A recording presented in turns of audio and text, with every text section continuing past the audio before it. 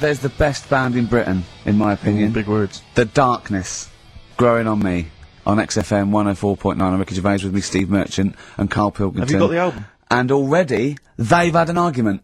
Yes. Well, I mean, I don't know whether we need to cheapen the show by discussing it, but I asked for a particular track. Karl is the producer, and he failed to get it for me. He's failed to bring it up from the record library. Completely failed in his mission. He needed to get 2 records, and he failed to get one of them. A 50% error rate there. Yeah, but like I said, I looked in the system, it told me what album it's on, I brought that album up. I'm busy. But, okay, so fine, you're absolutely fine then, that's no problem. You know, once again, that's a great excuse, Karl, brilliant. The show has been ruined, it's been partially ruined, but you've got a bit of an excuse. Alright, I didn't make a big deal out of it when you said, oh, and whilst you're down there, get us a new 50 Cent single. I never said, while you're down there, get the new 50 Cent single. I asked you if 50 Cent single was lying around. Yeah. If it hadn't been here, I wouldn't have worried. So I get it, yeah, I did that for you. Right. And when I come up, you say, has it got swearing in it? Well, I don't know, it's 5 to 1, Steve. You're the I haven't got time, I've been with You're it the around. producer, it's the brand new single. I'd have thought it had been lying around in the XFM office anyway. But I don't have time to sit around listening to music. Sure, well, yeah. Right? I know that you have. Now you've got an iPod that can hold 7,500 songs. I don't know when you're going to get round to loading all them on, but I haven't got the time. Sure. Busy. Yeah. Fine, okay, no, that's a perfect excuse, Karl. Well done, mate. Right. I just hope that I never have to depend on you in a real emergency. I had a bit of bad luck as well. I wanted to play REM, and maybe the listener can help me here. Can you email in ricky.gervais@xfm.co.uk if you know what song I'm thinking of? It's an REM song. I think it's on the album of the last one before. And he says Mulholland Drive and I'm Steve McQueen. That's all I know. I'm sorry, I can't think of the title, so we can't. I need the title to look it up, if you know what I mean. I can't put in like that. I can't put in Mulholland Drive. The system goes, what are you talking about? So I need the actual title of the song to look it up to find it down in the library. Oh, well, I'd go down yourself if you're going to go down to the library and get that. I wouldn't send Karl, because... ricky.gervais@xfm.co.uk. But if he wanted to, he did have time, because he came in at 12 rather than 5 to 1. Yeah. No, I told you about that record that I wanted it yesterday, didn't I? So you've had 24 hours notice. So that's not really an excuse, is it? But I did find one of my favourite songs of all time, which is Bones off the Benz album, and it is Radiohead on XFM 104.9. And there it is, because you gave me lots of time to find it. So. Sure. Yeah. Could have brought it himself. No swearing in it. Radiohead. The Bends on XFM 104.9, and thanks to Paul who's emailed Actually, there's in. a whole bunch of other people. Oh, There's lots Nick, of people. we've got Davey, Steve, Ashley. It's Electrolyte. You know, it all comes flooding back now. We've got that. I've got it out of the library. We're going to play that. That's done. It's interactive. I've used the listener. I've shown the listener, right? I've helped them to help themselves. Sure. I've said, if you want to hear it, tell me what it is. They tell me what it is. They're going to hear it. Yeah. Do you know what I mean? Perfect. Saves going down the library and, well, we don't... Yeah, well, we know mistakes can happen if that, you know, if you have to go down the library. Yeah, and I mean, I checked it, though, to make sure it was the right one, you see. It's just a little bit of... Well, it's a good rule that, generally, if you pick something up, a CD, That's you know, right, you want to play on a radio Sort show, a it out live radio show, yourself. you normally check at the back. Oh, no, yeah, that's right, yeah, if you want a job done, do it yourself. You're absolutely right, Karl. Yeah, so... But anyway, look, let's all make friends, let's kiss and make up. Yeah, touch and make up. Yeah. Let's just... Well, I'm up on Karl at the moment because it was my birthday in the week, and not only has he bought me a little vibrating thing to put on the chair, because I've got about that, so that vibrates, that. Actually, we can hear it. Yeah, I'm gonna do it between records now. Right, and what's that doing to you as you It's do just, that? it sort of like sends a little pulse into your sort of muscles, relax you, doesn't it? I've got to relax on air. If I'm relaxed, the listeners relax, we're all happy. Sure. He's also got me this little electronic bongos, and I thought we could do like... Oh! Chimpanzee that! Monkey news! So it's like a jungle sort of thing. Sure, yeah. Brilliant. Well, that's always been one of the great jingles for Even Has. So I've got the vibrating... Oh, chimpanzee that! Monkey news! Dr. Fox, if you're listening, I think you'll know that's a clear improvement in this show. So thank you for those. It's alright. Yeah. What did you get him? What did I get him? I couldn't get him anything, I was too busy buying myself an iPod. Are you joking? Well, it's a little bit gay, isn't it, giving gifts to blokes? Yeah, it is, but for someone who's like major... Yeah. Play a record! Someone who's major? What do you mean, someone who's major? What, because he's a major celebrity? No, made you. Oh, made you? Yeah. Right. That's Yeah. Blur, alright? On XFM 104.9. Brilliant. Yeah, so I also got Jane got me a few nice presents, including my favourite of all of them, a real bow and arrow. A real bow and arrow. Yeah. Right. And what you know you're going to rob from the rich, and give to the poor. Yeah. I just got to make the little outfit. You and your merry men. She's got me like 2 yards of green felt. Sure. Yeah. And yeah. I've just got to find and a tailor. treehouse. Someone who can make me a lovely little natty outfit. Yeah. Why is she what you're wearing? You live in central London, so where are you going to be using We've got a this? garden. I did it yesterday. I've hurt my Right. finger though because I meant to put protective. So it's just it goes so fast, isn't it? Sorry, I didn't understand that sentence. I'm here in the studio. I saw you point to your finger, so I'm guessing from that maybe you injured your finger. Yeah, but yeah. For the listener, again, what exactly were you talking about then? No, because when you put it back, it. Okay. So. And do you have a target? What do you use as a I target? got a big cardboard box flat on it, down the tree. Right. It's brilliant. Sure. I'm getting a bit excited thinking about it. Yeah, no, indeed. Because when I make that outfit, I'm going to be running round. Yeah. Yeah. Yeah. So, and do you have a picture, like a face maybe on your target, like Osama bin Laden, something like that? Yeah. Sure. No, it just says this way up, fragile. Right. Okay. I forget what came in it, but you know, it's good fun, isn't it, Carl? Bow and arrow, isn't it? Brilliant. Yeah. Would you like a little bow and arrow? Yeah, it's alright. Yeah. I had a rifle as a kid. Did you? Yeah, A real one? yeah, just shooting cans and stuff. Yeah. It's alright. So, Well, a wonderful anecdote. I went out with a drink with Carl in the week, and we went to a restaurant, didn't we, Carl? it's a good night. And we sat there, and next to me, when Carl came, next to me was what's his name? Ross Kemp.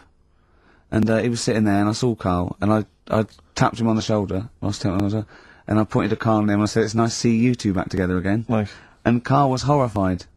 But Carl didn't know that I'd already spoken to him before Carl arrived. Yeah, so I thought it was okay. I thought I could break the ice because I've met him before. Sure. So he just thought I was insulting him. And in the week we were talking about his little head, weren't we, Carl? And Carl suddenly stopped the conversation and said, "If I had hair, what would we be talking about now?" I think he'd had enough of everyone talking about it. And he looked good though. It's a special little do. He had it sort of, cropped a little bit more. I like it when he's just freshly had it done. Mm. Do you like? Yeah. Has that ever happened to you, Steve? If you're somewhere, say if you sat somewhere, does someone sort of, is he anyone else who you look like, or would you say you're a bit of a one-off? I love these two. But to be fair, to be fair, he seems to be having a go at me an awful lot more than I do at him now. I mean, he just starts it. Starts it out of nowhere. I think his is sort of a get back for the way you treat him as a producer, not. But he's not a producer.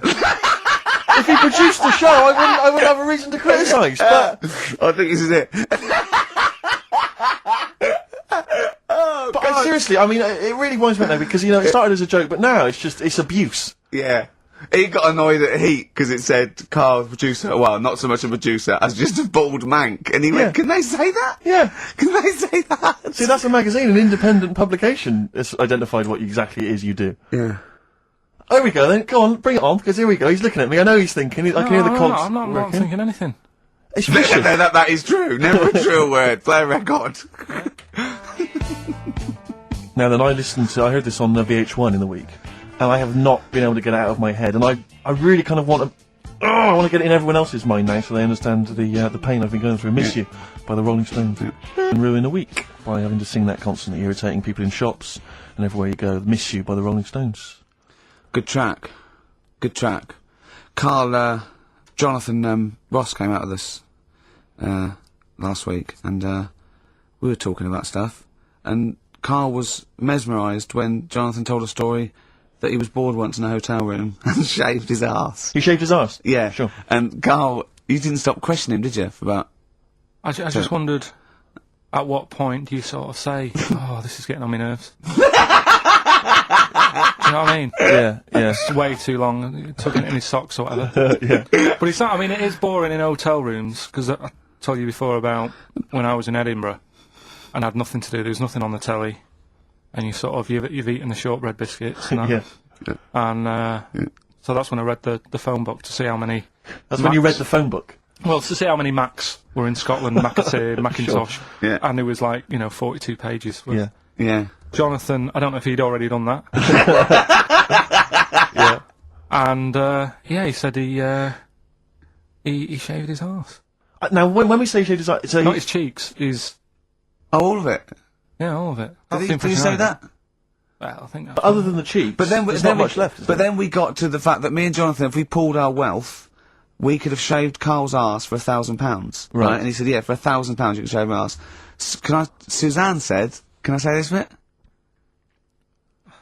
Your girlfriend said what, Carl? She was annoyed.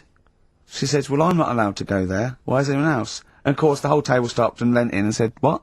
She went, he doesn't like me touching him there. I went, what do you mean? This is too much information. It was too much information. I like the fact that you've had this conversation with her. I like the idea that she touched your arse once and you went, whoa, hands off. Yeah. I love you, but keep your hands away from the arse. Do you know why he said he's talking about the most intimate part of the arse, the middle arse he's talking about, and he said, I said, why? He went, it's a bit gay, innit? I said, how can a girl touching it be a bit gay? If you stood behind you, it could be anyone, right?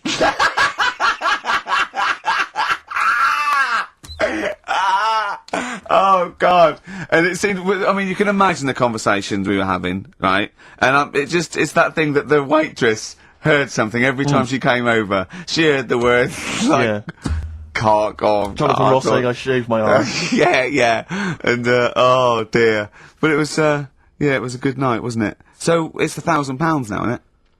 But presumably you give Suzanne half anyway, so everyone will be happy. You've used the arse to best effect. She's got half out of it, so she's made as much out of your arse as you have, in a sense. Me and Jonathan are happy. Yeah, but to be fair, it's his arse on the line. So... I know, but I mean, it's not like she's getting a bum deal. Well, she's getting 500, quid. No, I understand that. But, do you reckon? Just thinking of some more... Play a record! Can I just ask, before you play a record, if we were to shave your arse, let's say we did it for charity or something, got sponsorship, how would we do it? Would we use one of those big kind of old-fashioned razors? No, I'd use a Bic Safety. I'd just straight away... And would you use a gel or a foam? No, first of all, yeah, I think I just, lather it up. Right, so you'd lather up his arse first? I do the outside bits, just go straight down, big broad strokes, clean, right? Then I'd have to go in the crevices, and I'd need an assistant. I'd pop it apart, and just very gently go in there. I might even use electronic equipment, just so there was no sort of, like, nicks. Okay. So an electric razor? Or, I might wax the internal middle arse. But how did Jonathan do it? Because he did it on his own, didn't he? I just use mirrors. Why don't I'll ask him, we'll call him later. But, I don't know. Well, perhaps you listening have once shaved your arse, maybe during an exam or something. What I think, and this is conjecture, but I think he was probably there, he'd had a shower, he's shaved his face, right, and thought, well, he was naked, looks down and goes, oh, what a hairy arse.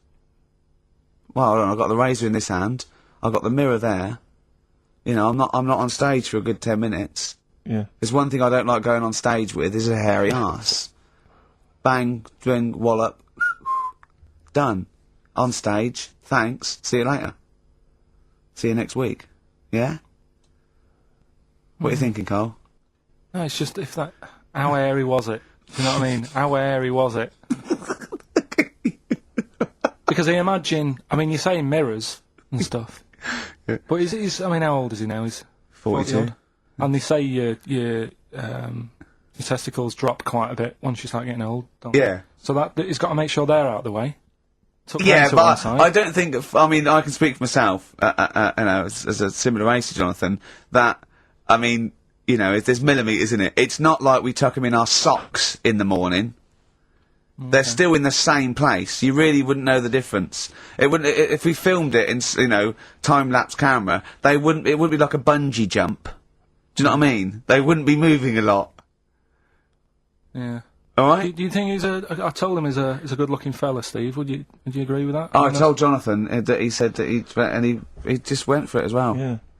So you've spent a lot of time picturing Jonathan's naked arse. You'd let him give you money for arse touchery. Yeah. Whereas your girlfriend's got no chance, access to and you're saying he's a good-looking man. Do you want to play a record and think about what you've done? Interesting. From here. Well, me and Carl got a joint favourite lyric now. I love you like a fat kid loves cake. Yeah. That's great, isn't it? But, I like it because it's funny and humorous and cheeky. You like it because it means something, don't you? You think that that's the absolute truth. If someone was to say that to you, that would be the most romantic thing they could say, innit? Because it's No, I'm just thinking you know what he means. It's like the Elephant Man. Right? The Elephant Man, that's what he's called. Again, you know what you're going to get. The fat kid loves cake. You've said it all, you don't have to say any more. I can't believe it. I'll tell you what made his day the other day. I love it. Jonathan Ross said The Elephant Man is one of the best films ever made. Yeah. Endorsed by a celebrity. I know. Well, by a film buff, really. It is good though, isn't it? It is a very good film, yeah. We have got Cheeky Freak of the Week. Oh, right. There's been Subject a of lot freak. of stuff going on this week. In the freak world. Yeah. Has it really? Yeah, there's loads. I mean, stuff that we can... The one that hasn't made it.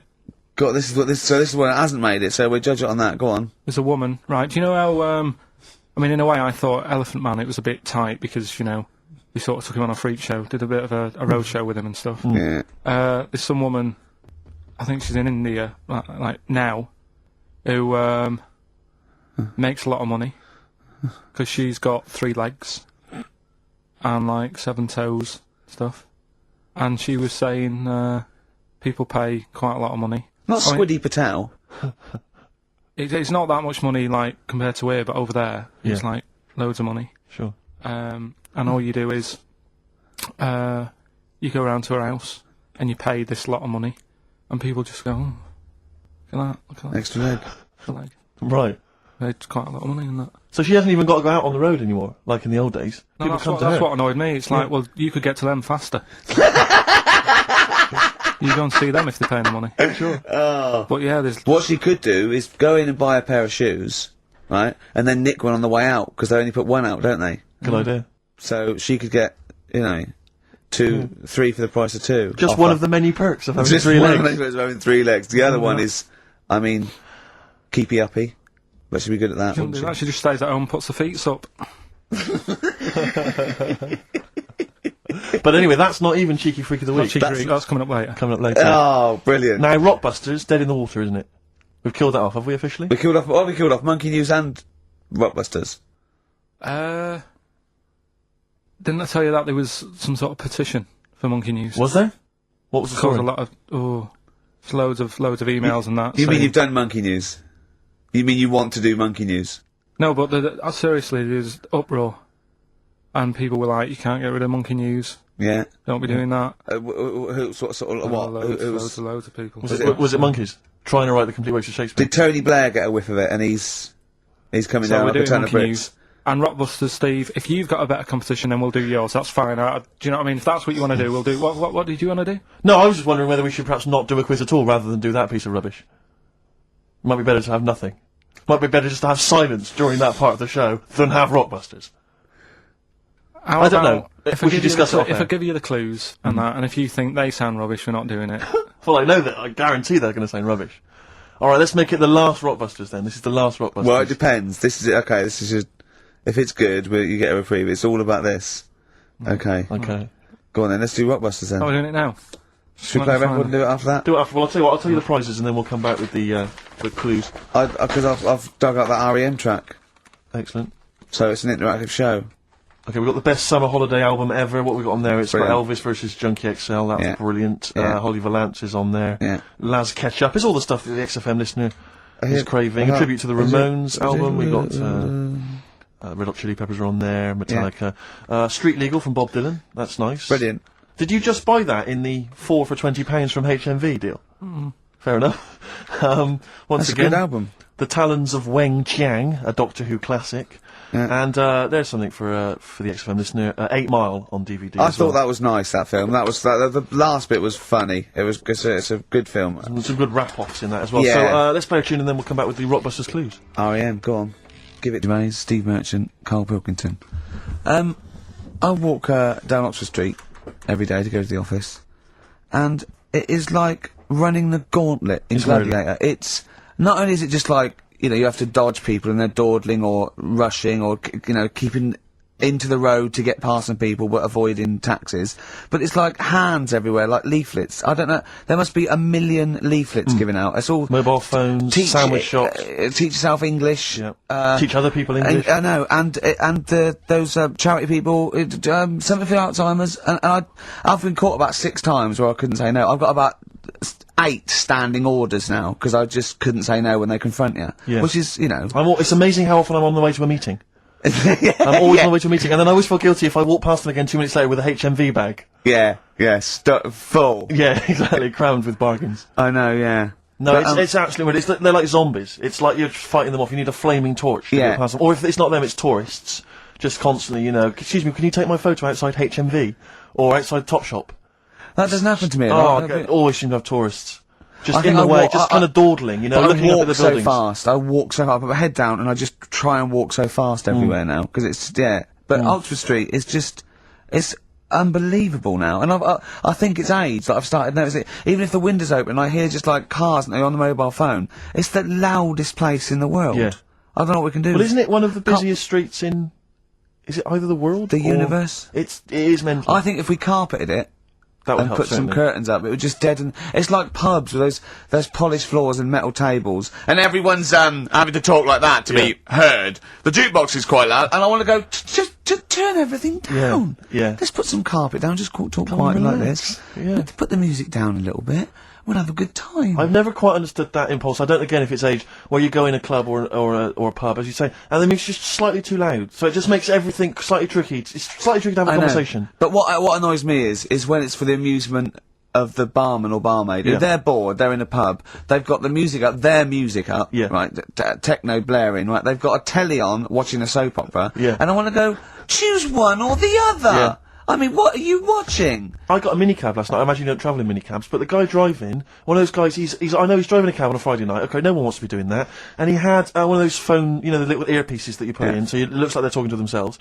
And he's there, and he goes, where are you going? I went, crouching. He went, yeah. And he's chatting on his mobile phone the whole time. His voice was so loud, he had the radio on as well, and he wasn't concentrating on the road. I just feel like I'm paying you £10 here to take me somewhere. Please, just stop chatting or arranging your social life for 2 minutes. Yeah. Get me to my destination safely, and then you can resume your conversation. My favourite one is, I'm going to so-and-so terrace, please.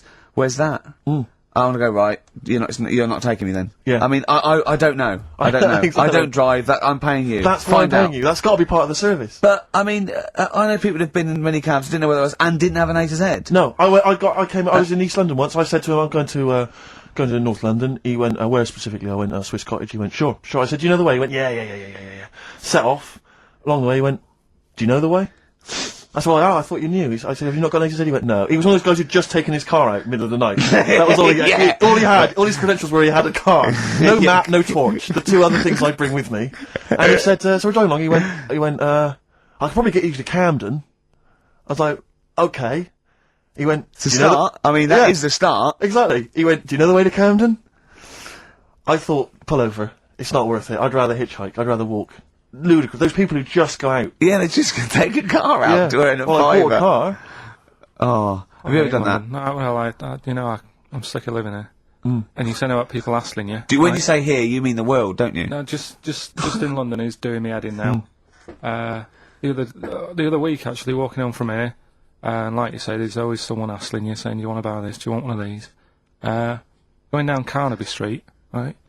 There's your first mistake. He said, you into meditation? So I was like, and I had a bit of time to kill, so I thought I'll have a chat. Right? Have you got time? Oh, we've never got time. We're too busy. Yeah, I thought you were too busy. But I said, what's all that then? What do you do? And he said, we teach you how to breathe. I was like, well, I'm 30. I think yeah. I've done all right. And he sort of said, forget it. Forget it. I'm 30. And in Selfridges, they do, like Evian or whatever, that water company are there. And they've got like little glasses of water. And you walk past and go, have you ever tried this? It's water. Yeah. Oh, here you go. We'll try it. You go, Jesus Christ, is that what water is? What have I been drinking then? You've been drinking piss and mud. Have I? I'll have a bottle. Anyway, listen, Rockbusters. Oh, come on then. Let's get it done. Really? Yeah. Come on then. Right, so cryptic clues and initials, you work it out, it's a band and stuff. Yeah. Right, Brilliant. First one. Bob Holness. The first clue, the doctor said part of the foot and the leg was no good, so he took him off and he threw him away. Right, that's the clue, the initials TB. TB, right? The doctor said part of the foot and the leg was no good, so he took them off and threw them away. Second one, the Scottish monster has got a bit of a tan. Right, the Scottish monster has got a bit of a tan. Okay. That's TD, right? And the last one. Well, the 60s singer had a heart attack whilst he was having it away. We won't be seeing him again. Right, and that's FNM. FNM. Well, the 60s singer's had a heart attack. He was having it away. We won't be seeing him again. Email in ricky.gervais@xfm.co.uk. Remember, this is to save Rockbusters. If people don't get this, right, it's no more. So you better, if you want this feature to stay, you better get the clues. Right? Good work, Carl. We'll give those clues again after the next tune. What are we playing? Evanescence? Yeah. Oh, you love it, don't you? You love it. Good, it's a good stomping pop #1 rock. Addiction, just because I think things are rocking up. They are indeed. Rocking up in the land this year, Steve. Yes, that's good news, I think. Evanescence, them, The Darkness, rock-tastic. XFM 104.9, Ricky Gervais, Steve Merchant, and Karl Pilkington of A Saturday. Can I just say that the shaving your arse feature from earlier, if you missed that, that was 1:30. That was a discussion on shaving your arse. Yeah. It was great stuff. That seems to have caught the public imagination. Yeah. We've had so many emails. We've had someone telling us exactly how to shave your arse. Yeah. So if you need that information, I can probably forward it to you. Well, I think this will be the year of rock and arse. Exactly. But it's extraordinary how, you know, just a simple discussion like that you would think perhaps was crass, crude. Mind you, our listeners do like Karl talking about monkeys. Sure. Do you know what I mean? Yeah. It's not like it's something to be proud of. It's not like we changed a nation or freed a people or found a cure for something. We hit them in their, you know, at their level with monkeys and arses. Yeah, exactly. It's what our listeners love. Yeah. Monkeys and arses. Yeah. We should put that on the poster. And they go together, because I joined the zoo last Sunday, went down and became friends of the zoo, right? Oh, right. I thought you had to sit in a cage for that thing happened. I went straight for the chimps, of course, right? And there was sort of like 3 sort of big sort of adult ones there, and there's people with their kids, and I could see the people just putting their kids away as one of them went up and started putting his face up the other one's arse. Sure. And it was sort of like, I just can't be bothered to explain this to my children. Exactly. So I was just moving away. Oh, come on then. There's the lions. Just going to have a look at the lions. Yeah. What are they doing? They're just sniffing each other's asses. Yeah. Yes. I remember when I used to go to the zoo, I always felt there were certain animals that weren't getting a look in, really, that no one was particularly interested in. The tapir. Exactly. We were going straight to the snakes we were interested in. Yeah. Birds. So I don't remember being particularly interested in birds. Big cats, although it's a bit depressing. Great apes. Reptile, you're right, reptiles, yeah. Birds, unless it's a big one that you think can rip a dog apart. Yeah, a vulture you go, or an eagle, brilliant. Yeah, exactly, yeah. Owls are brilliant. Yeah, owls great, but I've always wanted a little owl on my desk.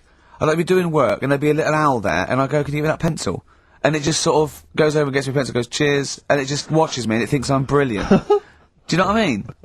Not really, no. No? No, I've never had an urge to have any kind of animal sat on my desk. No, Carl? You'd like a little owl, wouldn't you, that helped you? No, I had a little magpie, didn't I? We've talked about that. Oh, he came down and started pecking your grifter, didn't he? Yeah. What was his name?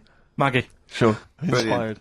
And you took it to school and it didn't come back once, did it? Didn't come back, didn't see it again. Oh, dear. Did it ever peck your head? Because you used to have hair, didn't you? Yeah. No, it did. It started getting a bit violent. Really? Yeah. But was it becoming sort of age when adolescents, probably sexual frustration sort, you know, because I think magpies go for shiny objects, don't they? And you were probably sort of probably losing it a little bit then in the front, and so when the sun was out, there's a bit of a sheen on the front. they saw a glare and thought, I'll have that. Yeah. What is that? That's brilliant. Yeah. Or as it was sort of pecking away, it mistook it for a tree. Yeah, because of the noise. Because of the made. noise. Yeah, the hollow sound. I squeezed his head yesterday. We should just point out, if you're a new listener to XFM, you might not realise that one of Ricky's many sexual peccadillos, I'm assuming it's a sexual thing, I can't justify it any other way, is to just squeeze Carl's head. Yeah. Front-wise, sidewise. I don't know what it is. I don't know if it's sexual or, you know, like when you've got a little kitten, you want to squeeze his little face. Do you know what I mean? Do you know what I mean by that, Carl? Yeah, I said that. I said it before, squeeze a little head. Yeah, exactly, and I feel that with you, because it's sort of like, he gives so much. Look at Carl's face, he gives so much. It is like he can understand what we're saying. Yeah. And that's what the connection is, I think, between me and Carl and other animals. It's like he can understand what we're saying. But I squeezed it yesterday, and Carl went, I definitely heard something crack. Yeah. Because I'm trying to see how hard I can squeeze it. Yeah, I think that was you just thinking, Carl. To be fair. I think the cogs just started to... No, I mean, I think there is a danger, because I think there is a danger that you could squeeze it too much. Yeah, I know. He did a good deed today, the other day, didn't you? Was it? Yeah. What were you up to? You were just, you were talking about, like, you know, being hassled in the street and stuff. And I get hassled a lot by the homeless. Don't we all? Don't we all? You should go home to sleep. I'm here, mate. But no, I do treat them a lot. You know? You treat them. I love that. You had a good day? Yeah. You been good? Yeah. There you go. It's 50p. Suzanne does the Save the Children thing. You were talking about, you know, charities hassling you all the time. She does that. And I sort of say, well, you do that. I'll look after You'll take care of the homeless. I'll take care of the odd tramp around where I live. And how do you treat them? Loads of different ways. 50p I might give them. Yeah. Or I might, you know, they'll sort of say, oh, have you got any money? I'll say, what for? And they'll go, I'm really thirsty. So I'll go, well, hang on a minute. And I nip and get them a little Diet Coke. A Diet Coke? Yeah, they want to watch their weight. Yeah. They're going full fat. Oh, what an insult. Yeah, exactly. To a man like me. Yeah. You know, I'd rather treat them than...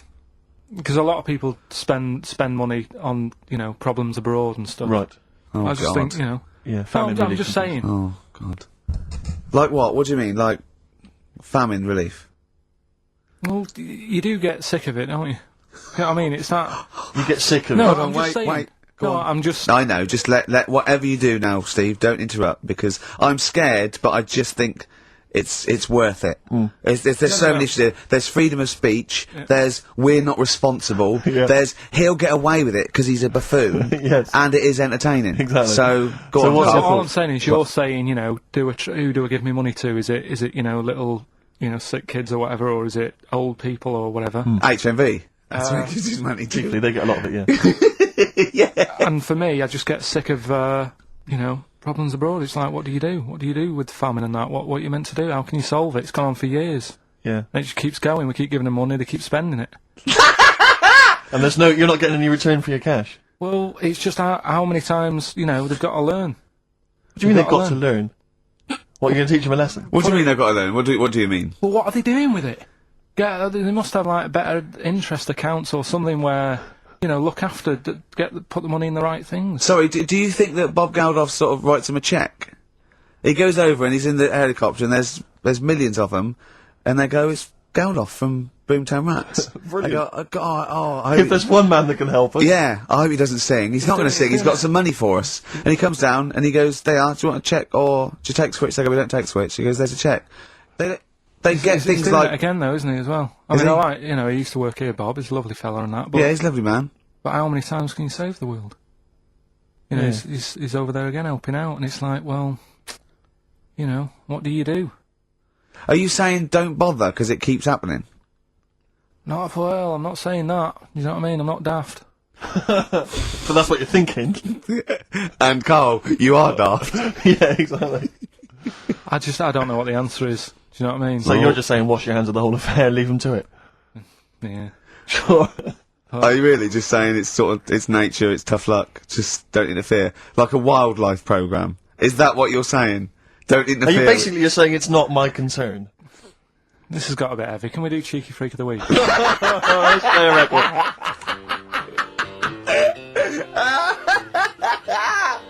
Oh, God!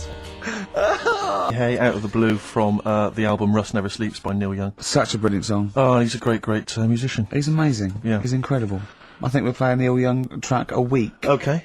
from now until Christmas. Brilliant, okay. Alright? Excellent. On XFM 104.9, American Radio with Steve Merchant and Karl Pilkington. We were talking about the homeless. I saw a homeless guy in the week as I was walking down Finchley Road, and he was peering in the window of one of the Dixons or something like that, just checking out the details on one of those cable TV packages.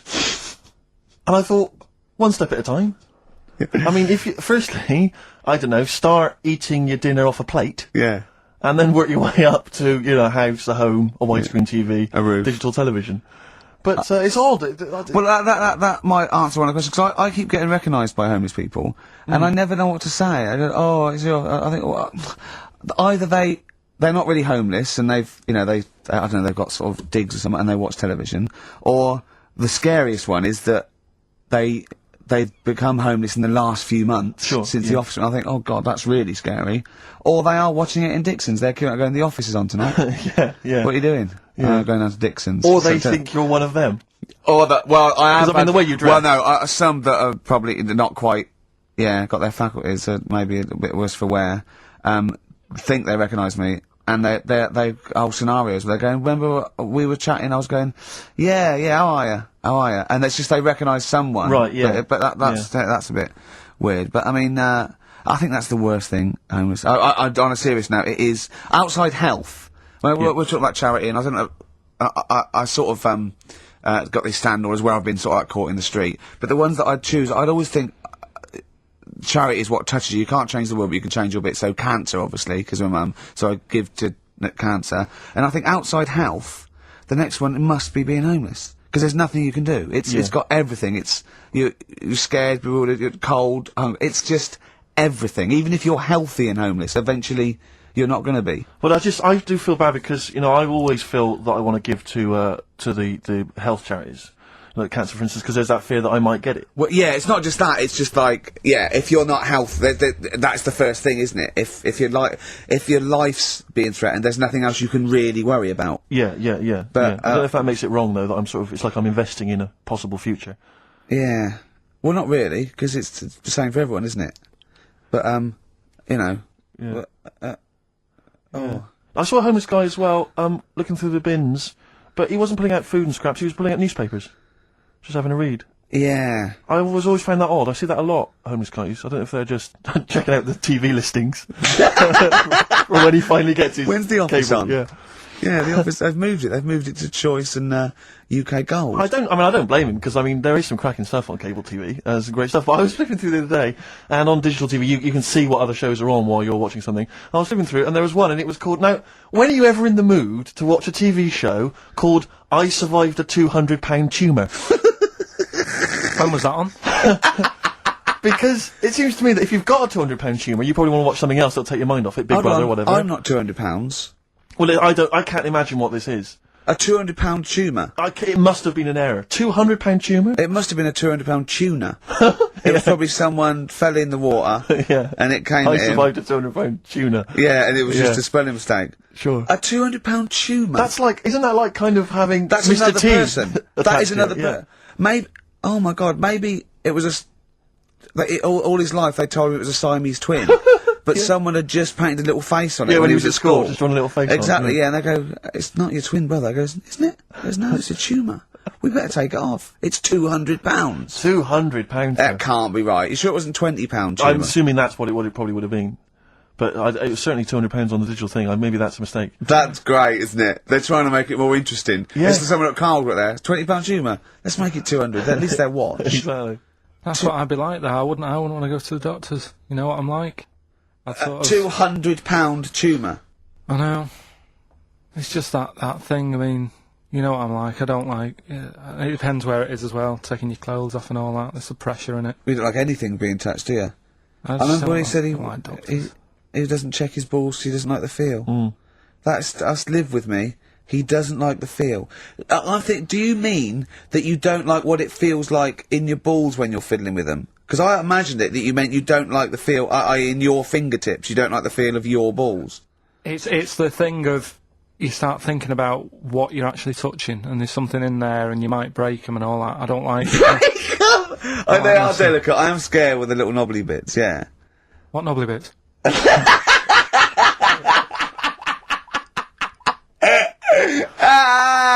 But I'll tell you what, it's that thought at the doctor's. It's that thing of, it's not taking your clothes off in front of him, right? It's the way you've got to take your clothes off, but he asks you to go behind that curtain to do it first. Yeah. So there's more pressure because then you can walk out with nothing on. Right. So it's like, why do you ask me to go behind there? Yeah. Rather than if I just sat there having a chat and he's going, so how have you been? It's like, all right, and just taking the pants off. And then exactly. Yeah. It's the pressure. What was it, don't take your clothes off. And you came out and he lit a candle and there was some soft music on. The lights were down. Nice. Yeah.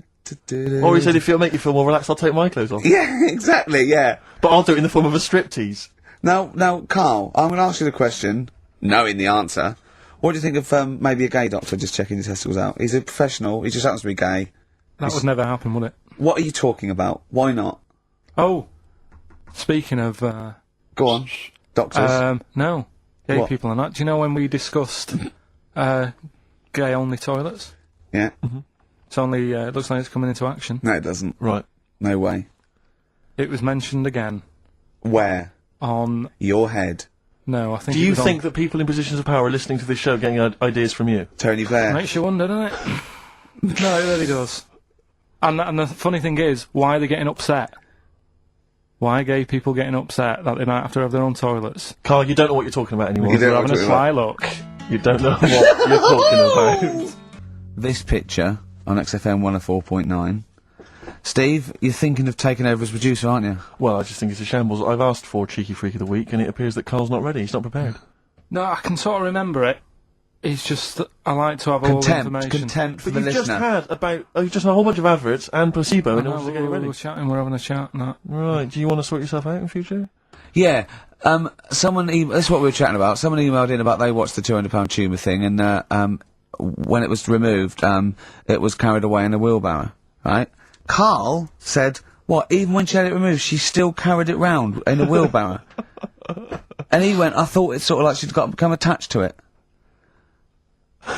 You definitely are my favourite thing in the world. It's great. Look at the way he's looking back. But I think they're all the same. The people, I have had more emails about people saying I watched the £200 tumour and I shaved me arse than anything else. I know. When we ask questions we come about up with science, science, we talk, yeah.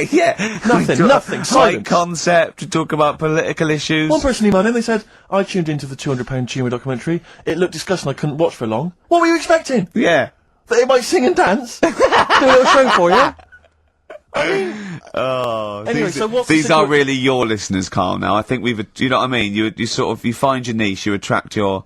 I think me and Steve are pretty much just here. I think the people that we had in the early days, Rick, they've long since abandoned us. They jumped ship. They've got jobs. Fans. Yeah. They've got jobs. They're out now. They've been released. Exactly. Yeah, they're getting their life back together. Carl, Come so on then, what's the Carl. situation with Cheeky Freak? I've got like a couple of bits. Like I say, I haven't got the in-depth stuff that I know. Oh no, because usually it's it's Heavily pretty researched. scientific. Exactly. Yeah. Do the jingle. We've come up with a new one, haven't we? The Freak! Say chic! Cheeky Freak of the Week.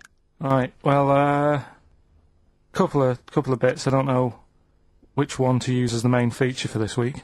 It's that good, is it? Well, there's been another one born. What?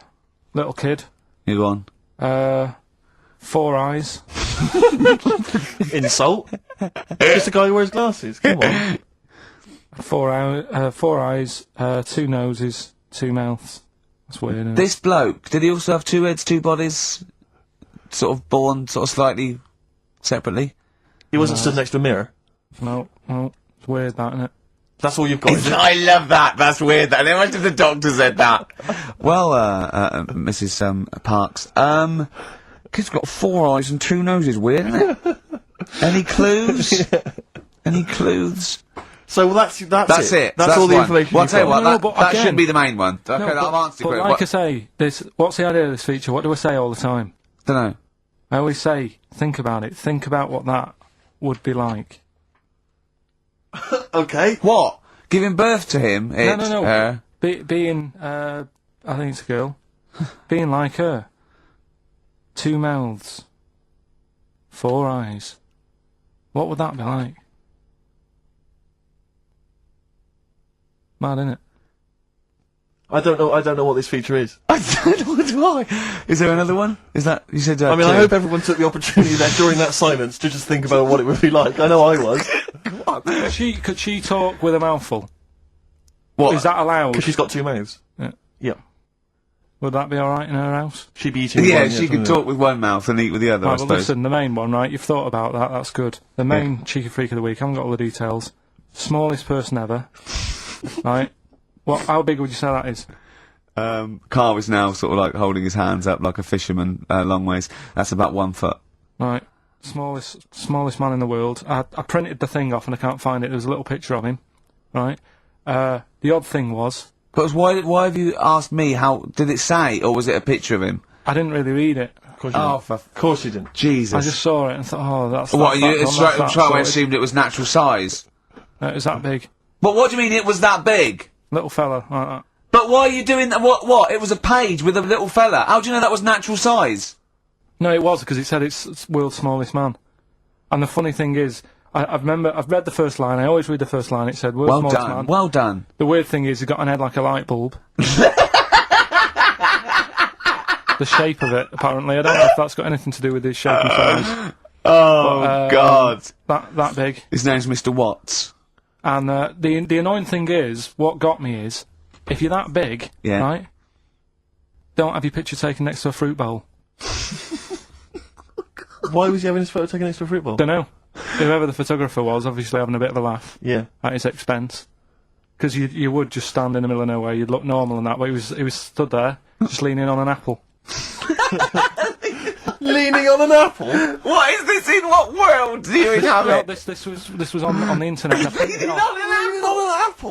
Was it Tom Thumb? What is this? Are you sure it wasn't some sort of sci-fi show they were advertising? No, it was Leaning on it. Can you just lean on the apple? Just lean on the apple there. Do me a favour, you stand next to my chihuahua. You're not taking the piss, are you? No, not at all, no. Would you mind leaning on this matchbox? Yeah. Leaning on an apple. And that's what, so it just said he's the world's smallest man leaning on an apple. smallest man, said about his head being like a light bulb, I don't know what that meant. And I just thought, right, that'll do, that's that sorted, Cheeky Freak of the Week done. I think that was on like Monday. Right? I found that, I thought that's done. Printed it off, forgot to get it off the photocopier. Someone's nicked it. Play a record. That you got to... You know, it's just, Steve. No, can I just say, there's no Carl, point. please, There's no if point. I say, let's have Cheeky Freak of the Week, and you haven't done your research, you haven't got the information, just tell us you can't do it. But don't lead us on. Don't say things in like this on charade. radio, hold your hand up to me and go, how tall is that? It's nothing. That's This is radio. nothing. It's nothing. I think it was that big because he was leaning on an apple. It's not enough information. But, imagine Trevor McDonald coming on, going, some news, some stuff, how big's that? How big do you think that is? Yeah. Because there was a fella, coming up after Chris Tarrant. Play a record. I'm angry. I'm actually angry. And if Monkey News is in any way similar, you've really pulled your finger out with that, have you? Mm-hmm. Good. Let's have Rockbusters answers. Supersonic. Oasis on XFM 104.9. Right. Getting through it. It's the Rockbusters.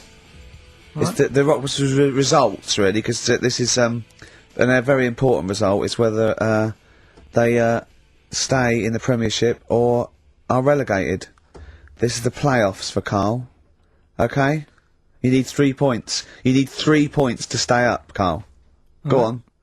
Right, we had a lot of right answers in that. Right, okay, that's in your favour, you know. Okay. The first clue was, the doctor said part of the foot and the leg was no good, so he took them off, he threw them away. Yeah. The initials TB. Yeah. Right? Go on. Tony Bennett. Alright, that's Tony Bennett. Tony Bennett. Tony Bennett. Yeah. Okay, that's a warning. That's a yellow card. That is a yellow card, but you can still get the points. Right. Because his name's not Bennett. Tony, brilliant. Tony, perfect. A pun. Knee, his name's Tony. Perfect. Bennett, no, his name's Bennett. See? Well, he's in London this week as well, so I don't know if it's sold out. I won't mind. Are you on drugs, or did I actually crack your head? Did I actually give you some brain damage? Because you're worse than usual now. It's like, go on. Right, the second one. That Scottish fella. We've got to speed this show No, up. hang on a minute, hang on. I've just got to make sure it's right. We don't want to look stupid. Right? That Scottish monster has got a bit of a tan. I don't think we can look stupid with material like this. TD. That Scottish monster's got a bit of a tan. The answer there, the darkness. I'll give you that. Right? Well done. And the last one. Goal. The 60s singer, he had a heart attack the other way whilst having it away. You won't be seeing him again. The initials FNM. That's Faith No More. Adam Faith. Right? No! Doesn't count! Why not? Adam Faith No More. Right? Adam Faith no more. So, sorry, what is the clue? Is the clue Adam Faith, or is it Faith no more? Just Faith, I suppose. Just Faith No More. He's a 60s singer. So we got that. That's that. Safe for next week. Who's the winner? What do you make of it? You've got the deciding vote, Rick. Well, Come on. I mean, you know my I feelings mean, on that. it works Faith no more, but he's mixed up what cryptic is and that, because the fella, I mean, Adam Faith did actually die having it away, didn't he? Yeah. So it's all about him. It's all right. All the facts are right. Anyway. Okay, I think he's got a reprieve. I think I'll give it to him. I think I've got to give it to him, Steve. I think I have. He actually pulled that out of the bag, that one. There's no Jamaican fellas seeing icebergs or, you know, Whitney Houston. The closest he came to is Bennett, and I'll let him off that. I've got to be a fair ref here. Well, fair enough, and well done to, you know, I'm always a fan of names that for some reason just strike me or tickle me. Yeah. And this week the lucky winner is, Dave Suckling. There's nothing amusing about that. Oh dear. So well done to Dave Suckling. Okay. Suckling wins it. Suckling takes the prize. He takes the prizes, and well done to him. I guess there's more of that next week, and we're fast approaching the end of the show, Rick. I know you are excited about that, as am I. Well, no, but the best to come, because we've still got Bruce Springsteen coming up now, followed by Monkey News. All right, Monkey News. It's amazing. What an amazing show this is. Chimpanzee that Monkey News! Excellent. So, Monkey News time on XFM. Karl Pilkington, the man in the hot seat. Karl, what have you got for us? Okay, Monkey News this week. We've covered a lot of stuff. We have indeed. Now, do you know, like, there's places where you can go for, like, weekend rests and stuff, Sure. and you relax, you sit in a little spa, you might have a swim and Yep. stuff. Well, they've got a place done for monkeys, Of course they have. right? They can go there, they relax, forget about all the stuff they've got going on in their head. They can have a manicure, Right. it's got nice meals, It's not called a manicure, though. It's called a chimpacure. beauty them. treatments, Yeah. right? They look good and stuff. Yeah, well, look good, feel good, yeah. Now, you might think, well, that's pretty normal. Well, The bit I haven't told you about is actually run by a couple of chimps.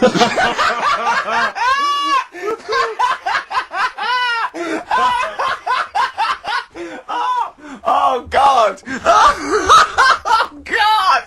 Oh, God, you're a maniac! right. Oh, for Christ! Oh, Let's just... that's like coming a chimp! Let's Of just... course it's not! No, it is, because think about it, right? No, not think about it. What do you mean, yes it is? Of course it's not run by a couple of chimps. What do they do, get a loan? Right, if a chimp wants Yeah. to have a rest, Yeah. where would you go to? A place that's run by humans that don't know what chimps' needs are? No! My point is this, how did they get it together? How did two chimps, Mr. and Mrs. Chimp, went for a loan and said, I'll tell you what we need, a spa. I think it started off quite simple, right? Just you know, basic stuff. But they've expanded over time because it's become so popular. It's gone mental down there. Sure. Go! I They've all don't heard know. about it. Now, the thing is, the problem is this, right? That isn't even the top and bottom of it, right? Oh, Christ. The problem is, it's been going on and on and on, right? It's been earning a lot of money and stuff. The monkeys are happy. The monkeys that go there are loving it. They're telling friends and stuff. They're all coming to it. Now, the problem is, it's this little monkey, little man monkey and a little woman monkey, right? Yeah. Who are sort of girlfriend and boyfriend. Sort of. It's an open relationship, they can play around if they Well, want. the problem is they're not married, right?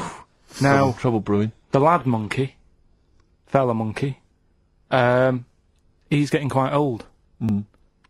And the problem is, because it's his name that's down on all the stuff. Carl, All the forms. actually, Let him I don't- finish. I'm getting scared now. Let him finish. It's his name on the business, and the problem is his missus is kind of like, what's going to happen? Sure. What If are you he getting passes where are you away. getting this from? What? Internet. Carl, I don't know where to start. No. This is the. Can we this just is hear the- the end? This is ridiculous. So the problem is, the Female girl- monkey is worried that the male monkey she's worried. is going What's to die. going to happen with the gonna business? What's going to happen? Of course. Right now, What do you mean the business? the health There is spa, no business. It's a joke. Health Rick, spa. you're not listening. His name's on the form. The male monkey's name, it's in his name. Now the problem is, Oh, the woman monkey has got some kids, but because they're not blood relatives, it's not going to be handed down to them. And the What, court, they're kids from a previous monkey marriage? yeah, Right. so that they're not going to get it. Let me just check this out. Yeah, otherwise you don't want to check the facts, otherwise Yeah. you could look like a twat spouting shit on the radio. Please check the facts for scientific And security. they're just a bit worried because they're saying, that the people in Ohio, which is where they've got the little health thing going on. So that makes it more believable that it's Ohio. I thought you meant it was Berkshire, in which case it would be rubbish. It looks like the local people are trying to get in there. They've seen the success of it. Sure. And they're They want a trying piece to of go the in and action. take it over and stuff. Yeah. So, Give me the piece of paper. Throw it away. Play a record. That's the worst one I've ever heard. And there's something wrong with you. You're educationally subnormal. Final tune from us. Tim Buckley. Lovely song called Wings. Back next week? Yeah. We're playing some great moments from the last 3 weeks. And some great records, Steve, from the last 2 weeks. That's true enough. Yeah. We're not actually here today. What are you up to today, Rick? It's 8 hours earlier, so, this is about 2 o'clock, probably. So, it's about 6 o'clock in the morning. I'm still in bed, mate. I'm asleep. In me hotel room. Now, where are you? We're in LA. Los Angeles. Yeah. City of Angels, Rick. Yeah. City of Angels. Yeah, and so that's what we do. We're doing stuff like that. That's why we're not here. We're not here next week either. So next week is the best of this week. Someone's left one of those little things in here. It's brilliant, isn't It's it? amazing. What are they called, those things? I'm just there. I was thinking of being in the front row at a Morrissey concert and going, can I just play along? They are brilliant. I don't know what kind of sound that is. I don't know. It's only used for when Kenneth Williams Yeah, exactly. sees someone undressing. Yeah. That's the only time that is used, that noise. Exactly. That is brilliant. But it's like it was specially created for the Carry On films. Yeah, we need, I don't know what it is, but we need something when I walk in and see someone changing. Well, what about this? There is a light that never goes out by the Smiths. I phoned Karl up in the week, yeah, and I said, what are you doing? He went, well, even though it's one of my days off, I'm just doing some research on the web. Found anything that said, yeah, I'm doing science. And then he said, you can get wigs for dogs in Tokyo. That's his scientific fact. And I went, what do you mean, dogs, if they need a wig? I said, if they need a wig, what, dogs going bald? And he went, like, this is fine to him, he went, it's a stressful city, Tokyo. The world's alright with Karl. He's always got an explanation. I've only ever seen him confused once. When, in Edinburgh, he looked out of his window one day and he saw a bloke putting a parking ticket on some rubbish. Yeah. And that genuinely confused him. Yeah. He couldn't work out, could you? it's a bit weird, isn't it? And the woman breastfeeding her 8-year-old child. You didn't like, did you? I don't like that. But, what's the name? Animals with wigs. I kind of thought, after I put the phone down to you, kind of thought about it, thought, yeah, it's a bit daft, that. Are you sure it's not the ageing pop group? No. The Animals? But when you think, have you ever seen, like, a bald pet? No. It's weird. What do you mean? Because my mum, we had a cat, we used to get through loads of cats because we lived on a... Oh, God, it started early today, innit? What do you mean you It's got only 10 past Just 1. because What we are lived you on... doing? No, Running a restaurant? We lived on... Oh, God, what do you mean? No, we lived on, like, a main road. Oh, yeah. Right? So Yeah. we used to get through a lot of them. My dad It was kept their saying, risk. you know, stop wasting money, you know, it's not Stop good. wasting money, not wasting cats. Right, so, anyway, we had this cat that was ill all the time. And, It's just bag of nerves, probably. Yeah, malingerer. Yeah, I'm terrified. I'm going to which house? Wrong. Oh, God, bloody hell. Wrong. Don't let me go to the Pilkingtons. and for some reason, it kept being sick all the time. Right? Yeah, that is nerves. That's definitely nerves. So my mum kind of thought, oh, I've had enough of this, and she shaved it. Whoa. Whoa. Now, I know you're not vets in your family, but what correlation did your mum think there was between you being sick and shaving it? Because it kept being sick, and it was a pain to wash, because it kept getting So caught she up. wanted a dry wipe cat. So, Why didn't she just varnish it? What? it's weird, it's weird though. So now he's cold and sick. No, but not all of it. She left sort of the back half, but sort of from its waist, sort of. I love that! Shave it because it's sick on itself! And That is it was the genius. weirdest looking thing. I mean, normally I like cats. I'm always like giving yours a stroke on the head and that. Yeah. But as soon as she did that, it was like, oh, Yeah. Poor can't thing! touch it. And then So now it's sick, cold and hated. Yeah. I love... Carl, It must have, I mean, the other cats must have been taking the mick out of it constantly. You're just making things worse. Did it get, I'm hoping that it got run over and was put out of its misery. No, I think it got alright, that one. Or is that the... Yeah, it did get run over. It did. Oh, God! Oh. Oh, dear. How many cats do you say you've got through? I'd say whilst I was living at home, I mean, it's still on the increase even though I'm not there. So whilst I was there, probably 5. God! Wow. Oh. Yeah. And were you upset each time, or you just got used to it? It's one of them things, isn't it? Like I've said before, when you first see something, it's a bit of a shock. Do you know what I mean? It's like the Elephant Man or whatever. Yeah. First time you see him, it's that sort of, oh, look at that. Yeah. Do you remember the first time you saw Steve? No, I'm not being funny. Do you remember the first... Yeah, but I've said this before, it's always, then you get used to how people look, and you don't... No. I'm gonna burst! You have to play a record! No, but... Because I just see Steve's face. On a Saturday, just gone 1 o'clock, Steve, if I'm very much mistaken, but we're not here, as such, we're away again, gallivanting around, we've got to do the special sort of best of again. Okay. Which we did a few weeks ago, so this is the best of the last 3 weeks. Which I think is, I think it's the best 3 weeks we've ever had. But I'd like it condensed into 2 hours. Yeah. Yeah, some great music as well in there? Yeah, there'll be some great music, interspersed with fine chat that you've already heard. Yeah. Except this bit's new. We've actually, out of the kindness of our heart, we've come in last week. Yeah, yeah. And we've done a few clips, just because we felt a bit guilty about shooting off. Yeah. And leaving. Even now, having heard this link, I'm beginning to wonder if it was worth our time. Yeah.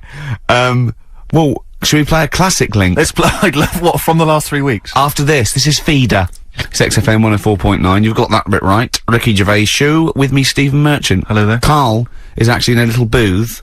We're not in the studio, you see, this is pre-recorded, we recorded this last week, because we're away.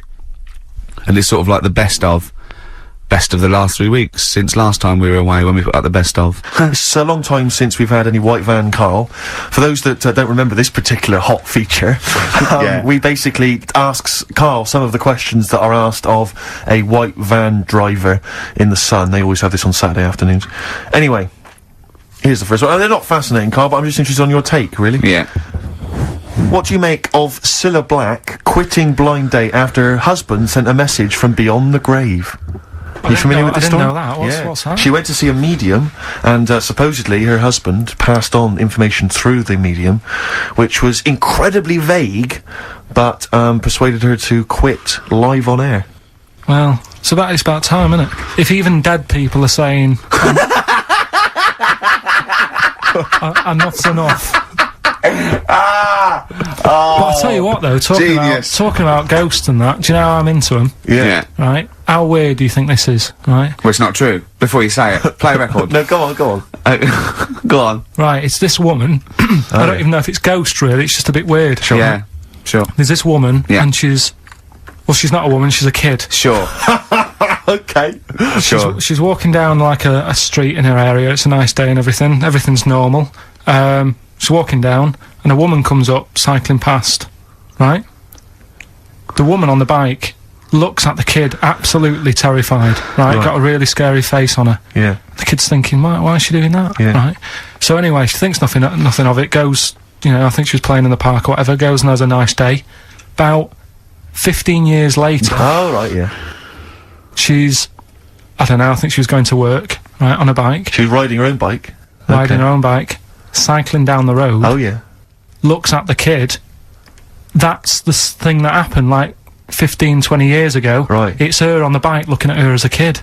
Not another child. No. So it's her, she's seen herself. Karl? I mean, I don't know where to start. Firstly, where's this information come from? But, I mean, why do you ever I don't know what part of that you think can be true. I'm honest, I'm speechless. I don't know what to say. What are you talking about? Bit weird, though, isn't it?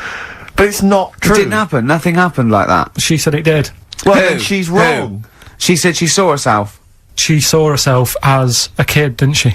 Did she carry on And riding as an cars? adult, when she was a kid. Did she stop and talk to herself, or did she ride on by and think that's a bit weird? There's me as an 8-year-old. I won't stop. I'll be late for work. yeah. If I'm late again, the boss said he'd be in trouble. Yeah. Oh, Well, And where is this information? Did it happen to someone you know? No, You overheard it on the bus. no, it was in the 14 Times. Ah, right. Well, Okay. that's the answer. Good, We've okay. got to the bottom of that. right, good. Carl, let me ask you now. Carl, you will be a little bit unnerved about this. Have you seen the film Jurassic Park? Yeah. You know what happened there? Well, according to the Sun here, it says scientists are planning to clone mammoths for a theme park. Look at his face. Look at that. He looks like a dog caught in the headlights of a car. He's terrified. I love Carl. He sprung to attention Carl. there. Is that the best news you could have? Man moths.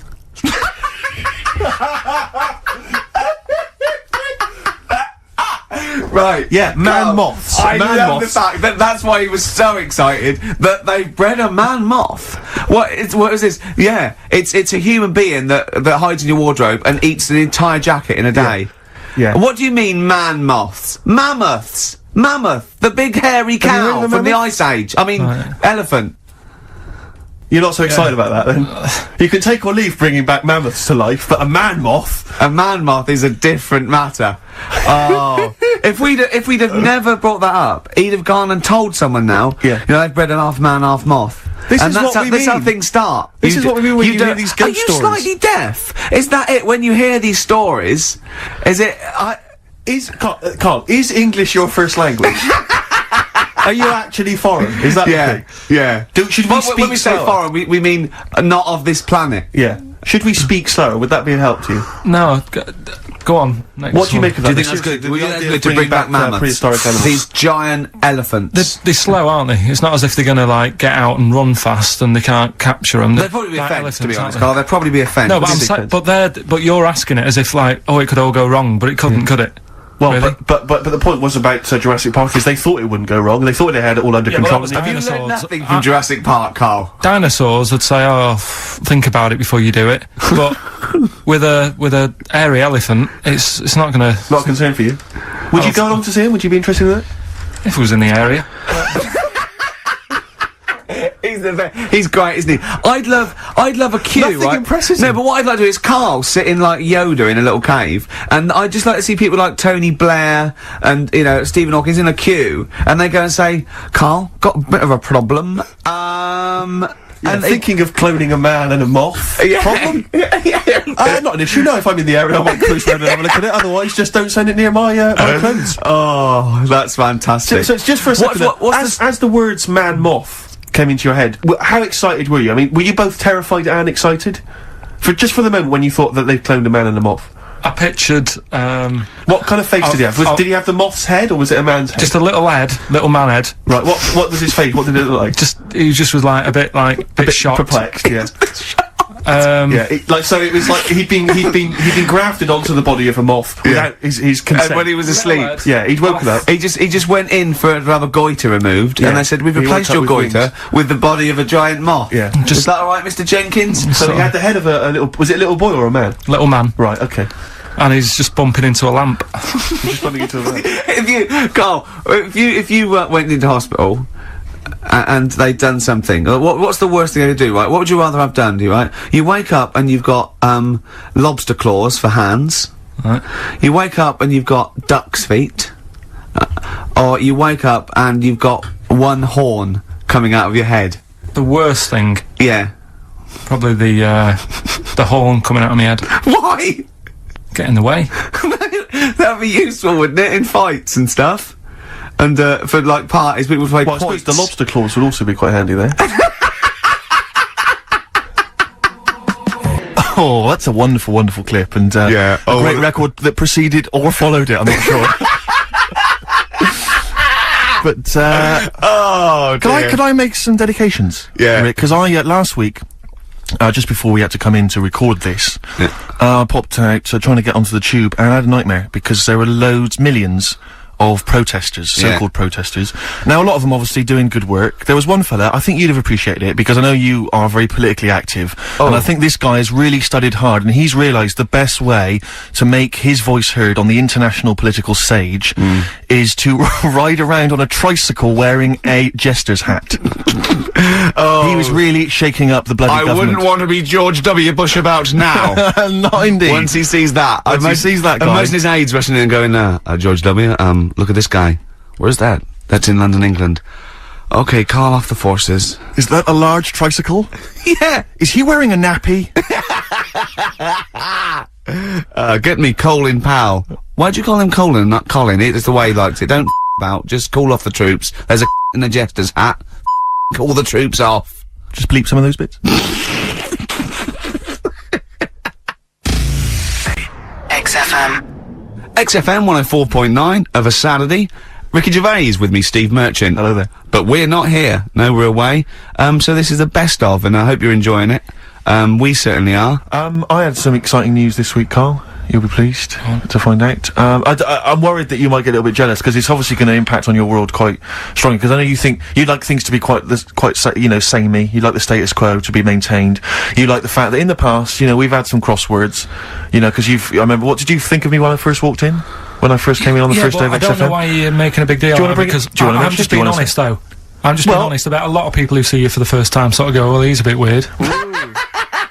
I know that, Steve, that you brought it up, and then you're again. But I'm sure that wasn't what he said before. No, did he say before? Yeah, well, he was a bit weird. Yeah, well, he looked at you, and I knew. I could see by the look on his face. You know when you know your kid, and your kid's sort of scared of something, and they go, "Why's your kid?" I goes, "Oh, he doesn't like pigeons or spiders." Right. It was like that when I saw Carl, and I brought you in, and I went, "What do you think of that, Carl?" I could see the look on his face that he was disturbed. Sure. And then, as he said, you get used to it, don't you? Yeah, you get used to it. And you have changed a little bit. Your hair's a bit smarter now, and you've got some nicer glasses and that, I think. Or I might have just got used to it. Whoa! Don't bring it up, Steve. Don't look at me like that. So you say that you think some other people in the office thought the same? Do you know that for sure? Carl. Did you discuss it? Carl. Yeah, I think they do, yeah. Okay, leave it there then. But not just in the office, as you walk through the building. Oh, it's worse than you ever thought. Well, no, it's not worse than I ever thought, because as you well know, Ricky Gervais, what did I do on Thursday morning? Oh, is this the thing, For those that perhaps are not of the female persuasion listening, there's a magazine. Apparently it sells quite well. It's one of the sort of female, kind of issues magazines. I think it's called Company Magazine. It's like your sort of, I guess it's a bit like your Moore or your Vanity Fair or whatever. Anyway, they run every year the 50 most eligible bachelors in Great Britain section. Ding dong, hello. Who's in there this year? In the 50, in the top 50 of the entire country. and then they vote, and they put them in order and see who's the most eligible bachelor. But that's 50 people, right? It always annoys me slightly because bachelor, it kind of seems like a more sophisticated word for loser. Yeah, no. Which always sort of unnerves me and also slightly. they try and do a different 50 every year, so they're getting pretty desperate to get different ones. No, because also a lot of people who are sort of like successful, are married, so there's very little to... No, there's a huge... I don't know if this is international, it could even be international, I'm not sure actually, so I could be up there with the likes of Justin Timberlake, etc. So, Fred Durst. Yeah. That sort of person, So anyway, this is what's exciting, right? Although I'm slightly frustrated because they were telling me that last year, alright, because what happens is the readers of the magazine, they vote for who they think is #1 most eligible bachelor, right? Last year, the prize was a 2-week trip in the Bahamas, okay? This year, I'm rather annoyed, because all I'm gonna win is a moped. That's the prize this year, that's the prize this year, a moped. Whoa, backtrack. What? Sorry?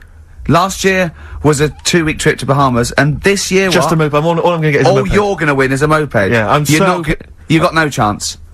You've got no chance. Who else is in it? Who else is in it? Well, I mean, I don't know, lots of them are people you'd never heard of. I know Duncan from Blue is in this. So you're second to him, at least, already. I imagine you're gonna come behind the other 49. Because there'll be people voting for me. They get to vote for me. Yeah, Steve. They'll see my photo, and then they can vote for me. Yeah, according to Heat, I was 22nd most sexy man in the world. I better take that helmet back. I would. Brilliant. You shook me all night long on XFM 104.9. Well, this show is a rockin'. It is Ricky indeed. Gervais, Steve Merchant, Karl Pilkington. Quick query for you. This is from Jay. He's got a problem here. He says, my parents won't let me ditch my studies. He's currently reading modern languages at London University. Sure. He wants to follow his dream, but his parents won't let him, of being a dancer. Carl. Worse than that, he says that they're trying to arrange a marriage to a bunch of minging daughters of people they know from good families. He doesn't know what to do, so he's got the arranged marriage coming along, and he's also got, he basically wants to be a dancer. His parents are forcing him into something more practical. Well, the first thing, right, I don't think Live your dreams? the arranged marriage thing is such a bad idea. Okay. Because I think too many people go on looks, Right. and then you soon get bored of that, and you find out the person who you're knocking about with is actually not your type. Right. Why don't you arrange marriages for people? Well, I'm just saying, right, so I'd say, Jay, go along with that. I wouldn't worry about it. Okay. I mean, if they're really ugly, then, don't go along with it, but if they're half bad, Yeah. put up with it. That's Sure. all right. The dancing, Brilliant. right, That's that solved. Brilliant. I wanted to be a dancer. After I did the boxing, right, I joined a dancing thing just near Man United's ground, right, called Twiggies. Went along, I wanted to learn some moves. And How old were you? Well, it was when Michael Jackson was, like, pretty big, so about 83, 84, 85, something like that, around there. Wanted to do it. When I went, it was shut, and it had become like a warehouse for toilet rolls. So in a way, I wonder what would have happened. Sorry, how is that an anecdote about you going through dancing? You've told me before, you did boxing for a while, you did dancing for a while. You had the true fight in the boxing, you didn't even get in the that's not an imagine if that was a film! This is nice. A boy's dreams of becoming a dancer. Oh, it's shut. Next on. I mean, how is that a story? Yeah, that was Billy Elliot. Do you think it would have won quite as many awards? Yeah, brilliant. Footloose. All right, Yeah. I'm fed up. They banned it. Let's go. Oh, it's shut. Flash dance. First, there was. It's a warehouse. Never mind. I'm just saying, you'll find something else. I think I got a go-kart after that. I bought a motorised go-kart and kept myself busy with that. So there's always other Just things. think, Alan Ben. We're not here. This next clip is one of my favourite clips. Look, it needs no introduction. Here it is. What should we do next? It's too much. We do we need them out of the way? Do we need them out of the way? Yeah, just Let's explain it again. if you're new, I'm sort of on a bit of a mission to find out. We've got a lot of animals and insects in the world and stuff. Yeah. Do we need them all? It still amuses me. So we've found out we've got to keep jellyfish. We've done octopus. Just said we've got to keep them. This week, snails. Do we need them? Doing some research, right? I'm sort of working my way through different creatures and insects and stuff that's on the planet. Yeah. Right? And finding out if we need them or not. Right? Yeah. Do you know much about snails? Well, sea snails. Well, yeah. Snails in general. Don't know much about snails, land snails. Know a bit about sea snails, like whelks, top shells, that sort of thing. Would you say they're important? What sort of sense do you mean by important? Say if we had to sort of get rid of some animals and insects and that because we're running out of room. Right.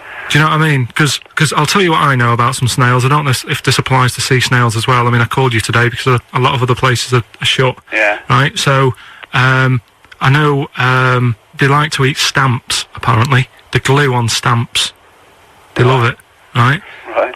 Apparently a lot of letters and stuff aren't getting to where they're meant to be getting because snails are crawling into letterboxes and eating the stamps. That obviously doesn't apply to the sea ones, but that's a problem they're causing. All right. Were you aware of that? No. I No? didn't know that. Bet you're glad you answered the phone today.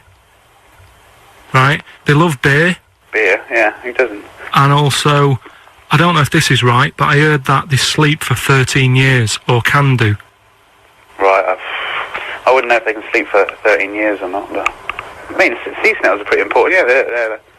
They do quite a good job in the sea. They graze on algae and But they provide food for other animals.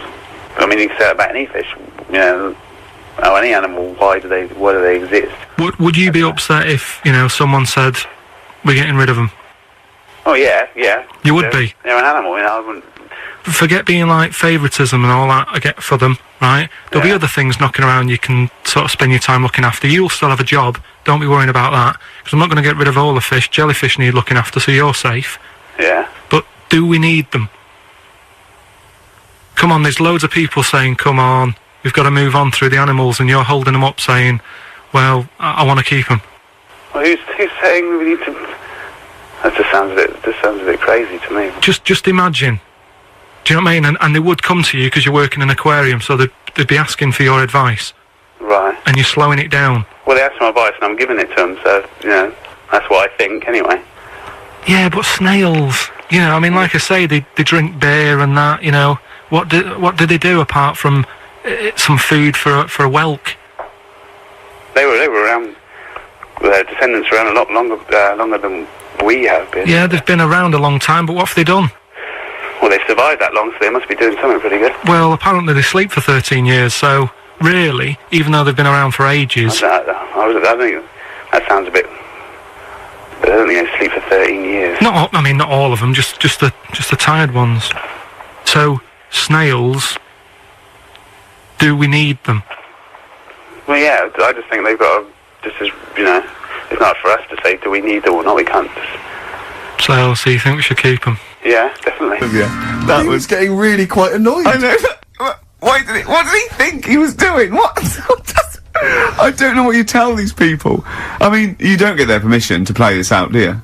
You just don't tell the them. thing is, right, I sort of told him what it was about, but we won't say who he is or where he works, because it doesn't matter. I just needed to speak to someone who knows. I know the fact that you were trying to get an answer out of him by suggesting that he would be safe, because he could look after jellyfish if he gave the okay to destroy snails. He was getting livid, you could tell. Oh, God. Brilliant. So they've been around a long time, but what have they done? Well, Right, last week when I did Do We Need Them, do you know when I called up one of the museums in a science museum? Yeah, you talking to me? Yeah, I'm just saying, I wanted to tell you before when the song was on, but you're so busy listening to it. Yeah, that was I so busy listening to a song I was playing? Yeah, but we're doing a radio show, aren't alright, we? what's your point? Well, I just wanted to say, she emailed in to say I got her name wrong, so I'm just apologising for that. What did you call her? I think I called her Jessica. What was her name? I don't know, I've got it on email somewhere. This is not an apology! No, I'm You've just got saying. it wrong again! You've not even said her real name! How is that an apology? Well, I read the email, so, yeah, I Who are you apologising to? think her name's Jackie, I think. Oh, you've got it wrong again, haven't you? Well, anyway, and she just said if you want to see dinosaurs and that, go to the museum. You were complaining about that as well, weren't you? You went to a museum and there was too many dinosaurs. He said you just need 4. No, well, Steve, have you been to the one in Knightsbridge? I think this so. One that I called up, right? It's nice. You go in, you get a good collection of stuff. You walk in, there's 3 or 4 dinosaurs. You've had enough, right? I went into New York, right? Went to the museum there, hundreds of them. You can't move for dinosaurs. Yeah. It's almost like they're responsible for them being extinct. There's loads of them. So all I'm saying is, if you want to see a dinosaur, go to the one near Knightsbridge. They've got a nice selection, some old vases and stuff. It's worth going. So That was great, Carl. Play a record. Well done. bit of Amy Man. Oh, I'm obsessed with this song, Red Vines. It's brilliant. And we're not here this week, we're off jetting around the world, so we've pre-recorded these links. The time is currently somewhere between 1 and 3 o'clock. So a time check there from Steve Merchant. No problem. Yeah, and what about this weather? Isn't it warm, stroke, edit that, Carl, cold? Okay, whichever one. I'm pleased to see that the congestion charge has had some considerable effect. Had no effect. So just, yeah. Wasn't that great on telly last night, the film? Yeah. I particularly enjoyed last night's EastEnders, Coronation Street, Brookside. Okay. Yeah. There's Steve Merchant. Karl Pilkington. Tell us about this monkey, Carl. You're gonna love this one, Steve, Go on. right? Yeah, so last week we were talking about how, like, a lad left his family because there was problems at home and that. He went and lived in the wood, he got airy, right? No. Leave it there, Rick. We haven't got time to go into Right, it. so... That's what happened. And that's what happened, he lived with the monkeys, he went airy. That's what happened. That's what happened. Looked into some other stuff about, like, airy kids and all that. Yeah. came across this story about a bloke, right, who worked in a zoo, Oh dear. right? So, Trouble's brewing. loving his job and that, but it's quite a lonely sort of job because you don't see many people, you're just dealing with animals all the time, right? So, anyway, he gets a bit pally with a monkey because it's the closest thing to a human. Well, that he is. Right. Yeah, but you can't really go that close to apes. They're dangerous. What do you mean? What type was it? What, do you Just mean let him tell the Was it story. a chimpanzee? I reckon it was a chimp, yeah. Yeah, it Oh, was you a don't chimp. even know, so It was that's a an chimp. ape. It was a Okay. chimp. Yeah, but it doesn't matter, does So it? he It's the gets story. pally with him. Right, so he gets pally with Well, him. did they and go on he's- holiday together? Well, no, I mean, it starts On the off. pool It together. starts off just checking each other out and you know, probably sharing lunch and that together. Yeah. Right. Anyway, this goes on for a while. Is you know, they're getting on well on that, and then after a while, right, the monkey starts sort of imitating him a bit more and sort of walking upright. Oh God. Yeah. Right. So he thinks, oh, that's a bit weird. Anyway, they get on really better and what have you. So he thinks he could live at home with me. This Yes. because we're getting on the storm. Yeah. Right. So he takes him home, and before Is you this know the it, beginning of Beneath the Planet of the Apes? I think it is. I think you've seen this on video. I'm worried because he's already imitating him and they're moving in together. I'm thinking it's maybe a bit like Single White Female. Single White Zookeeper. Oh, brilliant. Right, so Go on. anyway, so it's moving in and it's getting used to sort of the normal human life. It's having a cup of tea in the morning. Yeah. PG tips. As a it finishes the day off with Oh dear. Finish the day off with what? He With does, a he does little now have him brandy. move a piano at one point, He does he? finishes the day off with a little brandy. Yeah. What, he pours himself a one. Is he wearing a smoking jacket? Yeah, I'll tell you what, Carl. You're Listen, a maniac, listen, mate. no, this is why it attracted me. It's amazing, right? So he's having his brandy and that, loving his life. Next thing you know, he sort of I don't know if he loses it or he gets shaved, but the top half of his body is Becomes hairless, hairless. right? Apart from his head, right? So he's got a Right, nice. so got a it's the head. opposite of the kid. Well, Yeah, this is what but I'm saying. that would happen. Right? Well, hang on, but so you don't know if You he don't was even shaved know. or if it's How did it say? Then the hairless. What? I'll bring it in for you, the story, and then you All right, can well, see if okay, I've keep gone go- wrong. keep going, keep So going. anyway, so this is going on, and he's having a great life. Then the zookeeper starts getting a bit annoyed because he's having a better life than the zookeeper. The zookeeper's in the This zoo. is such So the rubbish. zookeeper's still got to do a day's work. The monkey's at home, he's partying, well, he's it got gets his to a other point when chipmates he says, round. "There's no point you coming in to the zoo because the whole reason of you being there was because you're being kept there." Right. And he didn't want to bring the memories back, so he said, "You stay at home." So You are you're talking such. Just let him finish. God, I don't know if I can sit here and listen to this drivel. Let me. I'm fascinated. it's It nearly sounds over amazing. anyway, right? It sounds extraordinary, Carl. So he's walking up right. He's having a tea in the morning, finishing the day off with brandy. Gets a bit out of hand. Only tries it on with the zookeeper's wife.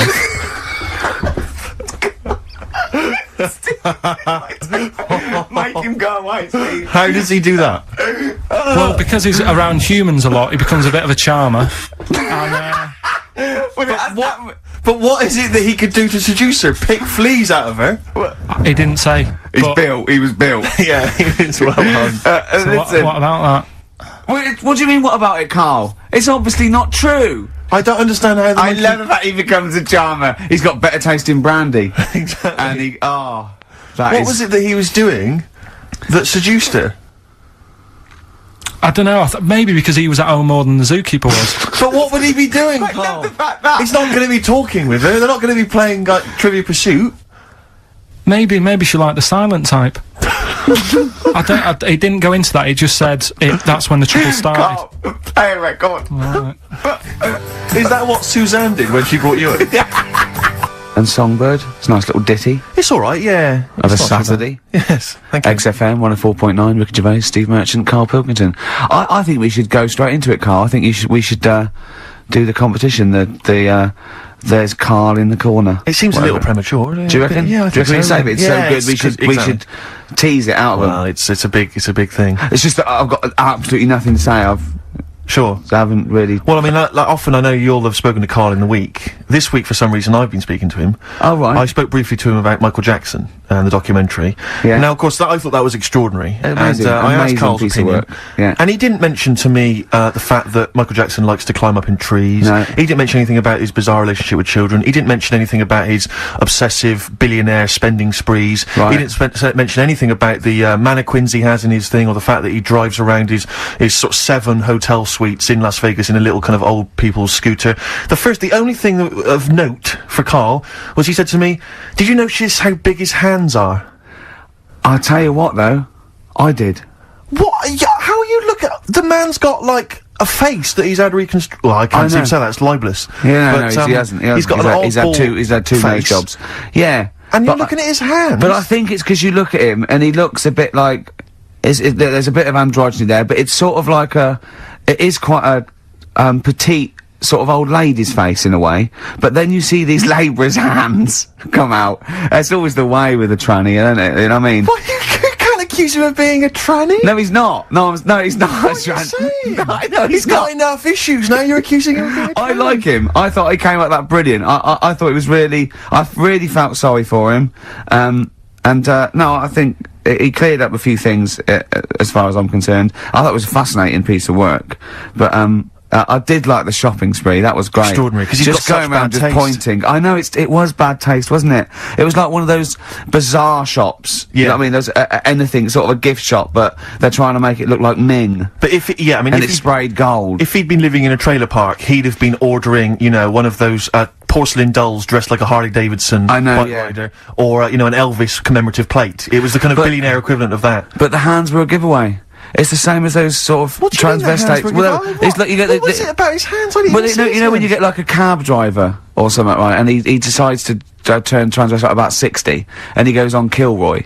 Do you know what I mean? It's that way. He's got a twin set of pearls, and he goes, "I've never felt so comfortable." But his hands are still big. He's got a little wig, and he's got the lipstick on, and he's with his teenage kids who are going, "Kill me." Do you think But he's it's been having surgery on his hands to make them larger? bigger, yeah. Was that why he was wearing that glove through most of the exactly? Because he's but I think he wants to be a goalkeeper. Right. And they said, well, you can't, Michael. You got a big hands. It would help him climb the trees. Yeah. And he can play tennis now without a racket.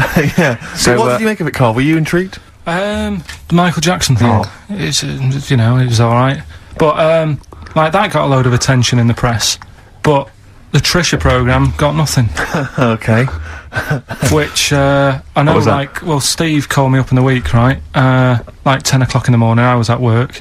And he goes, I should think so at 10 o'clock. I should So think. you- Preparing this show. Most people go to work about 8, 9. Are you watching Trisha and that? I said, no, what is it? He goes, oh, you'll be loving it, right? Freaks. Was it, Help Me, My Mum's a Freak? Siamese twins.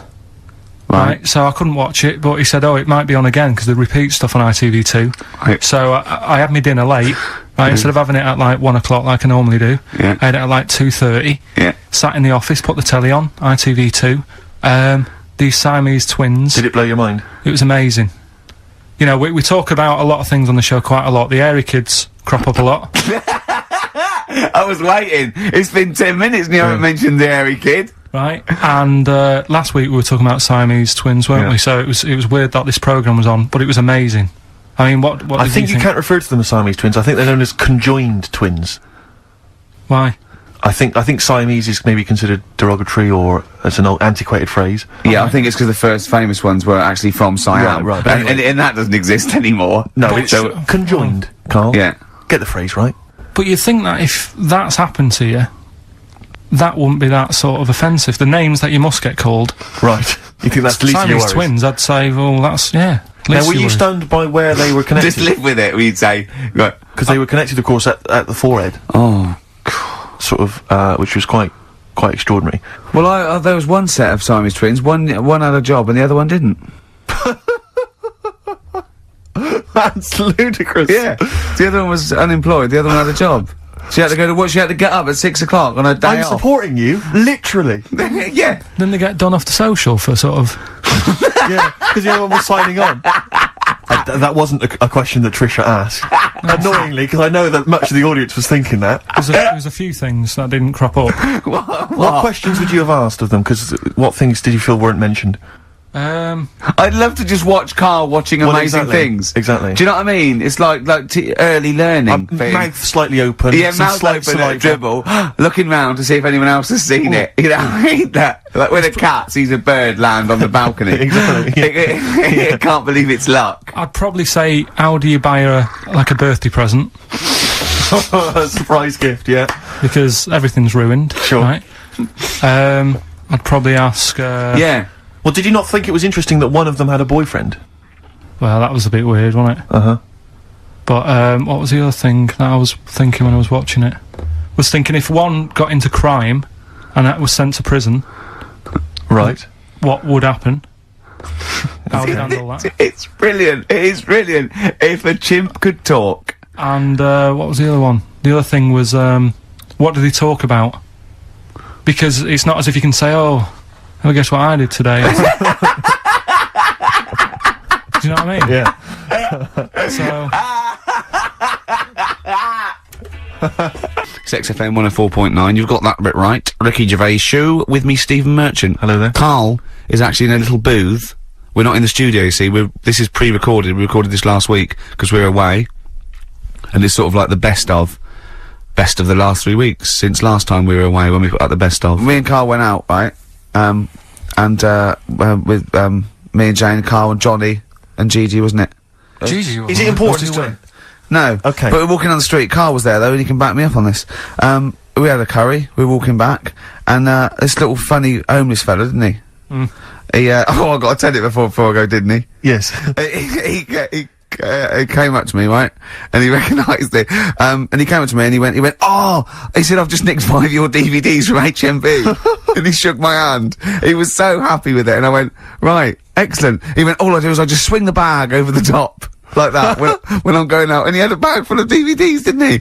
And he was so pleased to tell me that he'd stolen. That great. He said they're going like hotcakes. Yeah, he said they're going up, of course they are! Yeah, you're nicking them. I know, we get paid for them though, don't we? So not the stolen ones? Don't we? No. What do you mean? Did you sign them for him? you idiot. What, so, he just nicked 5... Yeah. Well, and you say he was homeless, was he? Well, he don't know, maybe. No. Surely, how would he have seen the show? He'd just walked past Curry's one morning. Dixon's. Yeah. Yeah, to tell you, Seen a trailer for it, thought, interesting. I don't know if he was homeless, I didn't go into his home Sure. life. He shook his hand, though, and... But off he went. he made Karl look smart, do you know what I mean? So, how does he sell them? Where does he sell them? Does he go up to people and go, do you want an Office DVD? They're not nicked. Yeah. £4. Yeah, exactly. Are these stolen? No. No. They've still got the tags on them. Well, it's like those people who, you're those cab drivers that you'll meet at sort of 3 in the morning who've just got a car. Yeah. And just went out with a car. Yeah. And just, I'll pick people up and charge them. Yeah. I got in one once, I said to him, the guy just pulled up, he said, I was in like, East London, going back to, North London. I said, yeah, going to, Swiss Cottage. He went, sure, hop in. We set off. He went, do you know the way? I said, well, not really, no. I thought you'd know the way. You're in a cabbie. And he went, no, don't really know the way there. I said, have you got an A to Z? He went, no. I thought, well, if you're going to go out just on the, just winging it as a cab driver, Yeah. 2 things. Take a map and a torch. He didn't have Yeah. either. He said, well, I'll probably get to Camden. I said, right, I'll direct you from there. Drove on for about 5 minutes, making conversation. About 5 minutes later, he went, do you know the way to Camden? I thought you knew the way to Camden. I don't really know the way. I thought I did. Oh. It was Let me out. £4. Exactly. And that's, I don't know who's got that sort of time on their hands, that they just think, it's 3 in the morning, I'm at a loose end. I think I'll go out doing a bit of cabbing. Wow. Yeah. Because your dad was a cabbie, wasn't he? Yeah, it was, yeah. Couldn't stand it, but it's good money. He was he wasn't like a chancer, though. What was he doing when he put that little Forrest Gump in a weedy bin? That was part of the cab company thing. They had to do like a charity event once a year, and he did it 1 year. Never asked him again. Tell us the story again. I'd rather not, because Why? we got a few sort of complaints about it. Why? Why do you get complaints about it? Because he put a kid in a bin, and it's not the thing to do. So. But we could use it as a sort of sobering lesson for people. Yeah, tell it like a, you shouldn't do it. No, yeah, but that's how I did it last time, but people still didn't like it. all the stuff I tell you, we don't take the mickey out of people on purpose. No. It's real life, innit? And that goes on in life. Yeah. My dad was saying that in hospital, though. Do you know how he was in hospital? Yeah. You know, he did some jokes about old people and that, and he said at the end of the day, if something makes you laugh, it's funny. And if it makes you laugh, you can't help laughing, can you? Do you know what I mean? So, what are you meant to do? And laughing's good for you. Yeah. So, But being laughed at isn't as good for you, is it? No, but there's probably more people laughing at one person, so if you balance it out, there's only one person who's upset and there's a bunch of people laughing. So, it's Genius. Give me an example of that. Give me an example. Well, for instance, Karl Pilkington as he talks and the people listening. Yeah. No, give me an example of like, so, you know. I can't, because again, that's what I'm saying. I can't tell you the story, because there might be someone out there who, this person might even be listening and think, I forgot about that and you brought it all back to me now. So I'd prefer to leave it, but I think people know. Why did he put him in the bin in the first place? Because he was getting out of hand. What was he doing though? You see, I can't explain. You can, don't be silly. I prefer to leave it, honestly. What was he doing? Was he annoying him? He was annoying my dad and the other people in the cab. Right. And he thought, how can I deal with this before it gets too out of hand? Yeah. He pulled over and put the lad in a wheelie bin. I'm gonna burst. So we'll leave that. Blur, Out of Time, on XFM 104.9, Ricky Gervais, with me, Steve Merchant, and Karl Pilkington. Yeah. Steve's a bit quiet, he's got a bit of a sore throat. Oh, a bit of a sore throat. Murder. All week. It's been murder, Rick. We couldn't work all this week, No, I've been because, off sick. Steve's been in Bristol. Karl, you're not impressed? It's just, I don't understand why having a sore throat sort of... Oh, he's done you. Right, what if the sore throat was so painful, it was like you've got broken glass and razor blades in your throat? You can hear now that I'm not even speaking from down in the throat, I'm speaking from the very top of it like that, so it sounds a bit weird. But you're right. What? Your hands are alright, aren't they? Yeah, but we talk when we're writing, don't we? I can barely talk. It was it was agony. I couldn't sleep because it was so painful. Even when I was just lying there, motionless, it was hurting. I just was surprised because we got back off holiday and called Ricky and said, alright, is Steve alright? And he said, he's had to go back home or something and he's stayed there because he's got a sore throat. Yeah. I didn't understand why you can't, like, just go home. I mean, how old are you? What? I don't understand why you got to be at your mum and dad's when you're feeling a bit ill. I happened to be at my mum and dad's. Now I'm talking like you. When this sore throat really kicked in, so I thought I may as well stay and get a bit of the creature comforts of home. Do you know what I pictured though when he told me? See, my parents aren't like yours, Karl. Your father would have popped down to the phone box and maybe looked to see if there were any kind of throat lozenges. Strepsils. Yeah. Whereas my mum phones up the doctor first thing she can. I'm straight down there with my dad. They're snapping into action. They're trying to sort me out. It's a bit like that Ronnie Corbett thing, isn't it? Sorry. That sorry thing.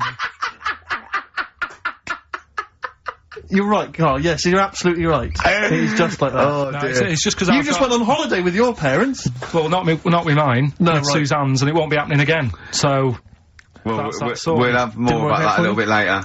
Pain Well, in the luckily we came in a few times, didn't we? We've been here since about 11:30, haven't we? yeah, sorting Doing it. stuff out.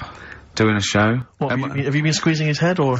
No, that's strictly between the hours of 1 and 3, we established that. And I've kept the rules, haven't I? I did practice the grip in the week, didn't I? Yeah, just to see what method he was going to use today. Yeah. I came in, I did my back on Tuesday. I was sparring, and I pulled my back, and I was in agony, and I got an emergency, chiropractor out, and sorted it out, and I was on painkillers, and I couldn't walk the next day, but I still came in and did a voiceover that was booked at 4:30, didn't I? I got Johnny to walk me in, because I couldn't sit down, so I couldn't take a cab, but I could be upright, and I had to got him to walk me in, because I was scared someone was gonna bump into me, and I did the voiceover. That's dedication, isn't it?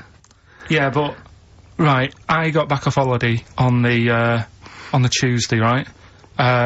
First day back was going to be on the Wednesday, right? So I thought, well, I'll take it easy, because you do that, don't you, when you've been on holiday? The first day, you just want to sort of... I don't, I'm straight back into it. Well, same yeah, thing. but it's nice to, do you know what I mean? Yeah. Just sort of look at your emails, go through all them, work out what people need and stuff. Sure. Doss around, yeah, sure. So I thought, I'll take it easy. As soon as I got in, I was told that Ricky had been booked in to do a voiceover. And I thought, oh, can't handle that. Do you know what I mean? On the first day, him coming in annoying me, probably trying to get a week's worth of head squeezing in. So I thought, so I called him up and he said, oh, I might not come in because I've got a bad back. I thought, well, that's alright, right? then you just turned up, didn't you? You said, oh, I managed to get in a cab. Yeah, Johnny walked me in, and that's what, yeah. And he did the stuff, which I haven't got it here at the moment, but I'll find it on the system, and I'll play you what he did. That he's been paid to do as well. It's alright, yeah, Well, it's not alright. I had to pretend it was alright when I played it to all my bosses to try and well, look, let's play that a little bit later, but now, as we're all back together, Steve, would you say the boys are back in town? Yeah. Boys are back in town on XFM 104.9. Right, we are back in town. Me, Steve, and Karl. Karl's on holiday. Steve's been living with his mother, because he had a sore throat, and I've been hobbling around still trying to Do you know what? keep things going. Do you know why I think I was ill? Stress. I genuinely think it was stress. I think, I'm beginning, no, I'm analysing it. What do you think of that, Karl? But I'll tell you what it is. Look, think about it though. We live in London, we got the war, the threat of terrorist activity. That's where I live, I'm alright. Next one. We got SARS. One. Yeah, but you can walk to work, I got to travel on the tube. I came in this morning, I saw a Chinaman sneeze, I was terrified. S Club 7, they've split up. I mean, I worry about those sort of people. They're young kids, they're talented guys. I mean, they say they're going to be alright. I'm not sure Tina is. I'm not sure she's got the talent. So, there's just so many elements that stress me out. I remember you were worried about hearsay. Well, Kim Marsh is doing alright. Oh, Kim's doing fine, but she got out early. Yeah. But, you know, I'm not sure the rest of them will be. You know, No. I'm just... They're quite emotional. I've got to worry about the show, I've got to be worried about this, you know. It's just me. I've never been that good when, like, anyone in the family's ill or anything. I've just got... Just because that's the way I am, do you know what I mean? If I'm ill, I don't expect people to run about. No, well, I've never been off for being ill. I mean, you were. Did a couple of weeks ago. Yeah, but that's... But hang on, I've not missed either of the shows. I'm ill today, but I'm still here. You took I seem to remember you took a show off when you were ill. Yeah. You were whinging, I was weren't you? really ill. Right, sure. I couldn't even walk to work, though, that's what I mean. Did you go to the doctors? No, I was too ill to get there. Right. That's how bad I was. Did you call the doctor out? No. Right. Interesting. But it's just that, I mean, we were talking about it last night, because I was saying to Suzanne, I said, oh, Steve's, you know, he's been living at home all week. She said, oh, is he I really like the way he talks about you behind your back as well. Thanks. And she said, so what's up with him? Malingering geek. And I said. said, oh, he's got a sore throat or something. She went, sore throat? Oh. So, she said, well, you don't know how serious it is, don't be offhand with him tomorrow, because, you know, if he's coming in and he's still not right, because she always sticks up for you. Yeah. Right? And she Because said, she's anyway, got some sense. she said, and anyway, you're no good when people are ill. I said, hang on, what are you talking about? So, apparently, when we first sort of started going out, the first time she was ill, she kind of thought she saw the real me. Because she was ill in bed and that, and I was saying, oh, get up. And, of course you can drink alcohol with these. And I just was like, you know, you make yourself feel worse if you lie in bed. I said, come on, we need to go shopping. And she said, you go shopping. I said, no, I'm not, because I'm rubbish at shopping for food. Do you know what I mean? I'm alright at getting that night's food, but once it starts, like, you've got a plan. Sure, yeah, you're dropping the bananas, you know. Yeah, I forget all sorts of stuff. Yeah. So she said, I've They're got all a over the floor. well, she was like feeling hot on that. She said, I've got a temperature. So we'll come to the supermarket and not hang about in the chicken. Frozen chicken section, cool yourself down. Yeah, sure. And, it made her worse. So now she was like, do you remember that? And I was kind of like, yeah. Who's that hot woman sitting in the chicken fillets? Yeah. That's Karl's girlfriend. Yeah. She's obviously ill again. Even when I was younger, do you know when I told you that I was picked at school to give old people biscuits?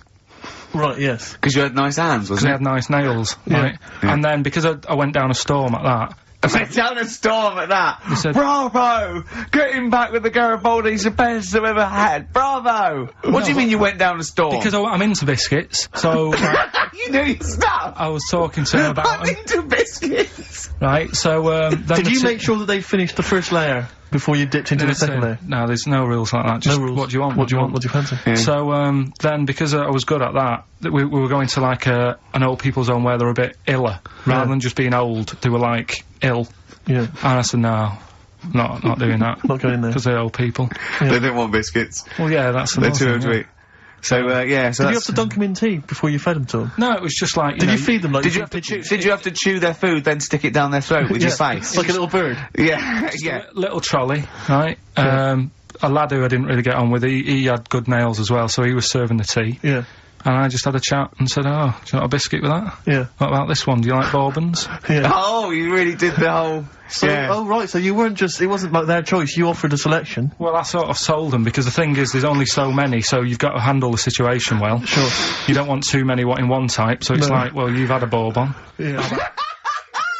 What a great life they lead. They probably only pay about 900 quid a week to stay in that particular home. Yeah. And they get a free bourbon by a kid with clean nails. Brilliant. Whoop-de-hoo. So anyway, I found these, things, do you want to hear them? yeah. So what's this, explain this again? Right, so I got back off holiday. The first job I find out I've got to do is work with Ricky for a voiceover. I do a regular thing, I do X-Ray magazine, but I'm allowed to make the script up. And they said I could, so I did. Right, so imagine this. Well, I know you, Rick, and I know you like to put a lot of work into these things. Yeah. You want to do a good job. So he rolls up, he says, let's do it then. He said, what's in the magazine? I said, well, here's a selection of stuff, this is what you've got to sell. He said, leave it with me. He goes into the little booth, and the first one he comes up with is this little advert for it, right? X-Ray magazine, it's out now, it's £3.50 May edition, music of tomorrow, Dandy Warhol's picture, and there's a free CD with all the Placebo and the Donners, and Smog, and Nightmares on Wax, Alpine All-Stars. Only £3.50, it's out now, buy it, innit? Have you got a sore throat there?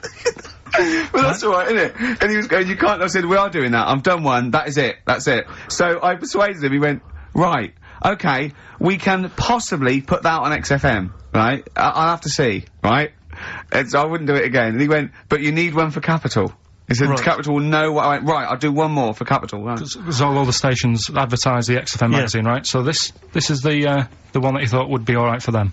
Ooh, hello, you loonies in Radioland. Dr. Frog here to tell you about the new edition of X-Ray magazine. It's out now and it's only £3.50. You've not heard of it? It's a great music magazine. And you get a free CD featuring bands like Placebo, they wear makeup but leave them alone. Gold Chain, Smog, OK Go, The Donners, and all great bands that you'll love to... Froggy here, hello. Bye! Ribbit, ribbit, Froggy says bye it.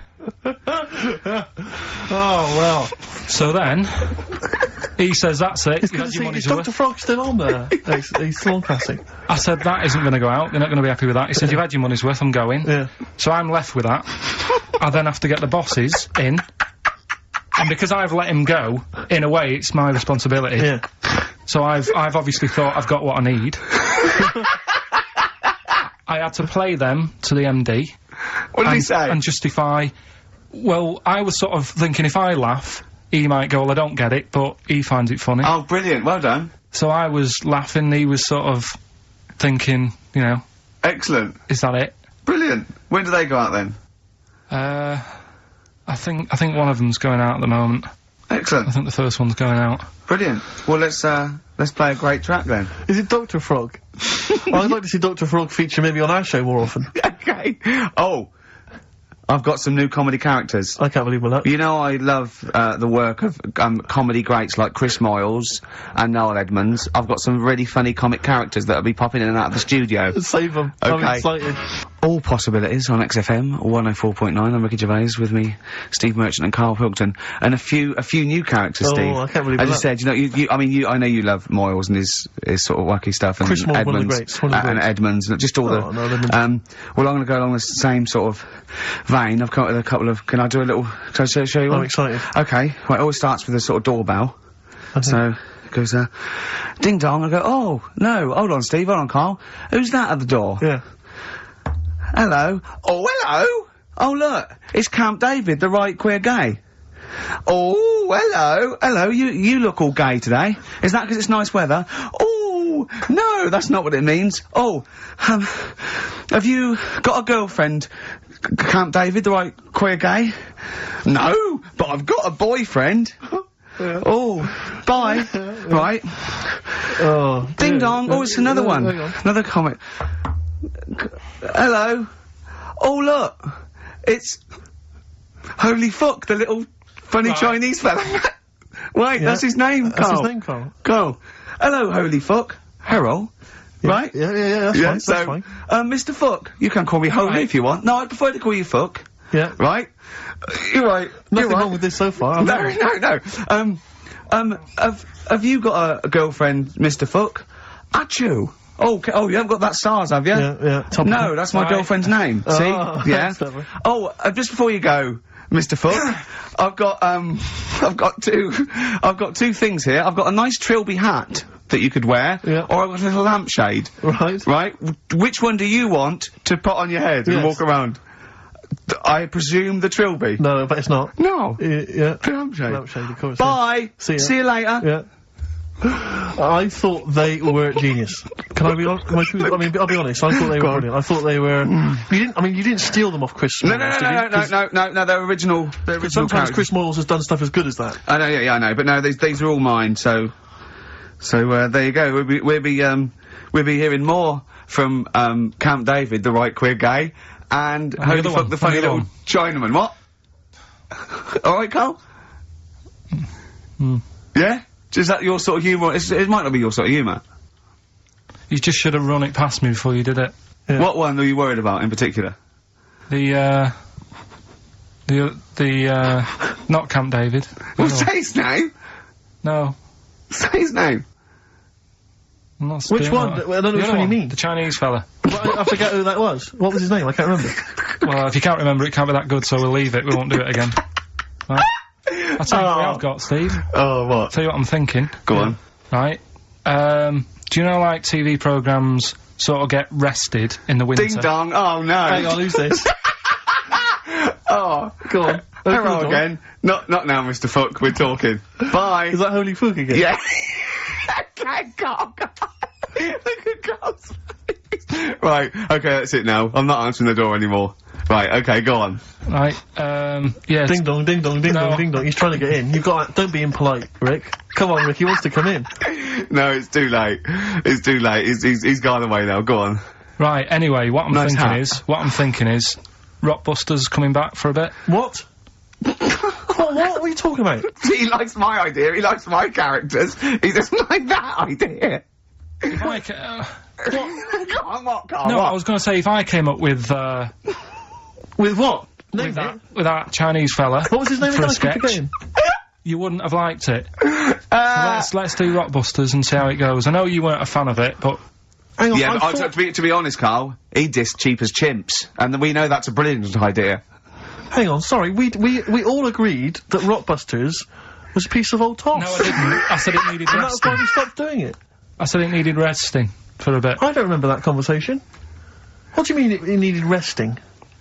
We abandoned it because it was appalling. It started off as a nice idea, but you just gone crazy. None of it made any Let's play a sense. record and come back to this, shall we? What do you want to play?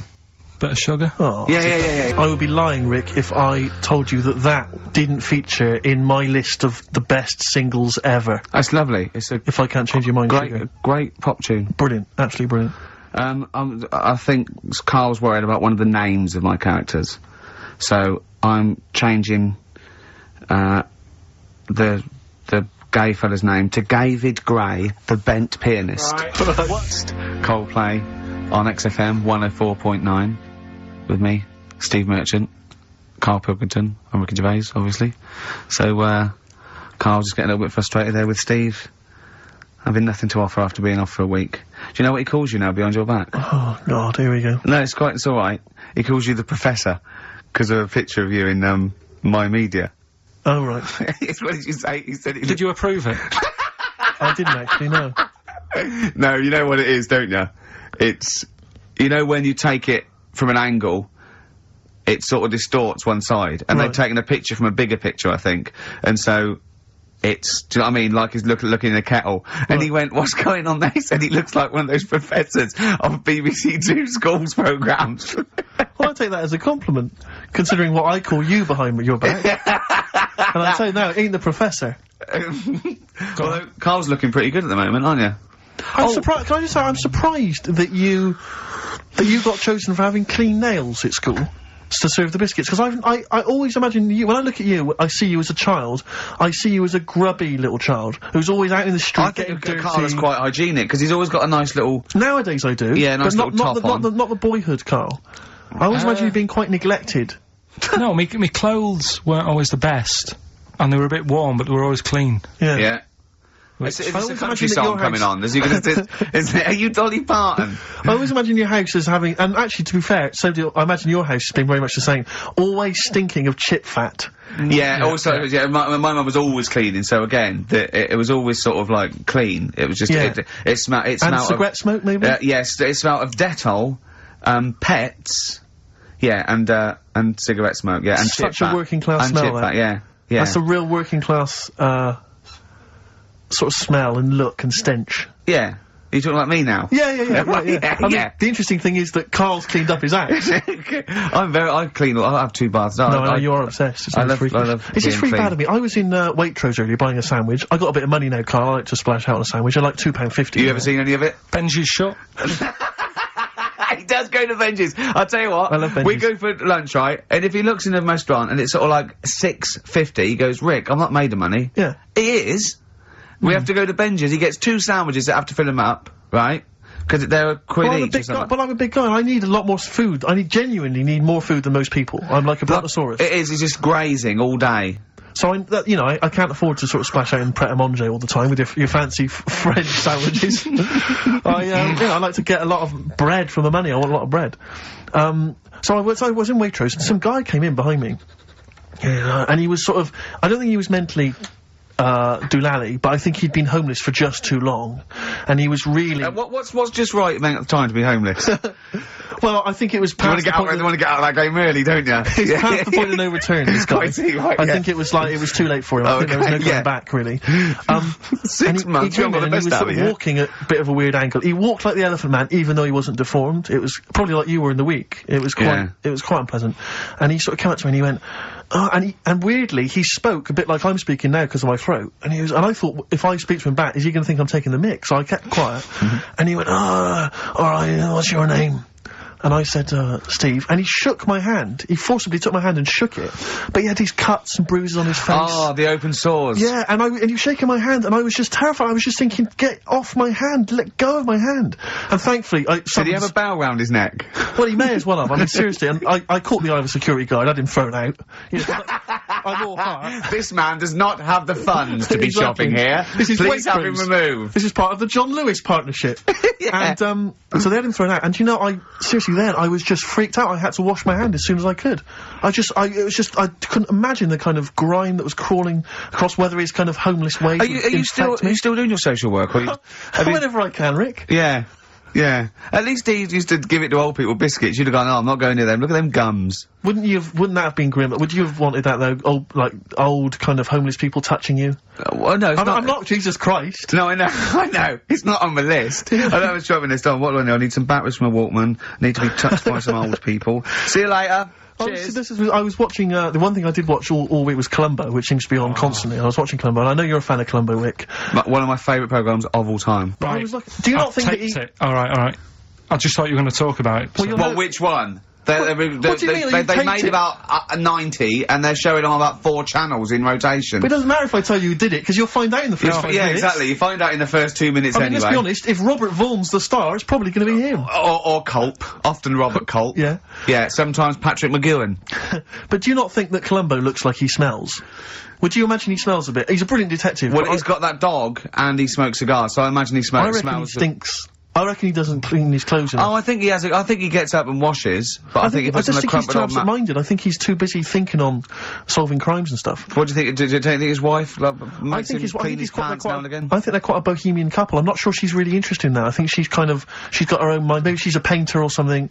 No, maybe she's losing it a bit, and he's a bit embarrassed by Yeah, her. that could be true. And she's probably incontinent, so while she's ironing his trousers, she just all over them, and he goes, Yeah. "Oh God, she's shatting my pants again. I gotta wait a minute." Yeah. Yeah, so that's what. Oh, ding dong! Who's that? Who's this? Oh, hello! Oh, look, it's David Gray, the bent piano player. Oh, all right. I thought it was going to be Columbo. That would have been a joy. Ding dong. My wife loves you. Yeah. Hello. Oh, I don't believe it. Look who's turned up, can't Carl. believe it, look. Do you want to do Rockbusters, Steve, now? Can we Okay, do listen, with the whole Rockbusters thing, I don't want to be responsible for bringing it back. So, I think we should put it to the vote. You should email in. We'll give people 5 minutes to email in. I'll take a straw poll. Do you want to see the return of Rockbusters or not? We're leaving it to you, Right, the audience, to decide. okay, Steve. I guarantee it's going to be a landslide. They are all gonna want it. But why have we ever trusted our listener? We know what they're like. You've just described some of them with a bloke in Waitrose and Columbo's wife shitting herself. So, that's the sort of people that, you know what I mean? Yeah. It was weird, because the Waitrose guy did ask for my autograph before he was hauled away. So maybe he is a listener. But all I'm saying is maybe the posters have drawn in some fresh blood. There's some people who've maybe not heard Rockbusters before. They're the ones who probably vote for it. Anyone else who's heard it before, surely they're not going to see the return of that. No one wants to see the return of that. What's the number? No, that's email only. We don't want to speak to these freaks. Ricky.Gervais@XFM.co.uk. We don't want to speak to these freaks. We work with one of them. Yeah. God. Yeah. If you want to see the return of Rockbusters, vote yes. If not, no. Tone it down a bit. Let's not do 3. No, it's got to be 3, otherwise it's too easy. Oh. Ricky.Gervais@XFM.co.uk. Alright, just choose the best one. Right. On The Who. Brilliant. Classic rock. On XFM 104.9, I'm Ricky Gervais, with me Steve Merchant, Karl Pilkington. Alright, well, unsurprisingly, the overwhelming consensus is that people would like to hear the return of Rockbusters. I should, however, point out just some of the no responses. Let me see what we've got here. Is Dickie Anderson called in yet? Sadly, nothing from Dickers. I think I might make him one of my, hilarious sort of comedy characters. What do you think he would sound like? What would he sound like? It's sort of probably like that, I think. Ding dong. Hello. Hey, it's Dickie Anderson. I can't believe it. Your show's rubbish. Something like that? I mean, I think you should work on them perhaps before You're saying there's not a lot of substance to these I'm just saying that, you know, once the novelty of the doorbell has worn off... I don't think you understand comedy on radio, Steve. I'm not sure I do, to be honest. Listen to Noel Evans, listen to Moyles. You'll see you don't need to riff with it. It's just, you just do the doorbell and just say they're here. Right. That's all you need to do. Sure. So, that's the main thing. Well, so we've had a couple I'm thinking of some more characters as well. We'll keep working on those. Yeah. Marcus has emailed, he says no to Rockbusters. He hasn't heard it, but it sounds rubbish. Believe me, you couldn't be more right. Well, does The Office sound good as a title? Right.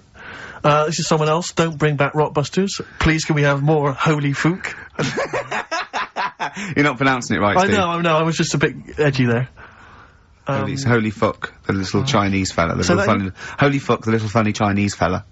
No, okay, alright. Well, otherwise, Carl, other than those few negative ones, most people want to see the return of Rockbusters. So, do I go on then. tell people what the prizes Let's go. Let's do it. Yeah. Are these the prizes? Yeah, they're the prizes. Alright, let me have a look. We got the new album from Goldfrapp. What's this one here? Oh, I've no idea. The Yardbirds. A new album from the Yardbirds. On VHS, Coogan's Run, the show where different characters make an appearance each week, including, I think, Pauline and Paul Calf. Good stuff. Who the hell wants this? Meglos, a Tom Baker Doctor Who edition. And the only decent thing really in the collection, other than Coogan's Run, is the X-List, the double CD featuring lots of current indie favourites. So, not bad little selection there, Carl. Yeah, well, if you are new, you haven't heard it before, I'll sort of give a cryptic clue, and then some initials. I'd say it isn't cryptic. It's like, what am I thinking? That might or might not be the initials that I'm gonna say. That's how you gotta think, really. Yeah. But go on. Do you want to remind them of any that spring to mind? Just as a... Exploding Pet was Atomic Kitten, doesn't really work. What else?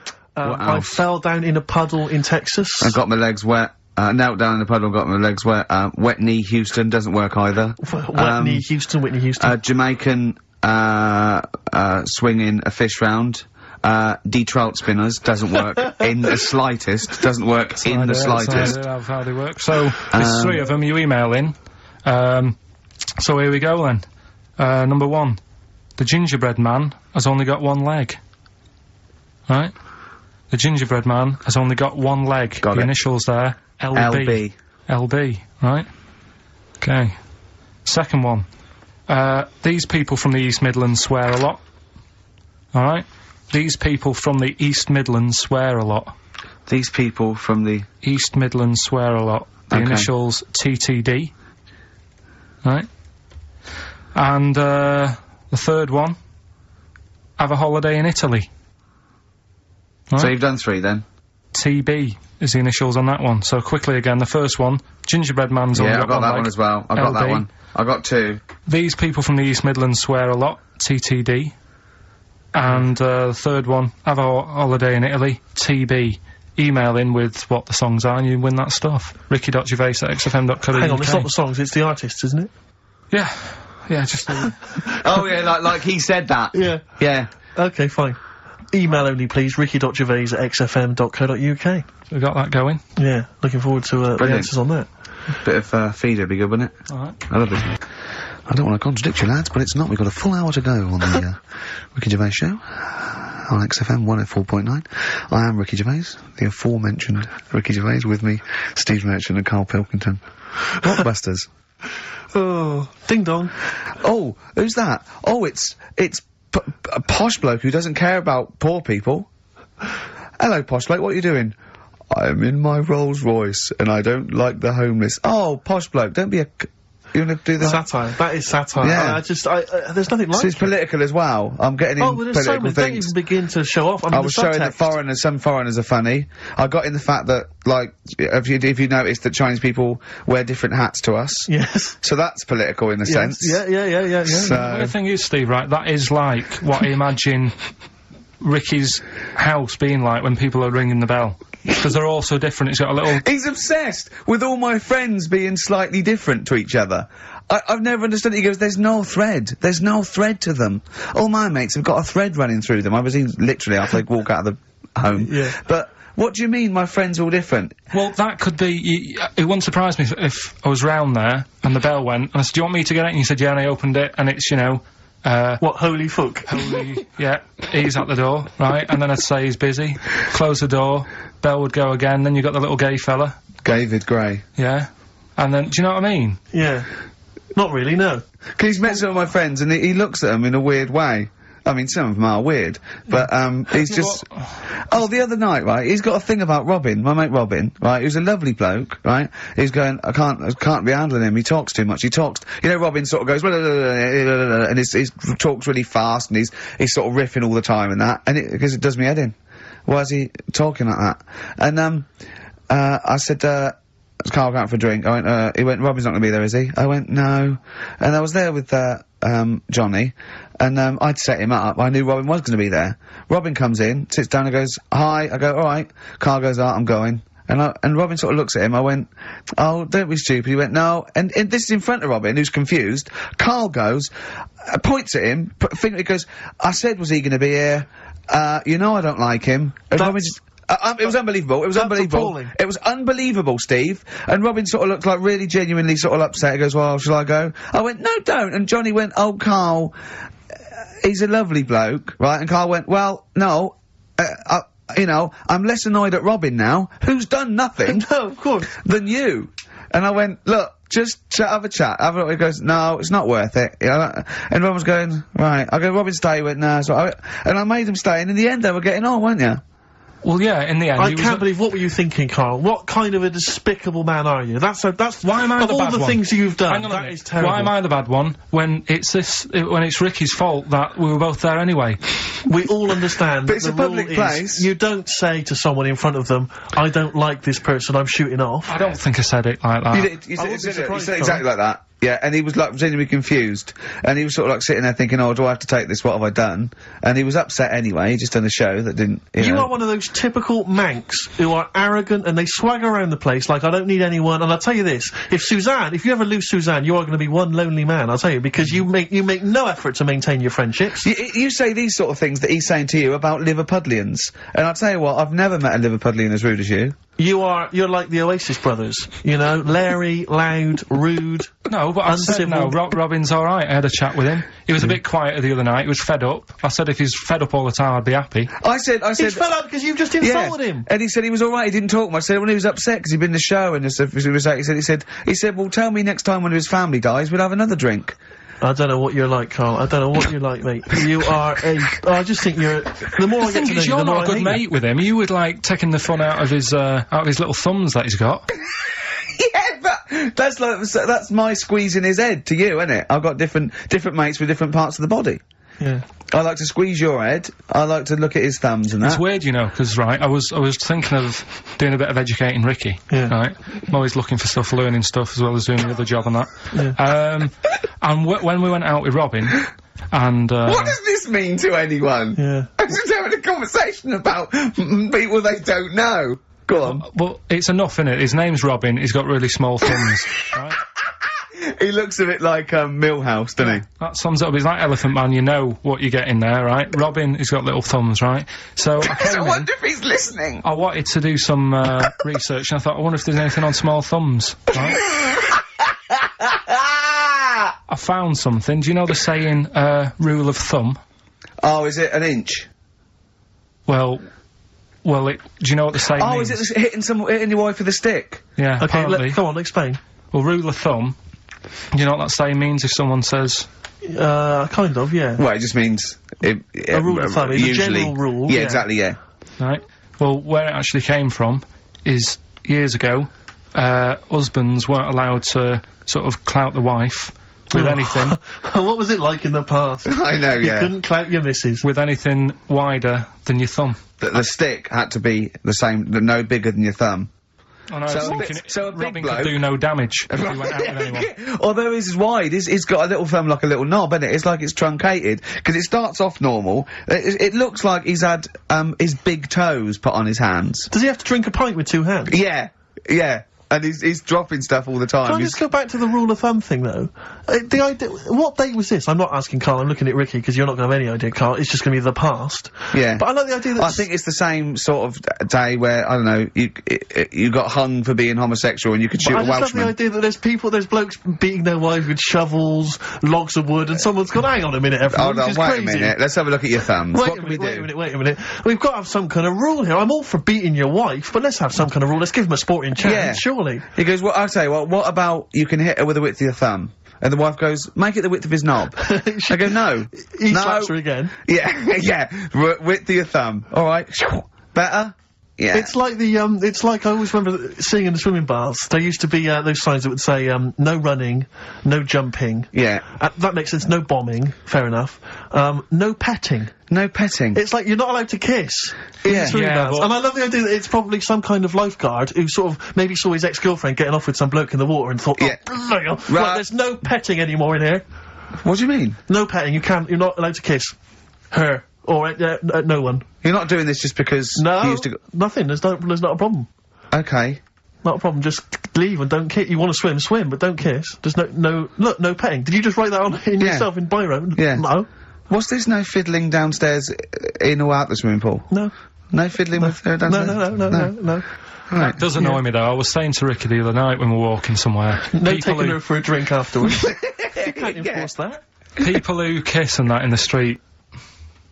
That annoys me. Yeah, people showing their affection for one another. No, they can hold their hand and that, Yeah. Sure. but it was just. Yeah, just I reminded me. agree, yeah. I see two people eating each other, like, in a restaurant or something. Two people eating each other? You know, snogging Oh, in right, public, okay. yeah. So that's that. Answers for Rockbusters, we're doing them now. Yeah, oh, well, come on then. Well, Well, no, we- I think let's play a record. Let's come back with answers apparently for we've got Rockbusters. what about a bit of Cure? Do you want a better kill? Yeah. So we're gonna go wrong. The Cure, XFM 104.9. Good track, isn't it? Oh yeah. Going all the way back. All the way back there. Wow, Rockbusters, the results. You've had a few proper answers, I hear. So, either I'm wrong, or people do think like you. I've got two of them. What are the clues again? Right. First one was, the gingerbread man has only got one leg. I got that. That was LB, Limp Bizkit. right? Yeah, the that third works. The third one that I think you worked out. Yeah. Have a holiday in Italy. Chewing Breaks. TB, chewing breaks. Yeah, this is the one I can't get. If there's a reason why I can't get this, we're not doing Rockbusters Can I again. give the answer to this one? Yeah. What's the clue? The clue, these people from the East Midlands swear a lot. Yeah. TTB. TTB. The answer. TTB. Yeah, go on. Give the clue again. These people from the East Midlands swear a lot. Tourette's Trent D'Arby. Right, you're never doing Rockbusters again. Tourette's Trent D'Arby. Right, you're not doing it. You've blown it. You see, you sneak that one in,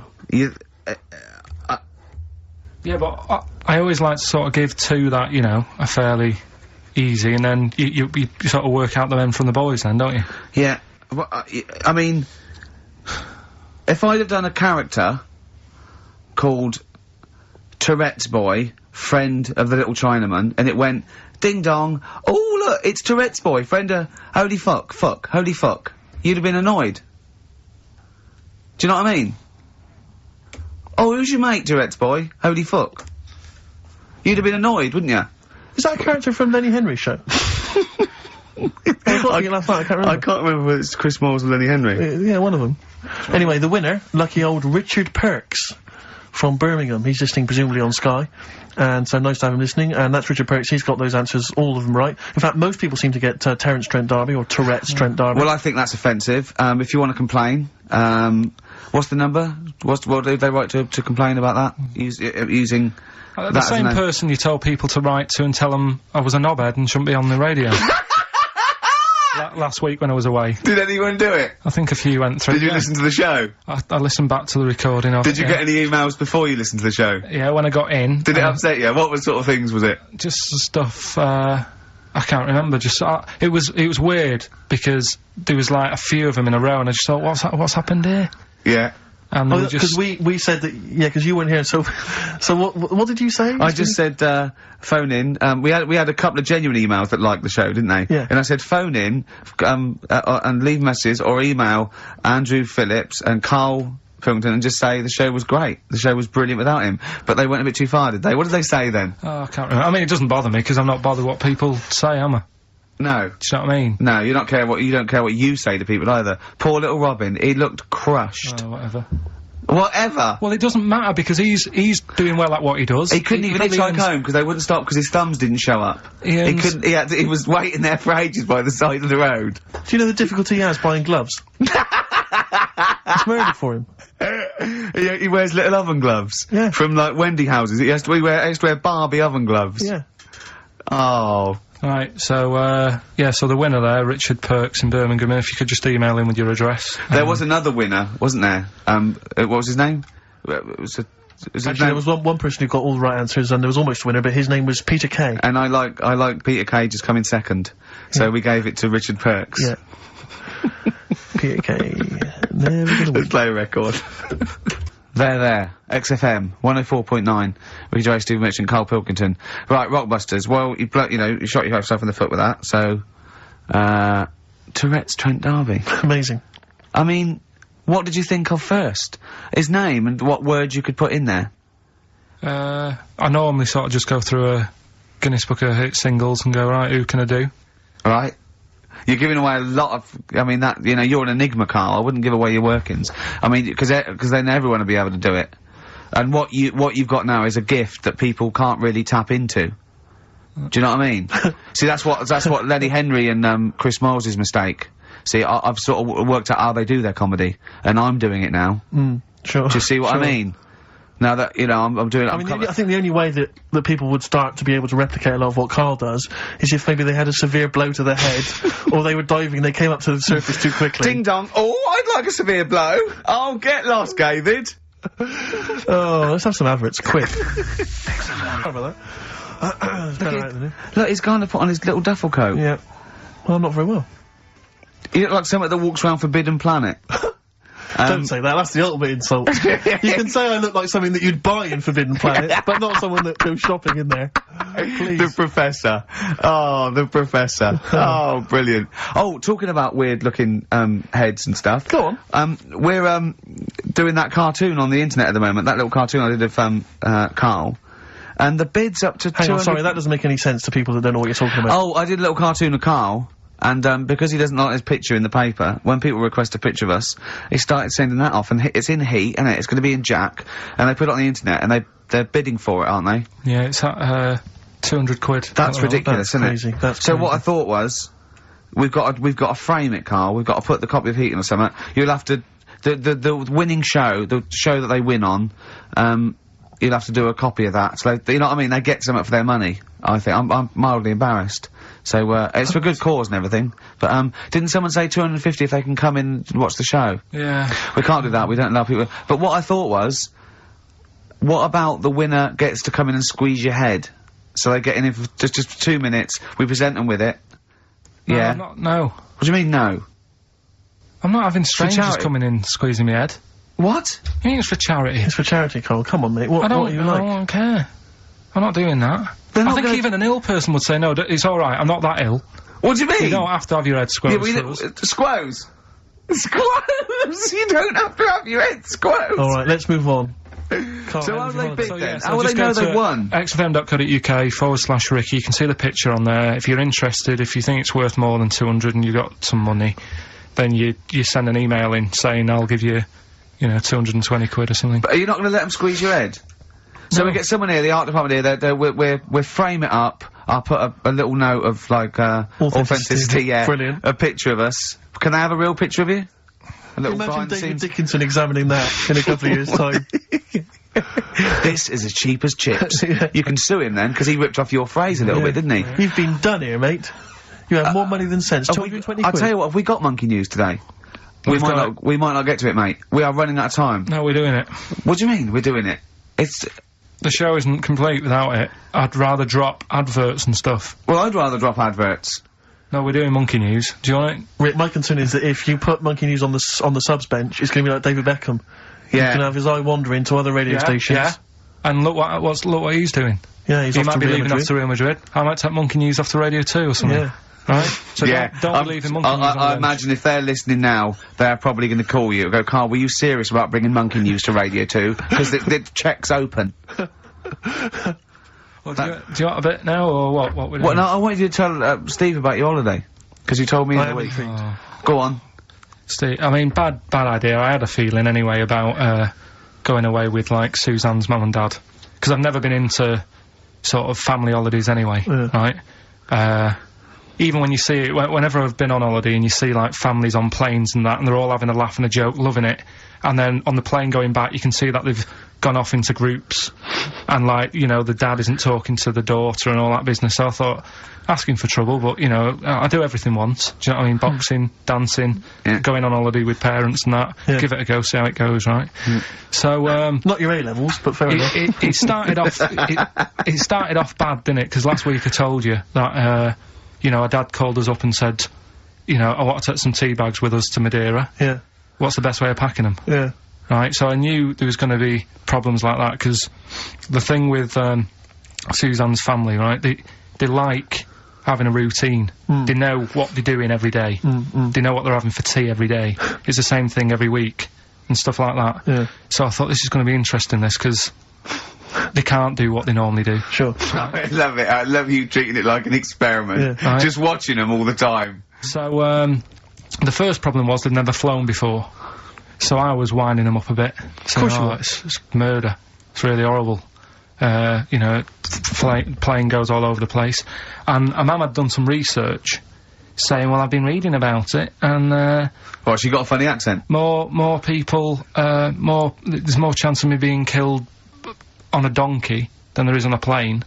So I upset her. I said, right, Especially when we if you get go to there, Spain. I said, when we get there, let's see if there's any donkeys on the beach. Yeah. Right? And she didn't like that. So, Oh, what? The joke about you hoping she died? yeah. Oh, what's up with her? Right, so we get there, and, they see the villa and that, they're quite happy with all that business, right, and all that stuff. And then, as time went on, I was getting a bit sort of fed up with them being around us all the time, because Yeah, sure. I think you should have your own time when you go on holiday with the family. You should say, right, you go off and do your thing, Yeah. we'll do our thing, and we'll meet up later and talk about what we've been doing and stuff. Anyway, so it gets to, like, the Thursday. We've been away since Monday, right? And, I said, right, we're going out tonight. So, a mum says, yeah, we'll come with you. I said, no, it's just us, we're having a bit of time on our own, right? Is it true you said to her, you told me this, you said to her, you started to annoy me, I want to try my own? Well, I told her at the start, I said, it's going to be interesting, this, because people annoy me when they're around me a lot. Sure. So I wasn't nasty to her, I just was saying people, not her. All right. Yeah. Do you know what I mean? I'm just saying, you're going to get on my nerves. So, You hailed a donkey for her. so, no, but, seriously, right, with the flying, do you know those stockings that you can get because of, deep vein thrombosis? Sure. She had them on in the cab. Brilliant. And it's only a 2-hour flight as well, so that was annoying me. Right, so anyway, it gets to this, you know, the Thursday night when I'm going out with Suzanne. Yeah. And, her mum's like sat on the sun lounger outside, so where are we going tonight? I said, no, like I said, it's just us, we're going out having a bit of time to ourselves. So, I could see as the day was getting on, she was realising that she's got a night in with, like, her husband, right? Her face started to, like, look miserable. Sure. I thought, I'm loving this. Right? So I said, right, I'm going in to go and have a shower, go and, get ready for tonight, it's gonna be great. And winding them up, just wind them up because they can't come, because he said they can't. Right, so I go upstairs, have a shower and that. I come down, and, a mum's smiling. Oh, hang on. So I'm thinking, hang on a minute, what's gone on here? So I went to Suzanne, I said, why is your mum smiling? She's not coming. She said, no, but, my dad said he'll take her out now. So in a way, she was happy because she got her own way, which had annoyed me. That annoyed you, sure, because you wanted to... Like, What, you don't even want her husband taking her out?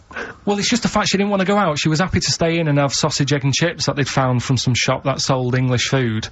Right. So that's almost like what they do if they're at home. Sausage, egg and chips. So she was happy with that if we were staying in and having that, but because we were going out, she was fed up. Right.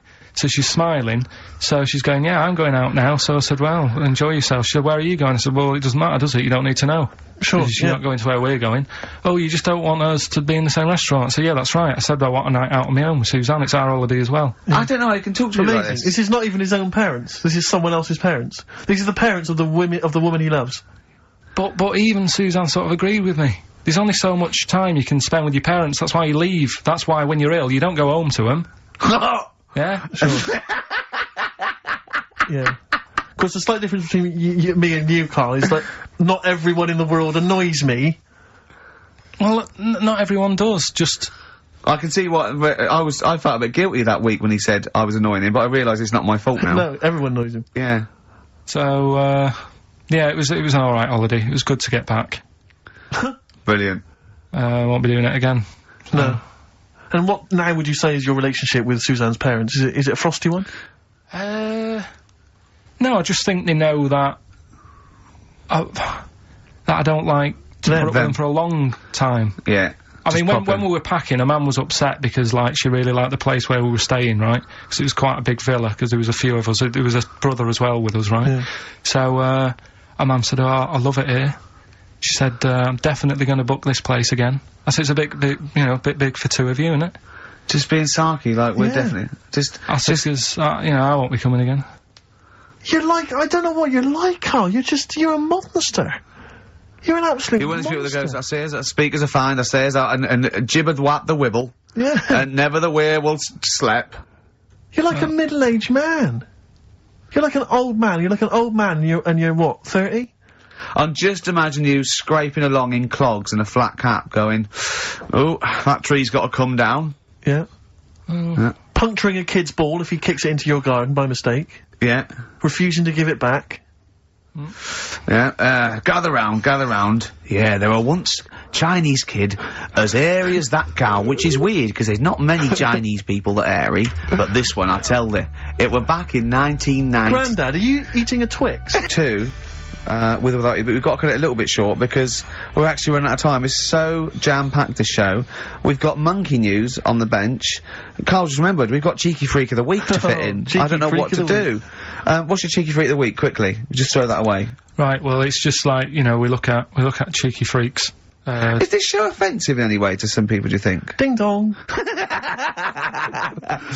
Got any buns? Oh, it's the Elephant Man. Go on. Right, well, it's a bit of a problem for you, this one, Steve, right? I'm chucking it forward to you. Remember the Cheeky Freak of the Week that we were talking about? That illness where people age quicker? The 5-year-old girl that was older than her mum, and he said to you, what, if you ran off like you wouldn't serve her fags and beer? And you went, no. He went, why not? And you went, because it's a 5-year-old. Yeah. Right? He went, oh, she's got enough problems. Give her some fags. You remember that, don't you? Sure. Yeah, right. So, another dilemma for you, right? Picture this. You're running a restaurant, right? Door goes, right? Few people. Most of them look normal. You notice the woman at the back, crawling on all fours.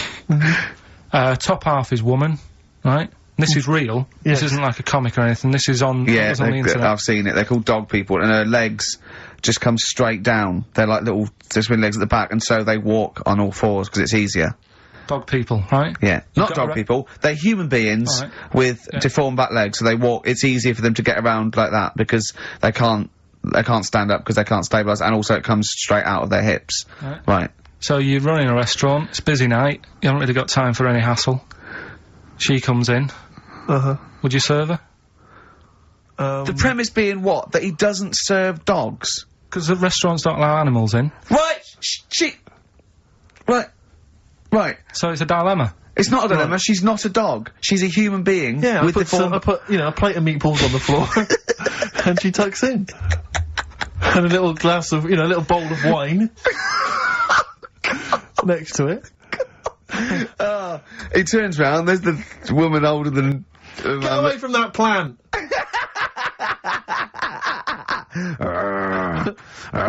Is service included? Oh, dear. Okay, so monkey news, please. Alright then. Let's hear the jingle. Oh, chimpanzee that! Monkey news. Right. Now, before I went... and again. Go on. Oh, chimpanzee that! Monkey news. Brilliant. Right? Right, before I went away, I told you about Alfred. He was the monkey where there was a robbery going on in a bank.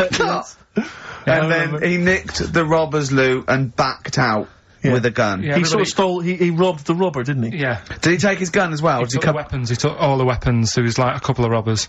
He managed, because they were so amazed that a monkey was coming in, it was like... Don't talk shite twice. Right. Anyway. So anyway, got a follow-up to that. Okay, now what was that monkey's name? Alfred. That was Alfred. So anyway, because a lot of people wanted to know, well, you know, what did he do? Did he go off and have a holiday? Did he... No. Right, so the follow-up is, what happened is, the monkey had the guns, had the cash, which was $250,000. Sure. Right? It went back to the zoo. Right? Right, Carl, you're talking shit. Ricky, I get angry with you when you won't let him finish his monkey news. Right. Can't we just get out the official Imagine thing? if people were interrupting Trevor McDonald. It wouldn't happen. I want to make sure I don't get anything wrong. No, of course not. No, so yeah. check the internet.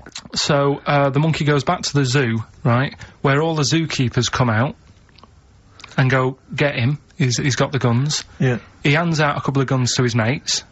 What? His monkey mates? His monkey mates, so they've all got a couple of guns each. Oh, Carl, Steve, I can't, mate. I cannot Just stand let it. me Honestly, I want to scream. Please, I really get annoyed with you. They tried to do him a deal. They said, how about if... I'm going. Tell him that. I'm not going. No, I can't. Step out for a moment. Okay, we'll just do it. Look, don't listen, step out and I'll paraphrase what I hear for you when you come back in. Step out. Now, please, I need to hear the end of this. This is monkey news. This is important stuff. Right. Right, Ricky now has left the room. He cannot bear to hear, which is surprising to me. Right, so anyway, so yeah, they've got the money, and they say to the zookeepers, how about, we give you some cash? Yes. And they go, Sorry, hang on. Sorry, the zookeeper said that to the monkeys. yeah.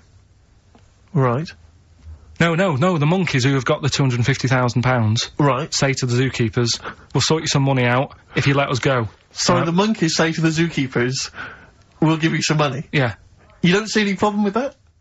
Right, listen. Okay. It's nearly finished. Right, I'm listening out there. This is ridiculous. Go! What do you mean the monkeys say? What do you mean the monkeys say to the zookeeper? They were probably holding the money out, like, kind of going, look, you know, we'll do your deal. Right, okay, come on. And what happened is, I think they were happy with that. I think they left, and that was that. They wanted to get out of the zoo because they didn't like it in there. There's the thing. Right, I don't... Just have a look. Right, Carl, think. Right, how did they get out in the first place, this one? Just let Steve have a... So why did he go... So he went and robbed... He thought... what, he knew there was going to be a robbery that day, did he? He might have been getting some money before they went to escape, and then that happened, and they had more money. They might have been withdrawing some stuff out. What do you mean? No. If he was planning on leaving the zoo, he's going to get his savings. What are you talking about? What have you read there, Steve? I've got a feeling this is a review of one of the Planet of the Apes films. I think it's escaped from the Planet of the Apes. I'm not certain. It could be beneath the Planet of the Apes. Right, I mean, Carl, think, please think, right? So this monkey, right, he leaves the zoo, right? So he leaves the zoo, which he can do, presumably what, they leave him the keys or what? They're chatting to him, they might as well. He goes to a bank, what's he thinking of doing? Sees a robbery, probably by chance. He probably wasn't tipped off, was he? Or has he got one of those police scanners? Probably got one of those police scanners. Well, I think he was going to the bank to get a mortgage to build a slightly. I think he wanted an extension, didn't he, on his cage? Think of that. And so I love the fact that he hands out the guns and they do a deal. It's honestly, you've got the best mind working on radio today. It's incredible. The only person who makes less sense is Terry Wogan. Oh, he goes up and down, doesn't he? I can't understand his sentences, because I don't know... No, it's like free-form poetry. Yes, I don't know whether it's the end of a sentence, in the middle, should I have a new one? Yeah. Yeah. Yeah. But let's have the jingle again, a record, and then we'll probably have to wrap up the show, I imagine. That was... Oh, chimpanzee, that monkey news. Mr. Stipe, I am not Kenneth, but I can tell you the frequency was 104.9. See you next week. I'm Ricky Gervais, with me Steve Merchant. And Karl Pilkington. Do you think that when Marconi invented radio, this was what he had in mind for? Yeah, 2 hours of absolute... See you later. On a Saturday, just gone 1 o'clock, Steve, if I'm very much mistaken, but we're not here, as such, we're away again, gallivanting around, we've got to do the special, sort of best of again. Okay. Which we did a few weeks ago, so this is the best of the last 3 weeks. Which I think is, I think it's the best 3 weeks we've ever had. But I'd like it condensed into 2 hours. Yeah. Yeah, some great music as well in there? Yeah, there'll be some great music, interspersed with fine chat that you've already heard. Yeah. Well, except this bit's new.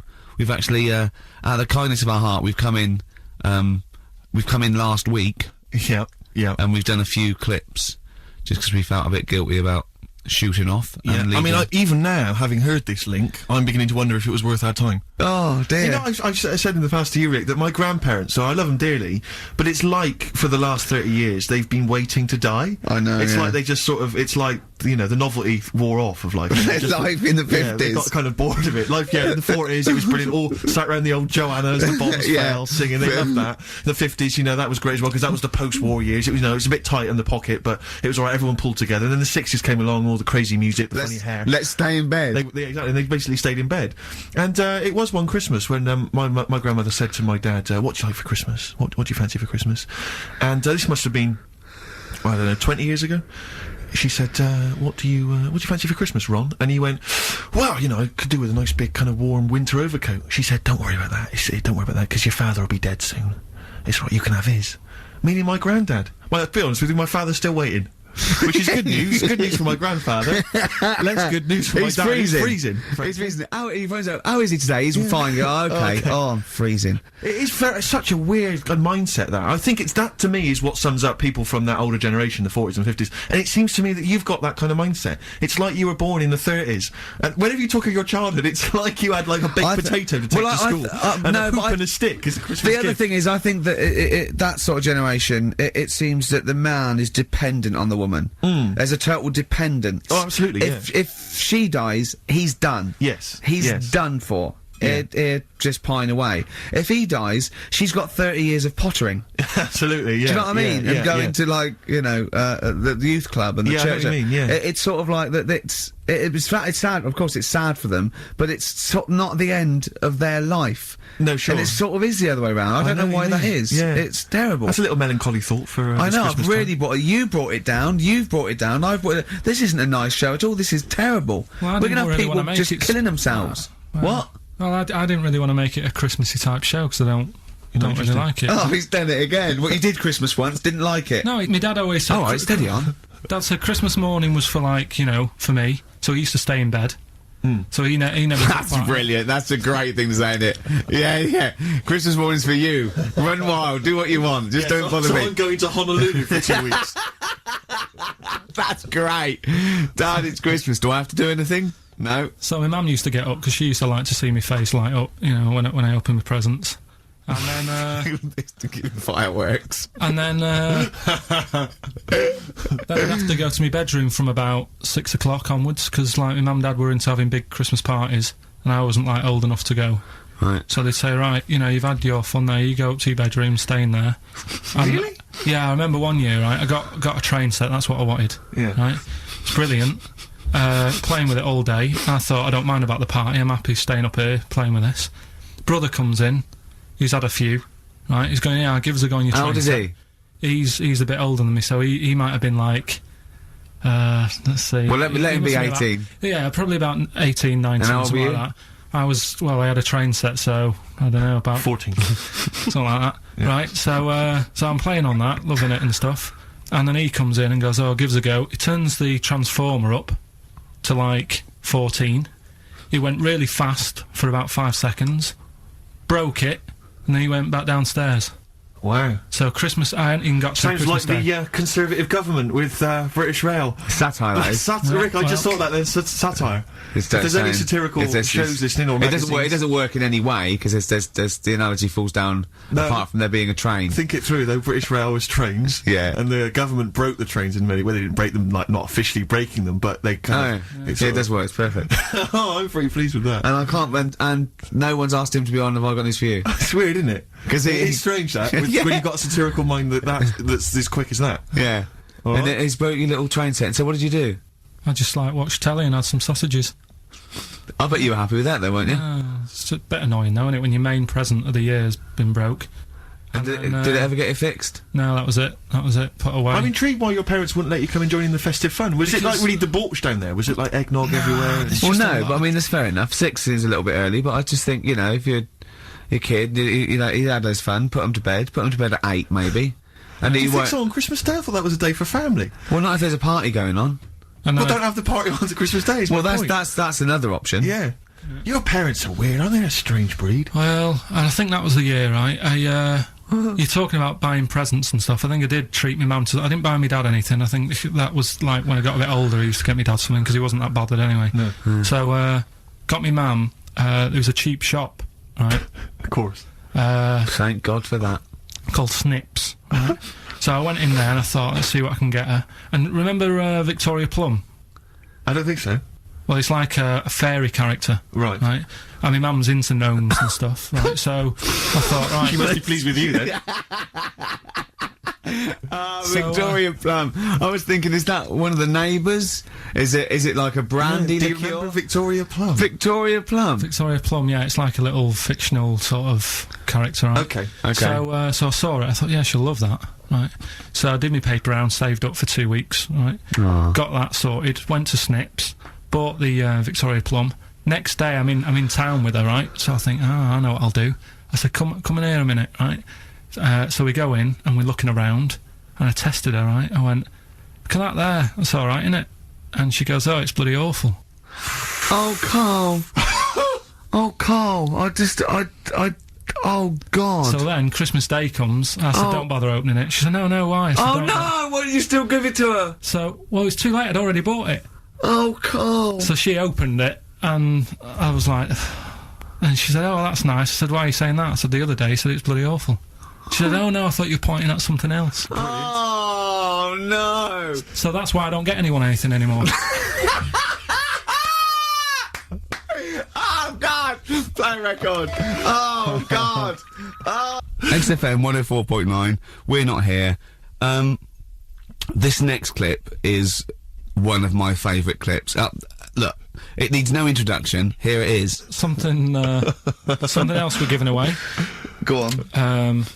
The Shining. It's more throwing away, isn't it? Once again, Is it on Rick- video? Once again, it's on VHS. Just because you buy it out of your own money, Carl, stop being so mean.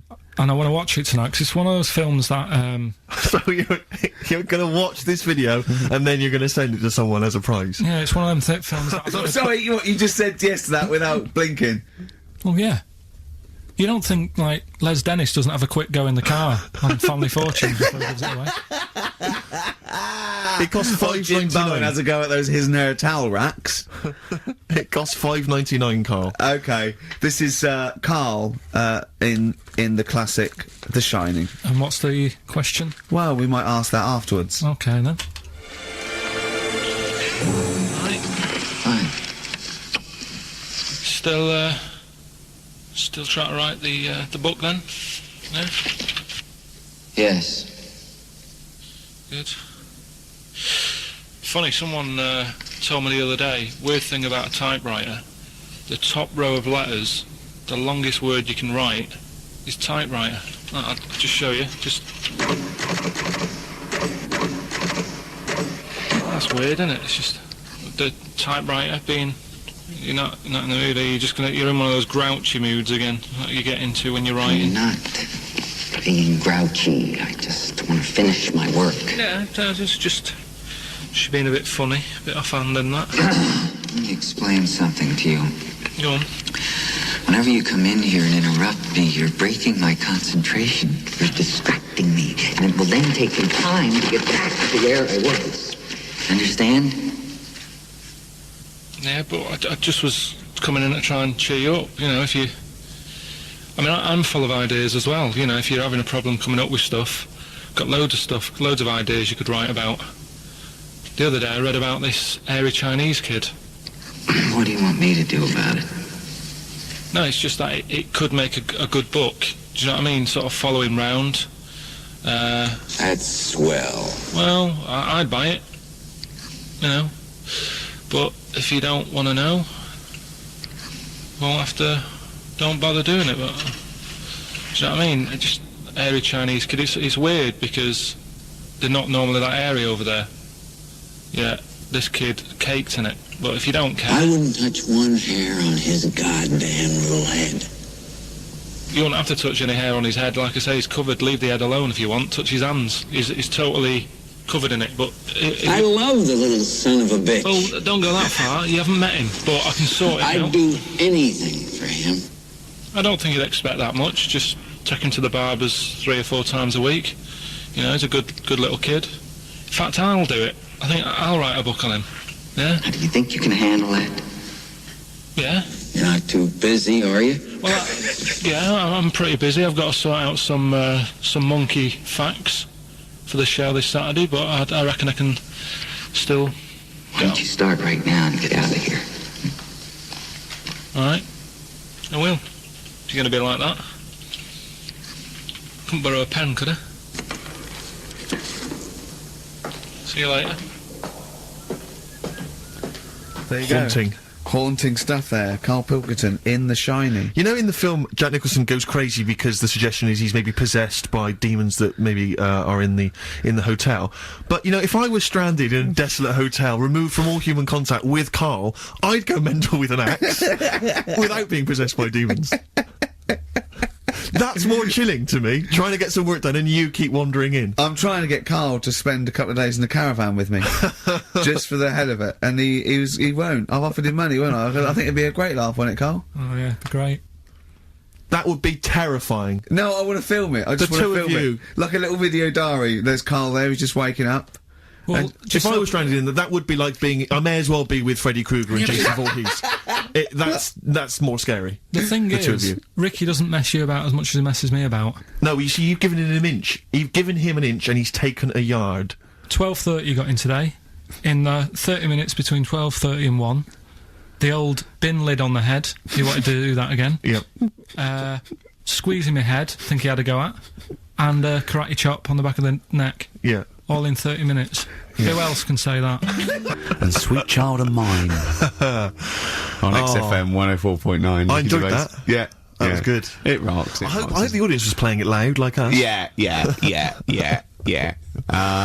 Ricky Gervais, Steve Merchant, Karl Pilkington. Well, look at him yawning. How rude is that? Karl, what's wrong with you, man? Have you been up late? A little bit. Girlfriend was away, wasn't she, yesterday? Yeah, I always have a problem with that. I always have... Because you don't go to bed, do you, early? Do you know what I mean? You sort of think... I just always find that thing that if, you know, you're used to living with someone... Yeah. One of you will go, let's go to bed, then you'll go, alright. But when you're on your own, you go... You just forget to go to bed. I just stay up. Okay, stop eating now, Karl. You've ate all the food. That's just a plate. Oh, all right. Okay. Yeah. No, I stayed up and watched... there was a thing on about Dracula. Right. What, Dracula? And I found a flaw in it. Go on.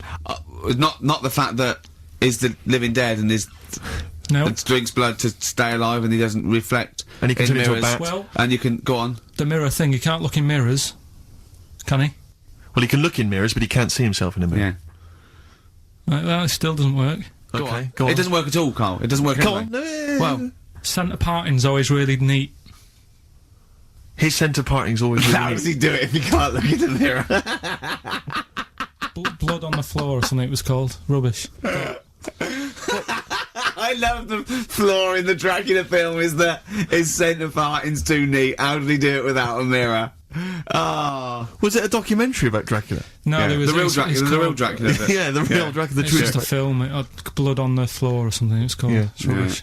We had a little lunch yesterday, didn't we? We did indeed. That was a nightmare. Yeah. I We- hate going out with you two. I was explaining to Carl, right? I like to excite Carl's imagination, right? And if it involves chimps or monkeys, all the better. Brains he likes, parts of the body, deformity. You know, I know where to, you know, what buttons to push. And I told him about this thing. I don't know if any of you out there know about this, but there's an experiment they did in the 50s, a clinical psychology experiment where there's your two hemispheres of the brain, okay? They're joined by a thing called the corpus callosum, right? Which is just a little flap of skin, like a little scarlet lead that joins your two hemispheres. And what they did, they cut that in half, and they thought it was a cure for schizophrenia, but what it turned out to be, or epilepsy, I think, I can't remember, was that your two sides of your brains didn't function together. You couldn't get information. I was telling Carl all this thing, and one of the things I told him was that they did it on a monkey, and it fought itself over a nut. Like, its right arm was connected, you know, by its left lobe of the brain, and it was fighting over itself. And Carl went, instead of, like, thinking this is amazing experiment, he went, would it have been happy if you'd given it two nuts? Yeah, I know. Well, you started off by explaining it, and I remember you mentioned, because I was watching the two of you as you were describing it to me, you said, of course, one side of the brain deals with symbolism, and as you said the word symbolism, I noticed Carl drift away from looking at you, pick up his mobile phone, and start pressing buttons randomly. And I thought it was the word symbolism that got him, and I noticed it took you just a moment longer, and I think the first thing you said was, when did I lose you? Yeah, I knew I'd lost him. It's extraordinary, and he doesn't even try I to think I said disguise it. nomenclature at one point as well. Right, yeah. And I knew I was dicing with death there. Yeah. But, but I told you tried to look it up, didn't you, on the web? You didn't find anything about Yeah, it, did the you? spelling of it's what is it again? What's the word? Corpus callosum. Yeah, so I couldn't do it. No, it's no point. Yeah. Don't bother. Give up. Don't bother. Give up. So, if anyone knows any interesting facts about that, But yours hasn't been cut in half, has it, Carl? That would, again, might explain something. I'll tell you what we will be talking about later. I don't know if you're sort of aware of them, Steve. Go on. Bonobos. Oh, I don't know much about bonobos, I told no. him about he was looking for stuff. I said put in bonobo. He was having no luck with chimp, and they're a form of chimpanzee, but they're even closer to us, evolutionarily speaking. They've got their social groups are more like ours. They're more intelligent, and he was loving it, weren't you? So Just the look of 'em. is it human bonobo Carl? Is that how it works on the evolutionary no, ladder? chimp, Carl. Yeah. Yeah. Talking about them. So we're talking about bonobos. You're excited about that? Yeah, That's yeah. Coming up in Monkey News. No, I think it's a bit of a monkey bonus. Oh, that was great. That was very, very funny What indeed. a wonderful clip that was. I enjoyed Do you it. remember that? Yeah. Wow. It was a few weeks ago, wasn't it? Really? I mean, I think it was last week. we'd have to have very, very bad memories not to remember that hilarious clip. I'd like to hear that again, maybe in a couple of weeks' time when I'm away. Yes, absolutely. It's embarrassing, isn't it? And we, you know, but the good thing is, on telly, I feel a bit guilty about putting out shoddy rubbish because I'm getting paid an awful lot. Yes. But here, you know, I don't give a They can bleep that. They will do. They will do. When's that ever hurt anyone, Steve? Never. Lady Stardust off Ziggy Stardust and the Spiders from Mars on XFM 104.9. I'm Ricky Gervais, Steve Merchant. Karl Pilkington is in the middle of educating me. Then, educate me. Did I tell you the time when the doctor said I was going to die? All right, keep talking. Right, ages ago. Must have been about 15, right? And at lunchtime there was this. We used to have a choice of stuff to do at lunchtime, right? We used to have like a burger place that had an arcade machine in it, right? So we used to go there and play on that and have a burger. Or there was this baker's, right, that my mum worked at, and did great cakes and stuff, right? So, she used to, like, bring some home and that, but she couldn't always bring them home every night because, you know, they'd cost money, and she used to get them for free. And they used to say they'd rather chuck them away than give them to the staff because there's a chance that the cream might be off. Right. Right, so they used to chuck them round the back. So I used to go round the back with my mate and eat a load. Brilliant. Eating out of bins. No, it wasn't out of bins, they were still in trays, but they just stacked them up near the bins, right? So this got out, I mean, it used to be chocker.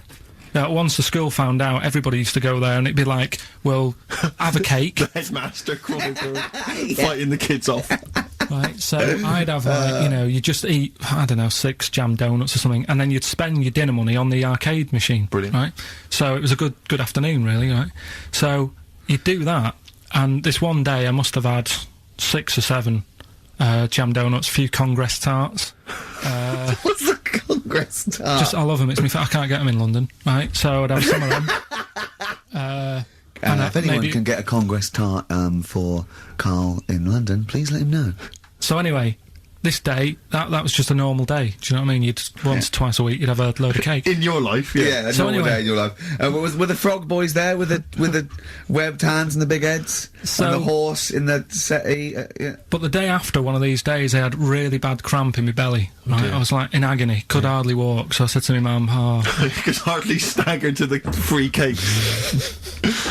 So, I was in absolute agony. I said, I don't like doctors, but you'll have to get a doctor in because I don't know what it is. I can't walk. He gets the doctor round. I won't say his name, but he said, well, doesn't look like he's got long left. Blimey. So I was a bit like, hang on a minute, I've only had a few cream donuts. Yeah. My mum was panicking. Sure. He went. My dad came in from work. She said, oh, something's really bad with Karl. I think it's serious. You know, the doctor said he ain't got long left. So he said, what? He said that and just left? So she said, yeah. He said, I'll have to call him then. So he called him up, said, what's all this about? You know, Karl hasn't got long left, how long's he got? So he goes, oh, I was only messing. It's just had some bad cream. Can you believe that? Well, the thing is, I like the fact your mum didn't ask any questions. I know. She didn't go into detail. Can you explain more, doctor? No, I got a shoe off. But she doesn't. You know, I don't want to diss you or your family, but I imagine if I was there, I'd have known the doctor was joking. Yeah. That's all I'm saying. I mean, I sound very arrogant there, but I imagine he went, what's he been doing? I had about 6 cream cones. Oh, right. Oh, wow. He hasn't got long to live then. I'll see you later. Yeah. That's what I think the doctor did. Yeah. It's like the idea your mum just let him go.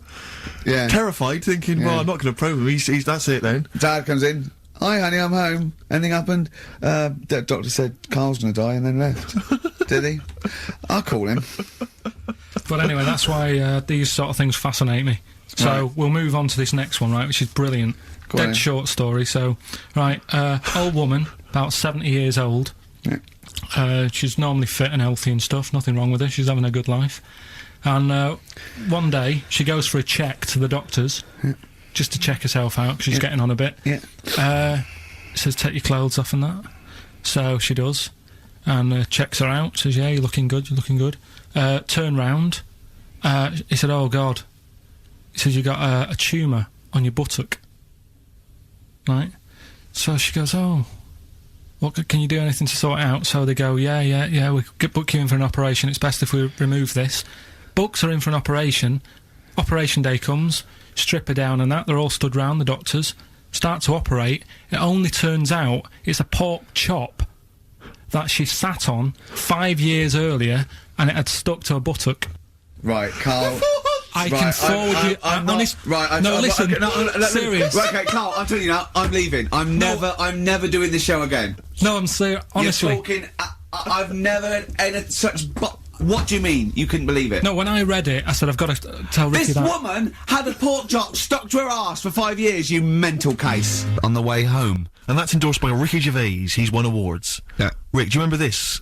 This was a hilarious moment. No, you'll remember this when you hear it.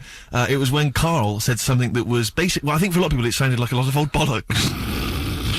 What have we got now? Right, so we're looking into animals that we get rid of. I've spoken to someone about snails. I've spoken to someone about jellyfish, and that.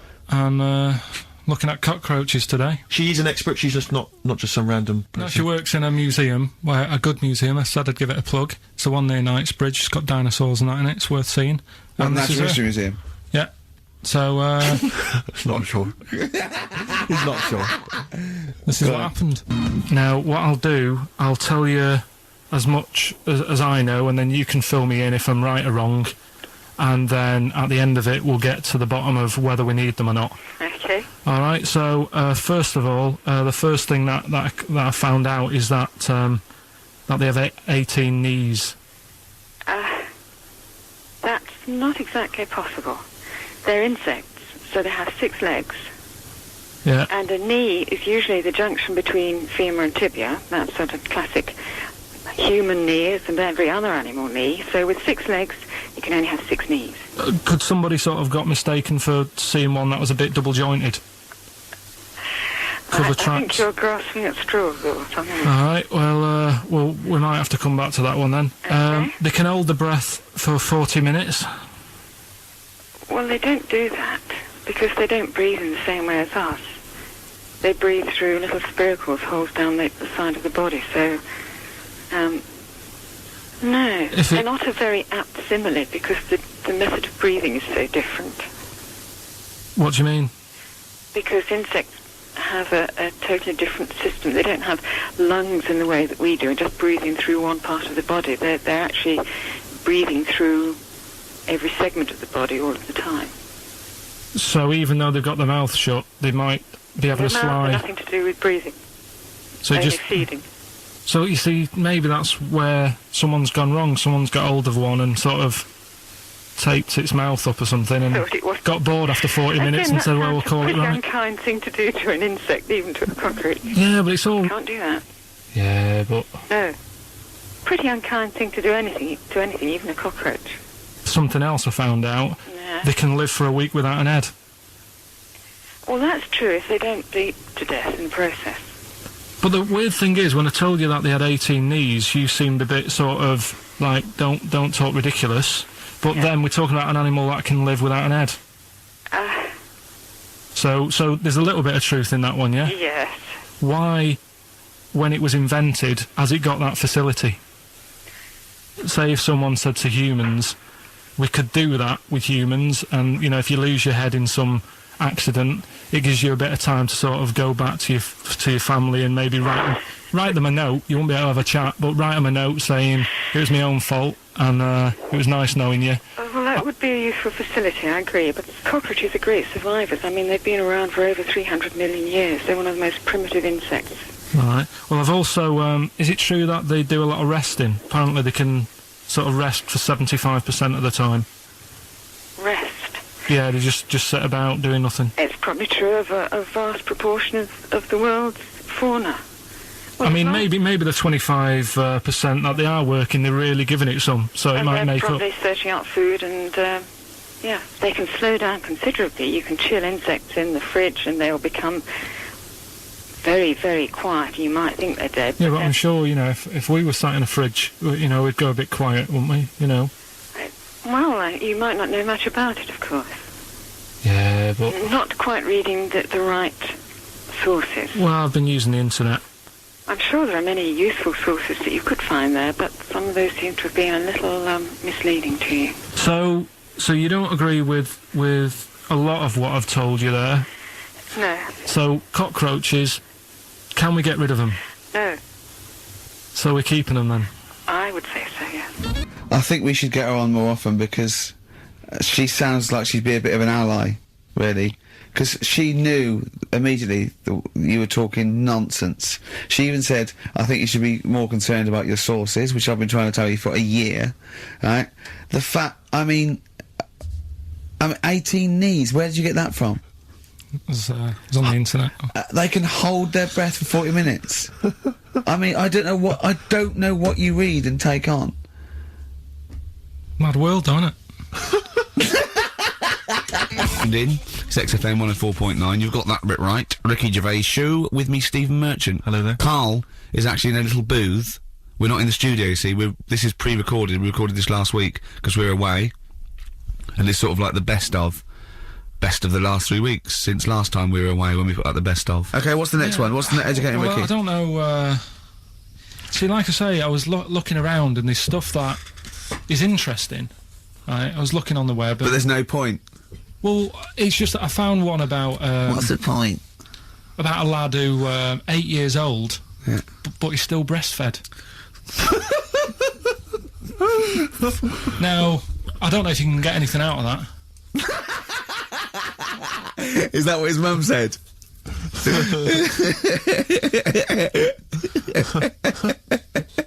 What do you mean I don't know if I can get anything out of that? You don't need to. No, it's just that, you know... Where did you read that? That was on the internet. Oh, well, yeah. You're always unspecific when you mention it. It's just it was on the internet. Well, Yeah. I'm trying to think what I put in. I think I put in Y to see if I'd confuse a computer. And then, Carl, you are... no, I did, No, honestly. I did a search, put in Y, and it came up with funny things that, like, why is this person doing that? Why is that? And it had a picture of this 8-year-old lad, sort of, you know, on his mum's nipple. And it was saying, you know, is this healthy? You sure that wasn't asking you that question? What? I put in Y just to confuse the computer. Like, the computer going, what do you mean? Yeah. Stop it. Yeah. Oh, look, yeah. Last week, I was walking, home with him, and I went, he was saying something stupid, and I went, I've got a competition for next week. Let's do a phone-in, and it's called Karl Pilkington, Genius or Fool. Yeah. Right? And he went, no. I went, why not? He went, well, it'd be confusing, because they say there's no difference between genius and being a fool. We do though, don't we? No, says that? but it's rubbish, and people say there's a fine line between madness and genius, and, you know, it's a ridiculous soundbite. They don't say there's a fine line between a genius and an idiot. Well, the people who do are idiots. Yeah. So what would you do there, though, just to sort of wrap that little thing up? What would you do? That lad loves his mum's milk. What are you asking me to come up with?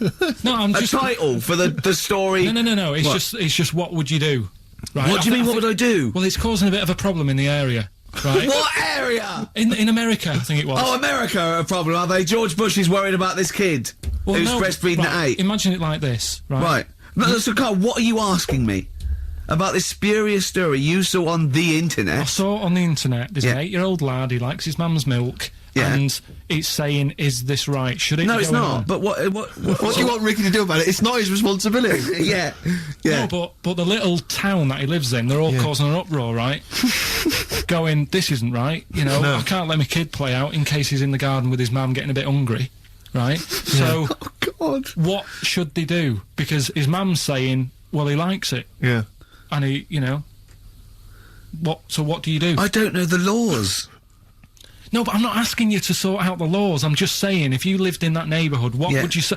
If you went up to him and said, look, everyone's getting a bit fed up with this, look. I'd say, what would I do? What do you mean, what would I do? what are you asking me? Right, it doesn't matter. No, what are you asking me? What are you asking me and Steve and the I'm public? just saying, say if you live next door to this woman, Yeah. right? The kid's hungry, 8 years old, he's out playing on his bike and he goes, Mum, I'm getting a bit peckish, and he goes, alright, son. She whops one out. And he starts having his milk, right? You live next door, you're putting your washing out, and you see this going on. You're getting a bit sick of it, because it's gone on for months. 8 years, I assume. Why is it your business? Why because it got me- are you such a nosy neighbour that you're concerned? What would you do, Carl? Let's turn it back on him. Yeah. What would you do? What's your solution? What would you do? Well, I thought I'd say, right, why are you doing this? And she'd say, because he likes it. And I go, all right then, put it in a bowl first. And you think that would sort that out? No, because I was thinking about the whole thing, right? And you do that when you're a baby, and everything's all right, innit? Yeah. No one bats an eyelid at Sure. a little baby having a bit of milk from its mum's breast, right? Yeah. You'd almost say it was natural. But you grow out of it.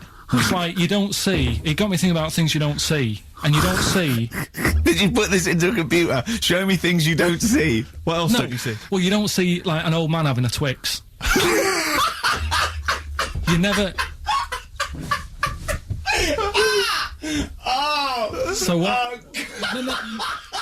You know the terrible thing about all this, Steve, is he's right. You don't see it on No, I know, that's the terrible thing. So what they have got, right, they've made old man toffees, haven't they? They've come up with Werther's. Is that a song? Oh God! You don't see it on... So they've got their Werther's, right? Yeah. Look at him! You think he's giving a lecture at Oxford? It's not going anywhere. No, go on, sorry. Go on. I'm just saying... Right. You grow out of things. Yeah. And the old man, I'm sure when he was a kid, he'd have a Twix. Yeah. But now it doesn't look right, so he's having... It doesn't look right! So... Right. I don't think Werther's originals were specially designed for old people. I think they were sweets that just happened to have been made for years. That's why old people eat them. Yeah. They didn't go, hang on, there's a market here. I've noticed old people aren't eating Twixes. Quick, let's make some old man sweets. But the little advert, he gives it to his grandson as well, doesn't he? He goes, I have a Werther's original. Now, I think it cuts, though, before he throws it back in his face and goes, get me a Twix. We're not here. Oh, it is a bit like being Dennis Norden, playing some great moments from the show. I was just imagining Dennis Norden one day, sort of just like waking up out of his stupor, he's doing this, and he'd go into the producer and go, I've just seen a couple of my programmes. I just saw It'll Be Right on the Night 18. It's shit. It is terrible. Why didn't someone tell me? Well, we didn't want to upset you, because, you know. But I've been doing it way too long. Well, you could just let me go on forever. Well, until you died, yeah. Well, why can't my son take over? Well, he's 80, Dennis. And the jokes I'm doing, they're awful. They're just... Why have I got that clipboard? I've written these jokes, they're not funny. There's an audience, they're laughing. What are they laughing They're not at? laughing, they're not laughing, that's canned laughter. Who are those audience? Who goes to an audience for It'll Be Right on the Night? A lot of them are older than you. It can't be right. You know we have 15% fatality in one of your audiences. But I went home at Christmas, I watched one of the episodes, Yeah. I was with my family and friends, I said, watch this, you'll love it. Stony face, no one laughed, they all thought it was shit. Well, it is Well, why didn't you tell me earlier? We didn't want to hurt your feelings, you're an old man. You may be upward of 102. I didn't realise. Yeah. Here's a problem that someone's emailed in. We're taking emails today. If you've got a problem, a concern, or, you know, just a general query that you think Karl could answer for you. It could be about anything. It could be about some of the big kind of philosophical questions. Yeah. It could be you know, something to do with war or famine, anything like that. Or it could just be a personal dilemma, you know, something that's happening locally. Anyway, this seems one that I think you probably have... You and your father have probably come across this sort of dilemma in the past, and I'd be interested to know what your take is on it. Let me see, this is from Lee Matthews by the look of it. He says, he lives in a suburban area where the local teenagers also live on the same road, and they're running riot. They're smashing wing mirrors off the cars, they're crashing into parked cars on their skateboards, they're just generally making mayhem, you know, night and day. What can he do to stop this going on? The parents of the kids don't seem to give a damn. Anyone who complains to them, they just say, oh, piss off. You know, the police are useless because they never catch them in the actual act of violence, which is what they got to do to apparently convict them. So they don't know who to turn to, really. It's rather like when a little old lady went and got the A-team, you know. It's a you know, and he was dressed as an elderly Chinaman. Exactly. She knew who he was. Colonel Decker didn't have a clue. Yeah. You see, it's weird, because now it has got out of hand. Sure. Do you know what I mean? Like, years ago when I was growing up on the estate, yeah, you had problems, but not like you have now. Do you know what I mean? You know, Summers were nice as well, weren't they? Well, right, and... Police are getting shorter and But younger. you yourself kind of admitted in the past that you were something of a tearaway. You didn't do anything but like never, these kids I here. mean, the thing is, I was scared that if I got caught doing it, my dad would go mad. Yes. And I remember smashing a car window by accident and legging it in the lounge and sort of pretending to go asleep on the settee. Right? Genius. And I heard a knock at the door. He chloroformed and I thought, himself, just to be unconscious when his dad came home. And there was a knock on the door, and I thought, oh god, this is the fella he saw me. I was chucking a stone in the air, seeing how high I could throw it. Of course you were. Did it keep landing on your head? That would explain a lot. And it came down. Chucking a stone in the air, love To it. see how far I could throw Brilliant. it. So, you know, I wasn't bothering anyone. Did you about invent that game? Right, Did you get the stone for your birthday? Go and play with your stone. He gave one to Suzanne. Karl, go and play with your stone.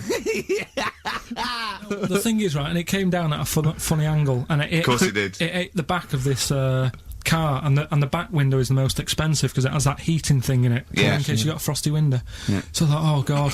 So I legged it in, got on the settee, went to sleep, knocked at the door. Genius. It's a brilliant plan. It's a brilliant plan. I couldn't be guilty. I'm asleep. So I love the idea. So the thing is, our lounge used to sort of you could see in from the door, right? So this family who saw me do it saw me asleep on the settee, and my mum said, "Go and get the door," and I sort of went, "What?" as if I'd been asleep. Yeah. I went to the door, like rubbing my eyes, and the fella said, "What did you run off for? I saw you." I was like, "Oh no," and I didn't see my dad. I went out. It was when he was working sort of evenings, so I went out so I didn't have to see my dad. And then the next day I came home from school, and my dad said, 45 quid. Ooh. That's all he said. That's all when he he said. looked at me. And then you fell asleep when he went, wake up. You know what I said? No, 45 quid. Now the thing Carl. is, he didn't have to do anything. £45, Carl. Now, I know you were saving up for a brick, but you can't have it. Yeah. Just equally, if you're doing a bigger crime, you know, a bank job or a murder. Remember to take the stocking off your head, because they wake you up and go, "Why have you got a stocking on your head?" Just go, "Oh, I had a weird dream." Right. Okay, look, quick query for you. This is from Jay. He's got a problem here. He says, my parents won't let me ditch my studies. He's currently reading modern languages at London University. Sure. He wants to follow his dream, but his parents won't let him, of being a dancer. Carl. Worse than that, he says that they're trying to arrange a marriage to a bunch of minging daughters of people they know from good families. He doesn't know what to do, so he's got the arranged marriage coming along, and he's also got, he basically wants to be a dancer.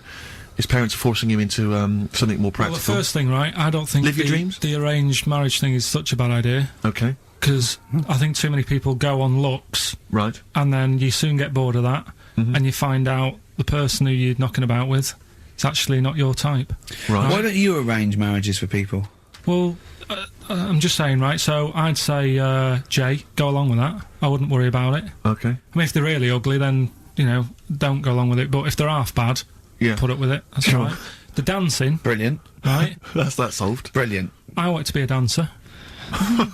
After I did the boxing, right, I joined a dancing thing just near Man United's ground, right, called Twiggies. Went along, I wanted to learn some moves. How old were you? Well, it was when Michael Jackson was, like, pretty big, so about 83, 84, 85, something like that, around there. Wanted to do it. When I went, it was shut, and it had become like a warehouse for toilet rolls. So in a way, I wonder what would have happened. Sorry, how is that an anecdote about you going through dancing? Well, You've told me before, you did boxing for a while, you did dancing for a while. You had a true fight in the boxing, you didn't even get in the that's not an imagine if that was a film! This is a boy's dream of becoming a dancer. Oh, it's shut. Next on. I mean, how is that a story? Yeah, if that was Billy Elliot, do you think it would have won quite as many awards? Yeah, brilliant. Footloose, alright? Yeah. I'm fed up they banned it. Let's go. Oh, it's shut.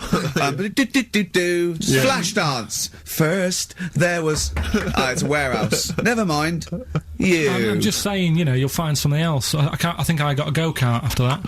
I bought a motorised go-kart and kept myself busy with that. So... There's always other Just things. think, Alan Bennett has to sit down and really sweat over his stories.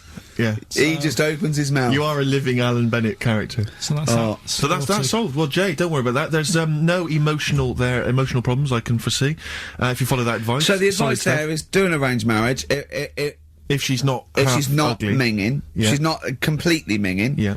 And don't worry about dancing, get a go-kart. Cheers. This is XFM 104.9, I'm Ricky Gervais with me, Stephen Merchant. Hello. You're listening to the best of, basically, Karl Pilkington. You don't talk to anyone, do you, in the week? You just hide in your little sound booth thing, and you really don't talk to anyone, do you? Much? Not really. No. I mean, you might call up. Yeah. But no, I keep myself to myself. Yeah. Then you don't get bogged down in the office politics and stuff. Yeah. Is there a lot of office politics here? I don't know. I don't get involved in it. Oh, yeah. Proved your point. So when we're away and we're like out of action, who other than Suzanne, who will you talk to of the day? How will you get a sort of feedback from the world? How will you get sort of like input and? I always, if ever I've got like a question on anything, the internet's sat there and I can just go online and find out. The internet is good. It's brilliant, but it's not all verified. It's not all necessarily factually accurate. Anyone can put things onto the internet. It's it's freaks and things that put on things one, right? like. Here's one that I read in the week. Right? Go on. About this woman. Yeah. She was a bit of a punk, and to get her hair done like she wanted it. Super glue. Right now, she got lard. Apparently, it's a popular thing. You might know. put lard on your head. Yeah. And you put it in the oven. Now, apparently the heat that you get from the oven is different from the sort of heat you get from an hairdryer, right? And she had to do that to get the style that she wanted. But anyway, she comes into money or whatever, treats herself to a microwave, right? It's not true, Carl. Opens the door, jams the things, you know, like the little catch, so the microwave works. She jams it with a screwdriver or a knife or something. Yeah. Puts the microwave on, sticks her head in, boils her brain. Don't be ridiculous. Right? Well, why is that ridiculous? Boils her brain. She boiled her brain. She boiled her brain. And this is what's good about the internet. I went straight from that, and there was a subject about brains. And do you know that Russell Crowe, when he dies, is giving his brain to charity or something? Some sort of... some people who can do stuff with it. She gave hers to Pot Noodle. Vesta. Yeah. Oh, That's the boiling sort a of stuff. skull. Yeah. That's not true. It's no. not true, Carl. Just urban myths. Someone made it up. Yeah. For a laugh. They're just too convenient urban myths. Everyone said you can tell an urban myth's not true because it's always this happened to a mate of mine, and when you say what happened then, they go, don't know, that was it. Was it?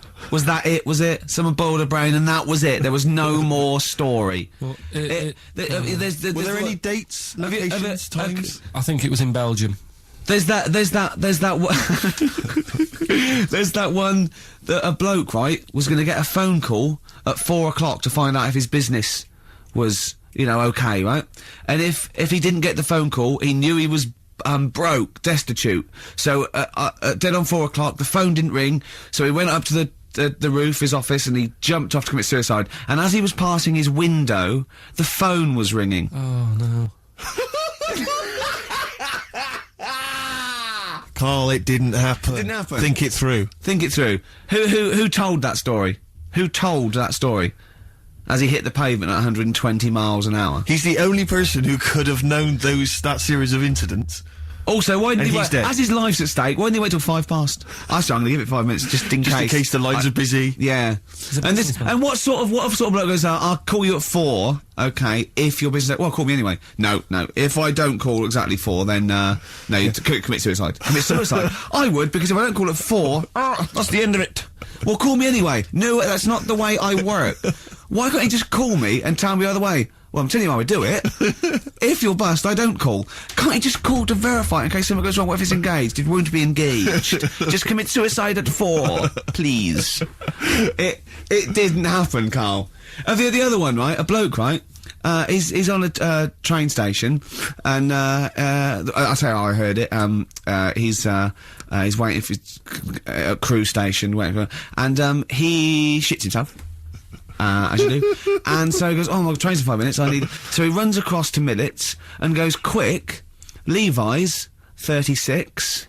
The bloke just puts it in a bag, he runs onto the train, he goes into the toilet, takes his, trousers and pants off. He's soiled. Yes. Throws them out of the window. I won't be needing those again. Cleans himself off, open the bags, it's a jacket! Oh. No, it didn't happen, Carl! At what point did he go into it and go, quick, Levi's 36, and the bloke went, sorry, Levi's 36, what, a pair? No, shall I wrap them? Them? It? Shall I wrap? Just wrap whatever it is. Do you want to look? No, I'm not looking when you're putting it in the bag, please. Right? Well, 36 white stories, well, don't say anything. I've told you 36 Levi's. They put it in a bag and charged me for it. Yeah.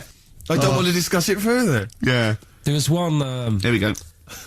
There was one about a woman whose husband died, and she had him cremated. Yeah. And made like a little egg timer out of him. Mm. And she said, I did that so it can still help around the kitchen. Well, that might be true. That might be a joke. That's quite sweet. That might be true. It's true story again. It was all. No, not again, because the ones I just told weren't. Nor is the boiling the brains in a bag curry microwave. Head story true. Yeah. That's all. I'd like to play a beautiful song now by Cat Stevens called Lillywhite is Sick. That was the Cardigans. And for what it's worth, a lovely tune there. Oh, that's a joy. We should definitely talk like that more. XFM 104.9, Ricky Gervais, Steve Merchant, Karl Pilkington, alright? Alright. Yeah? Right. Well, we got a jam-packed show today. Go We on. got so many we got more features than Karl's got on his face. which is about the same as Morph. Yeah. Very few. It's just really a head, isn't it? A little. That's where I've seen him before. More. On Take Heart. Yeah. We've got Rockbusters. That's Have we? still No, going you know strong. my feelings on that. No, Fair but enough. he's said he's going to buck his ideas up. We've got chimpanzee that. Karl finds an amusing monkey or ape related story. We've got Karl in a film again. Right, excellent. Yeah, I've had a Look lot of forward- great response from that, Karl, on the internet. And It stuff, was on the my email. favourite thing we've done. People raving about that. So and, what's can we say what the film is this and week? excuse my French, we've got some bloody great music. Oh, pardonnez-moi. Wow, I don't know. I can't speak French. I wish I could. Well, I'll just give you a taste. We got Oasis, Cardigans, you just heard there. We got Lloyd Cole. We got a bit of Pretenders coming up. Eminem, Feeder, Coldplay, all the greats. Can I play you some Teenage Fan Club later? Yeah. What should we have now? Oasis. Go on, then. Yeah. This and Songbird. It's a nice little ditty It's all right. Yeah. of a It's not too Saturday. bad. Yes. Thank you. XFM 104.9. Ricky Gervais, Steve Merchant, Karl Pilkington. I think we should go straight into it, Karl. I think we should do the competition. There's Karl in the corner. It seems Whatever. a little premature. Do you reckon? Yeah, I Do you think reckon we so. save it? It's Yes, so good. We exactly. should tease it out of them. Well, it's a big thing. It's just that I've got absolutely nothing to say. I Sure. haven't really. Well, I mean, like, often I know you'll have spoken to Karl in the week. This week, for some reason, I've been speaking to him. Oh, right. I spoke briefly to him about Michael Jackson and the documentary. Yeah. Now, of course, I thought that was extraordinary. Amazing, and I asked amazing Karl's piece of opinion. work. Yeah. And he didn't mention to me the fact that Michael Jackson likes to climb up in trees. No. He didn't mention anything about his bizarre relationship with children. He didn't mention anything about his obsessive billionaire spending sprees. Right. He didn't mention anything about the mannequins he has in his thing, or the fact that he drives around his sort of 7 hotel suites in Las Vegas in a little kind of old people's scooter. The only thing of note for Karl was he said to me, "Did you notice how big his hands are?" I'll tell you what, though, I did. What? Yeah, how you look at the man's got like a face that he's had reconstructed. Well, I can't know. say that's libelous. Yeah, But, no, he hasn't. He's got an he's had oddball he's had two nose face. jobs. Yeah, And but you're looking at his hands. But I think it's because you look at him and he looks a bit like there's a bit of androgyny there, but it's sort of like it is quite a petite sort of old lady's face in a way. But then you see these labourers' hands come out. It's always the way with a tranny, isn't it? You know what I mean? What, you can't accuse him of being a tranny. No, he's not. No, he's not. What are you saying? No, I know He's got enough issues now. You're accusing him of being a tranny. I like him. I thought he came out that brilliant. I thought it was really. I really felt sorry for him. No, I think he cleared up a few things as far as I'm concerned. I thought it was a fascinating piece of work, but I did like the shopping spree. That was great. Extraordinary, 'cause he's Just got going such around bad just taste. pointing. I know it was bad taste, wasn't it? It was like one of those bazaar shops. You Yeah. know what I mean? There's anything sort of a gift shop, but they're trying to make it look like Ming, But if I mean, and if it's sprayed gold. if he'd been living in a trailer park, he'd have been ordering, one of those porcelain dolls dressed like a Harley Davidson I know, bike yeah. rider, or an Elvis commemorative plate. It was the kind of But- billionaire equivalent of that. But the hands were a giveaway.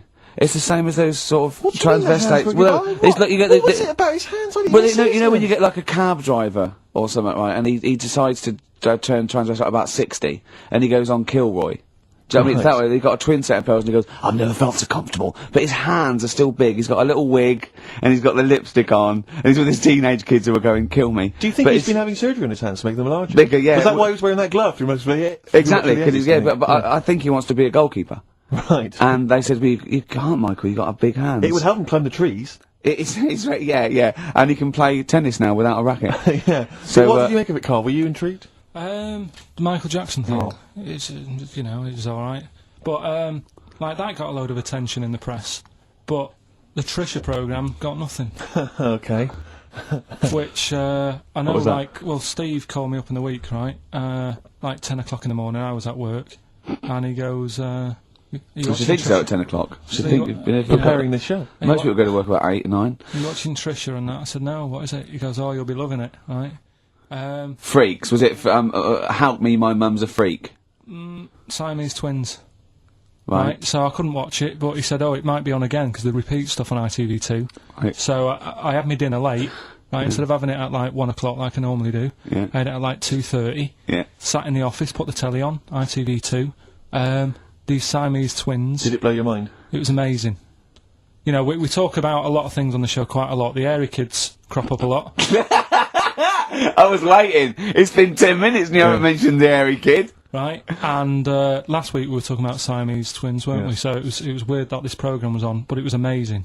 I mean, what I did think you you can't refer to them as Siamese twins. I think they're known as conjoined twins. Why? I think Siamese is maybe considered derogatory or as an old antiquated phrase. Yeah, I think it's because the first famous ones were actually from Siam. Right, but anyway. And that doesn't exist anymore. No, it's conjoined, Carl. Yeah. Get the phrase right. But you'd think that if that's happened to you, that wouldn't be that sort of offensive. The names that you must get called. Right. You think that's the least of your Siamese worries? twins, I'd say, well, that's, yeah. Now, were you stunned by where they were connected? Just live with it, we'd say. Right. Because they were connected, of course, at the forehead. Oh, sort of, which was quite extraordinary. God. What if one had bad breath? That wasn't a question that Trisha asked.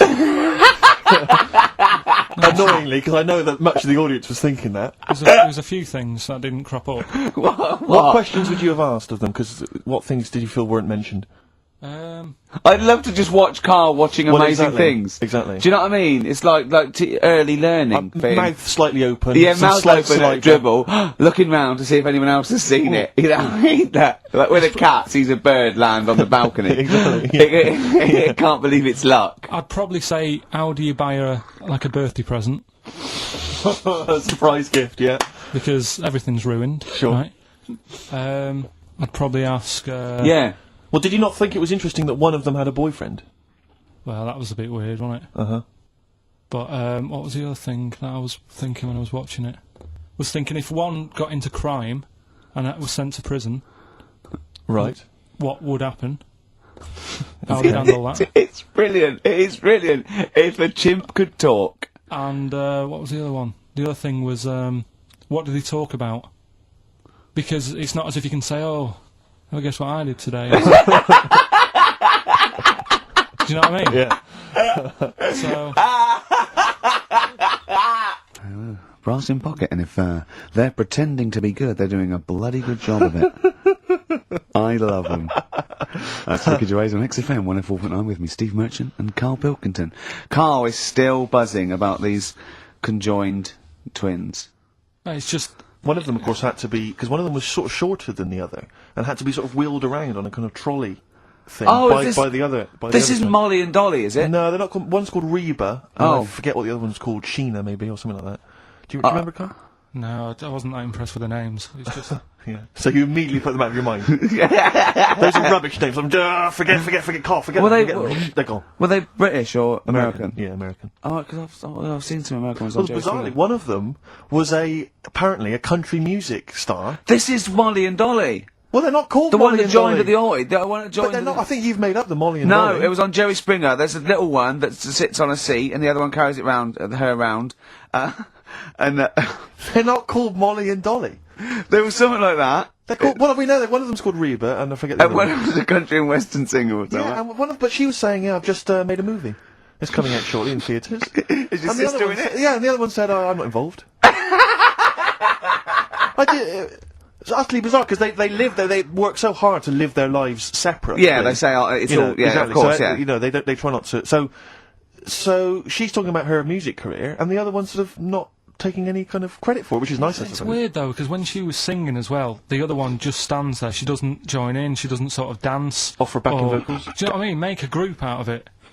Yeah. A duo. Yeah, well, but it seems like we're sort of being horrible, but we're not. We're not. I mean, no, we're laughing at Carl's amazement at this phenomenon. Sorry, I just got to say we're not.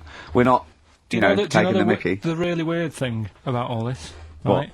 And it's annoying because you were saying about, you know, what should have Trisha have asked and all that. Yeah. But one of them mentioned that one of them was adopted and the other one wasn't. Don't talk rubbish. No, seriously. I didn't understand it, right? Of course you didn't. And then Trisha sort of said, well, let's have a chat, and they were like, no, don't want to go into that.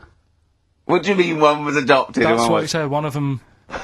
don't quiz me on it, but that's what was said. Hi there, I may...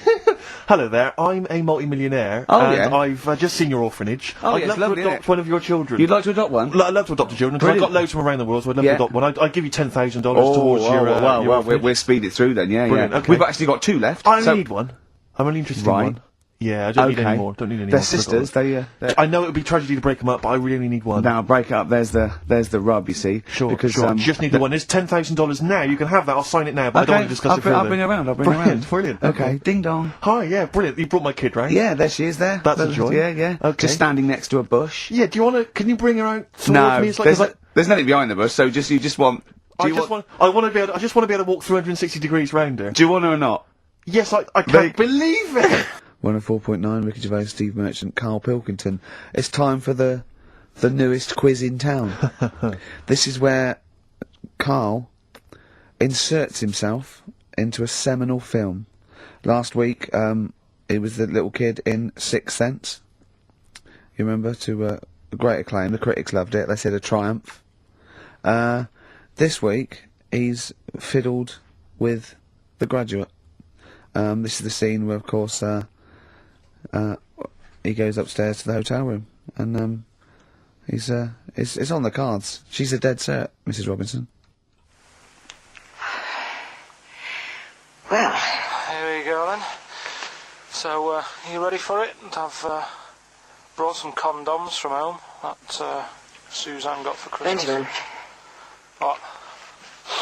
Will you bring me a hanger? A what? A hanger.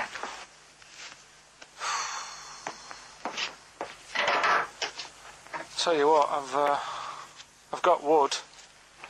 What? Just saying, I've got wood. I've got metal ones as well. What sort do you want? Either one would be fine. All right. There you go.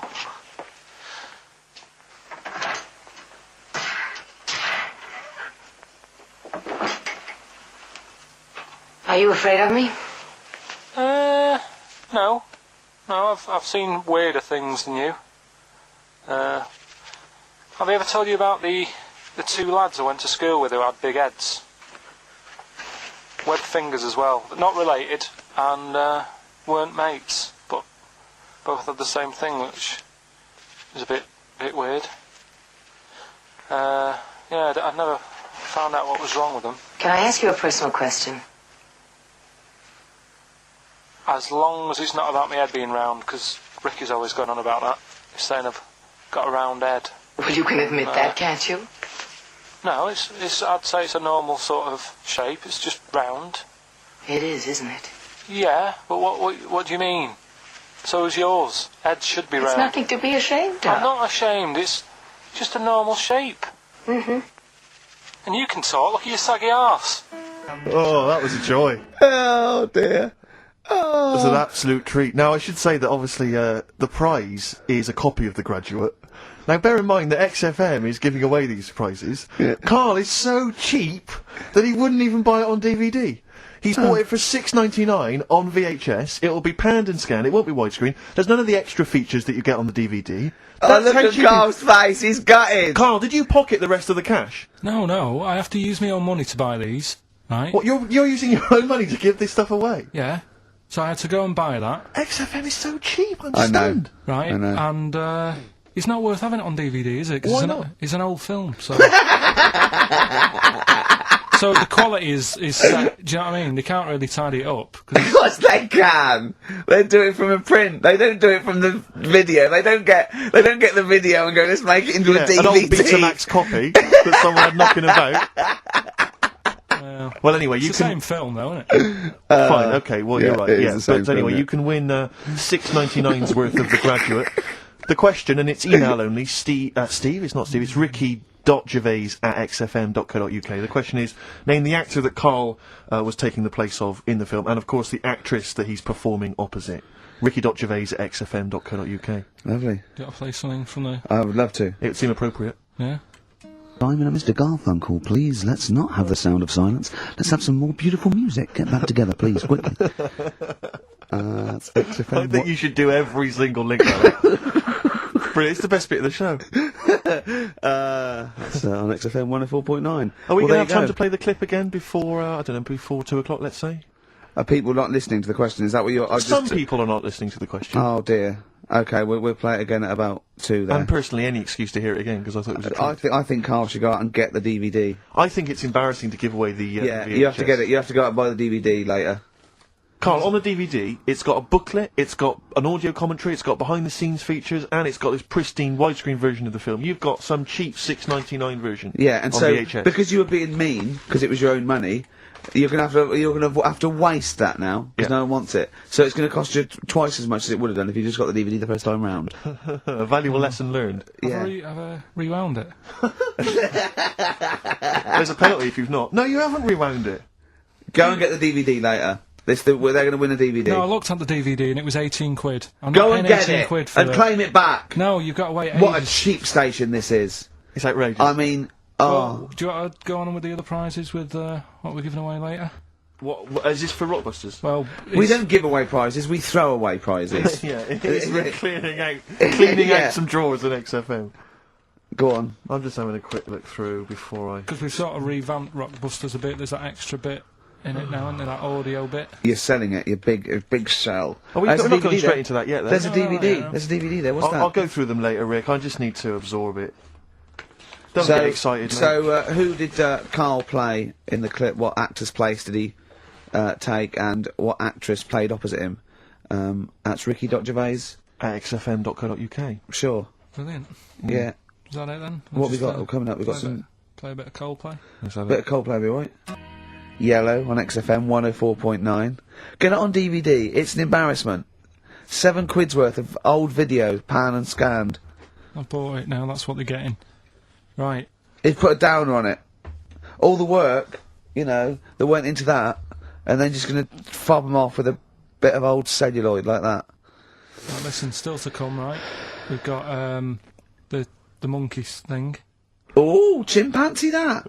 And when I was out last Sunday, right, at Johnny's birthday party, Yeah. Steve was there. Yeah. Got talking about stuff. And a debate that we didn't really finish cropped up. It blew your mind, didn't it? Amazing. Oh, I know about this.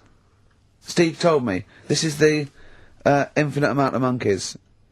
Or a monkey with a typewriter at an infinite amount of time would eventually come up with the works of Shakespeare. Yeah. There was no debate. It's a philosophical, mathematical problem. There's no debate. It's true. It wouldn't happen. No, listen, Carl, listen. Infinity sorts it all out for you, right? An infinite amount of monkeys at a typewriter, right? They do everything. They type everything. Infinity just sorts it all out for you. There's no getting to it and they're going, oh well, let's have a look what they've done. This one's come close. Did Romeo and Juliet. It would do it all. It would type everything ever possible, conceivable. Yeah, but... It's a mathematical thing. Well, Infinity we've heard your side of the argument, Rick. And I'll be honest with you, it's a persuasive one. But let's hear Carl, because he heard about this in a pub last week. Yeah, so what's your he's got problem? some strong What's your ideas problem with himself. it? What's your problem with it? Well, first of all, right, you're saying it's a load of monkeys. It's not just one monkey that Depends. can live forever. No, wait. It's either a chimpanzee with a typewriter with an infinite amount of time. He would eventually, by definition, mathematically, type everything ever possible. Okay, or it's an infinite amount of chimps with typewriters, and one of them will type it first time. But already, that's not right. You either need to have What do one you mean? monkey. What? You mean Let's hear his employment point. laws? He What do you mean can't- it's not right? Let's hear him out, Okay. please. If it's one monkey Yeah. with a typewriter that's got loads of ink in it and that, right? At least it knows what it's done in the past. It's not. Keep going. Cry. If you've got a load of monkeys, it's like if you have too many. What's that saying about too many chefs? Too many chimps spoil the soup. Right. Well, it's the same thing. It's like, well, I didn't tell you to put salt in it. I was going to put salt in it, and it messes it up. Whereas if it's just one, they know what's gone on. So what I'm saying is, Just leave him go. I can't be bothered, I want Steve. to hear. I want to hear the rest. This blows my mind. He doesn't know what this does to me. It's a mathematical problem. I want to hear the rest. well, it's just I just don't think it will happen. What do you mean you don't think it'll happen? Infinity works it out for you by definition. Well, what's stopping them typing the same thing again? They would. In fact, the problem should be if you had an infinite amount of time that it would type that works for Shakespeare an infinite amount of times and everything else an infinite amount of times. But you know, that's not as. But not Not Shakespeare. Oh! Shut up! You idiot! Rick, do you know what he said to me? I said to him, I explained it to him. I said, you've got an infinite number of monkeys, infinite number of typewriters. They will type the complete works of Shakespeare. He said, have they read Shakespeare? You're an idiot! Play a record, said, no, I'm not having this conversation. They're not doing it from I'm not having it, because it really, really winds me up. But you're saying they'll do it with no spelling errors. Well, they do it an infinite amount of times. And they do it wrong an infinite amount of times. And they spell, the last full stop, wrong an infinite amount of times. And they get one thing wrong in Hamlet wrong an infinite amount of times. They do everything an infinite amount of times. But are they going off a story that they've... Play a record, Carl, because I'm gonna knock you out! I'm just saying... Oh, she's a girl and I'm a man. Good that, innit? On XFM, 104.9, Ricky Gervais, Steve Merchant, Karl Pilkington. As ever, Rick, there's always someone who steps in to defend Carl. Okay, what is the defence? What is the defence? Here's an email from Scott Coomer. He says, Carl is actually right. I've got an A-level in statistics and probability. It doesn't matter how long they have and how many monkeys you have. You cannot guarantee they would type the complete works of Shakespeare. Infinity makes it probable they would get it right, but not definite. Yeah. Well, yeah. Yeah. That's what I was saying. No, you weren't saying, Carl. You don't understand it. Infinity sort of sorts it out. That if they do anything, they nearly do everything, won't they? No, I mean they'll give it a good shot. No, that's not the point. But the I'd point be is surprised if they did one page right. Right, listen. It's not to do with consciousness. It's not to do with them aiming. They are just bashing away at the keyboard. It's like they're used to show that there isn't consciousness. They chose the chimpanzee because it can type, presumably, hit the keyboard. It's because they hadn't come across you at the time. Yeah. It's to take out thought out of it. It's to take out reason and trying, right? It's just random. They're saying that if you typed enough things, if the computer was left out typing everything, if you left it for an infinite amount of time, and they chose Shakespeare because there is meaning behind it, and it's difficult to get it exactly right, to show you that Infinity would come up with it's not just Shakespeare, it's every novel. It's everything. Fairly eloquent there from Gervais. A quick riposte, please, from Karl Pilkington. No, I'm just saying, what I don't understand, if it hasn't read it, then how does it know where it's going? Listen, right, listen, right, can I just explain to people, right? Some people have said, oh, why are you cruel to Karl? He drives me mental with things like that. What do you mean, well? Let me just take a breather. How do I do your editing? He keeps coming in the week. You know that I work here properly, in the week, don't I? Yeah. I've got a proper job, yeah? Should be 9 to 5, but I normally get in at about 8 o'clock and work A lot of people getting 8 o'clock. Working hard, trying to do my job. 3 times this week, I've been rushing around, I walked past my little studio, he's sat in there, alright? Now, because I've got this sort of job, I can get away with it. I said to him, if I was a doctor... would he keep coming to me practice? If you were a doctor, there'd be severe problems with the NHS. Imagine that. The standards would have lowered so much if you can arrive at the hospital you're a doctor. We'll pop in, I'll go to lunch, don't we? We have a little lunch break, don't we? I go, come on, let's go now. He goes, I'm busy. I go, come on, let's go now. He's going, oh, you're doing me head in. Well, when I was talking about the monkey conundrum with Karl, he said to me, right, if I had a day off work, and I was, say, watching the TV, and with one hand I was typing a typewriter, would I type Shakespeare? I mean... Yeah, but you see, there's certain things. We were talking a little bit about this stuff the other week, weren't we? When we said you were going on about Einstein, and I said he's not that good. You know, E equals MC squared. You know, it sounds good, but I've never used it. And that. Right? I've never used it. You haven't used 2 and 2 equals 4, Karl. The fella with an apple fell on his head. You know. It could have been anyone sat under that tree. Do you know what I mean? It's just annoying. Lucky. And Newton gets all the credit for his laws of the universe. Well, other people were working whilst he was having a lunch break under the tree. So in a way, it's like he didn't deserve to have that success story. Again, forget the apple and the tree and whether he was sitting down having a lunch break. It's totally irrelevant. Yeah, but what I'm saying is there's certain things that will just happen. You know, it's like, I think we were talking, when we were out eating the other week, we were talking about Noel Gallagher. Well, this is the reason the monkey discussion came up, right? Noel Gallagher... I don't know what to say. I don't know what to say. Rick, I don't want to misquote Noel. I'll be like Herbert Lom in Clouseau. I'm going to get a twitch whenever he opens his mouth. I don't know where to start with some of his statements. Well, as I say, this discussion began because we were talking about a quote that Noel Gallagher supposedly gave. Now, I don't want to misquote Gallagher, but the gist of it was that he said, had I written Wonderwall or whatever, instead of the Beatles writing Strawberry Fields or whatever, I'd be the one that was considered the great songwriter, and it wouldn't be the Beatles. You know, it's just the fact that they came first that meant that they get all the credit as being the greatest band in the I don't know world. where to start with that statement either. I mean, that's Gallagher's thing, and he's, you know, well, whatever. We know what we think of that. What was your point, Carl? You agreed with him, didn't you? Yeah, I reckon. Right? Do you know we've talked about putting a baby in a room before, and it'll know what colour it is and stuff. If you got a room that's painted red, right? But forget that because that's going to confuse. Hear him out. Listen to me. Say if they did some new TV show, right? Like what's that film with Jim Carrey in where the Truman Show. The Truman Show, right? So they make up a little room, and some woman has some kids, and you say, right, let's put the kids in this room, and they don't know what's going on outside. They don't know anything about like EastEnders and that. It's like their little world, right? They don't know anything that's gone on. How could a child survive without EastEnders? Right, listen. So you sat in the room, right, and then when they're all asleep, right, Wait for this bit. Someone Have you heard this? Yeah, bit? wait for this bit. They're all in a room. Yeah. They're asleep.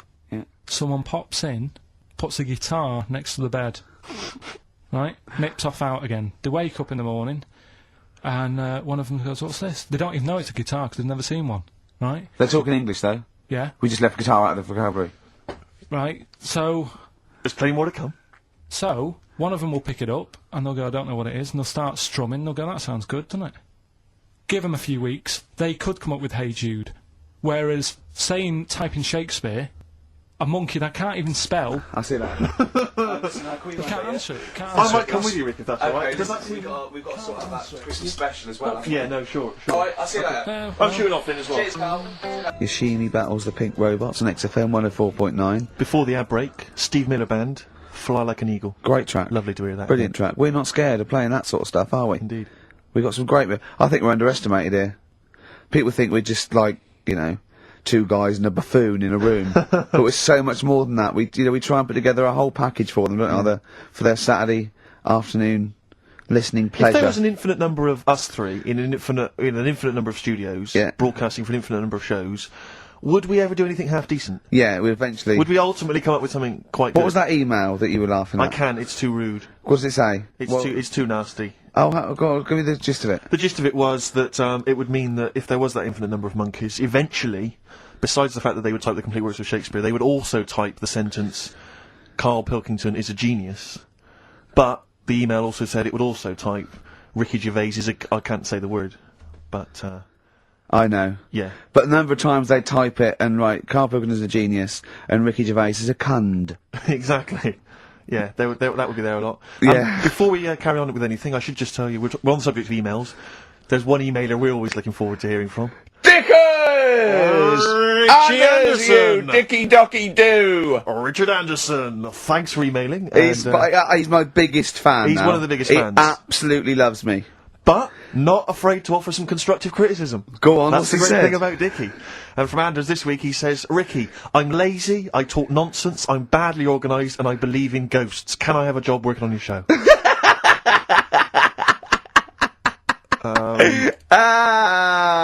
Possibly, Anders. Maybe send in a CV. Or email a CV. He's put a little bit of all of us in that, hasn't he? Oh, I'll ask him if he's a goggle-eyed freak, Steve. Alright, calm down. Well, no, I didn't mean... there's no need to get insulted. No, I didn't No need to necessarily get mean nasty. you, No did need I? to get nasty. Well... I was thinking about that, actually, Steve. Oh, God. Just talking of the old... What? What? Talking of the what? No. Do you know, like... This better be good. No, you don't have that many girlfriends and that. What do you mean? Carl, why are we on this? I was defending you in the whole monkey discussion. Come on, what's your point? no, What's your we'll point? leave What's your it, point? No, what's the point? What's the point? I just was thinking... If there was an infinite number of Steves? You're an odd-looking fella. Come on, Carl, get to the... No, you know cut I know to the that. quick. I've told you that Cut loads to of the quick. times. What do you mean, you know I know that? Well, there's no point pretending anymore.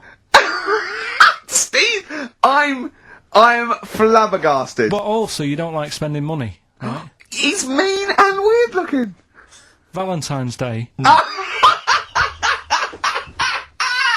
gonna... Oh. Are you sort of... you know. You've got to love him though, haven't you? What are you happier with? The fact that no girls like you enough, right?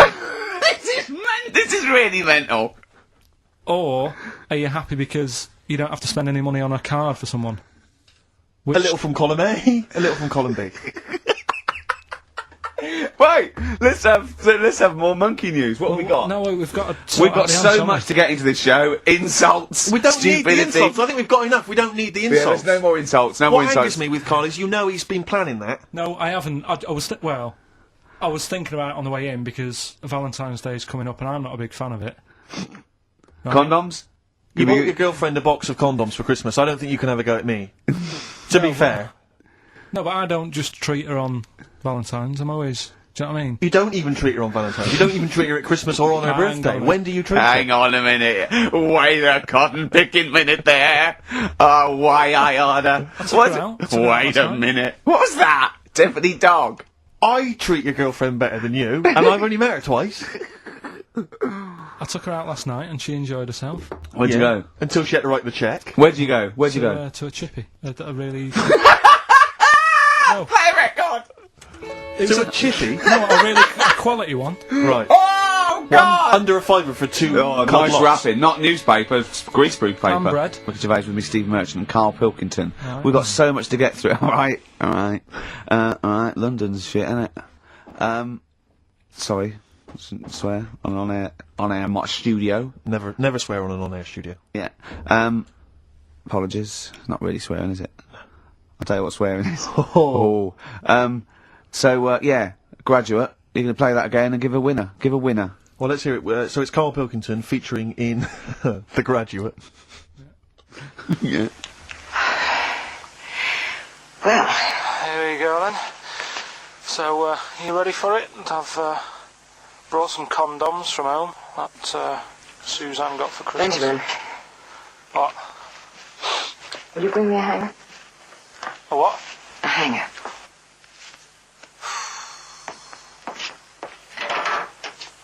Tell you what, I've got wood.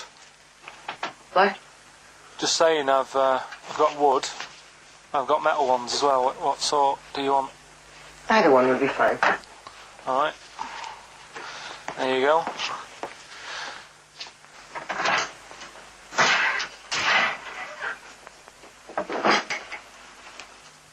Are you afraid of me? No.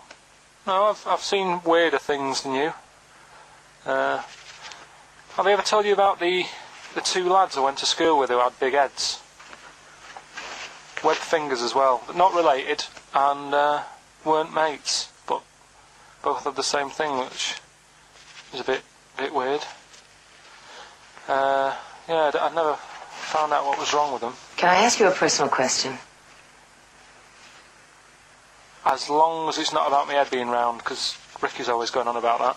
He's saying I've got a round head. Well, you can admit that, can't you? No, it's. I'd say it's a normal sort of shape. It's just round. It is, isn't it? Yeah, but what do you mean? So is yours. Heads should be It's round. nothing to be ashamed of. I'm not ashamed. It's just a normal shape. Mm-hmm.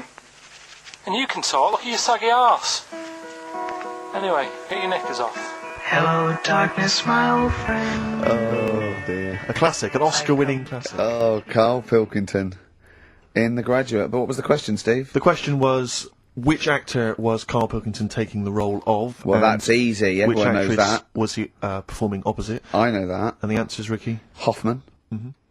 And, Bancroft. Anne Bancroft, Dustin Hoffman, and the $6.99 VHS cassette is going to Laura Gomez because she says that she'd be happy with the VHS, not the DVD. So, best of luck to her. I hope she enjoys that. All right. Yeah. What we do next week? I've got loads of. I quite like hearing Karl in a sort of seductive environment. It gives you another insight into him. It gives you another dimension. I know. E.T. it is then. Yeah, Civilly to each other first before we start making it rhyme. Oh, Rockbusters, Karl? Yeah. I'm not a champion of Rockbusters, as you know, but I think it's overstayed its welcome. But I'm willing to go Well, I along think with Karl's just giving the fans what they want here. it. Okay. It's a popular thing, isn't it? Got some good prizes. The press are behind it. Let me tell you what the prizes are.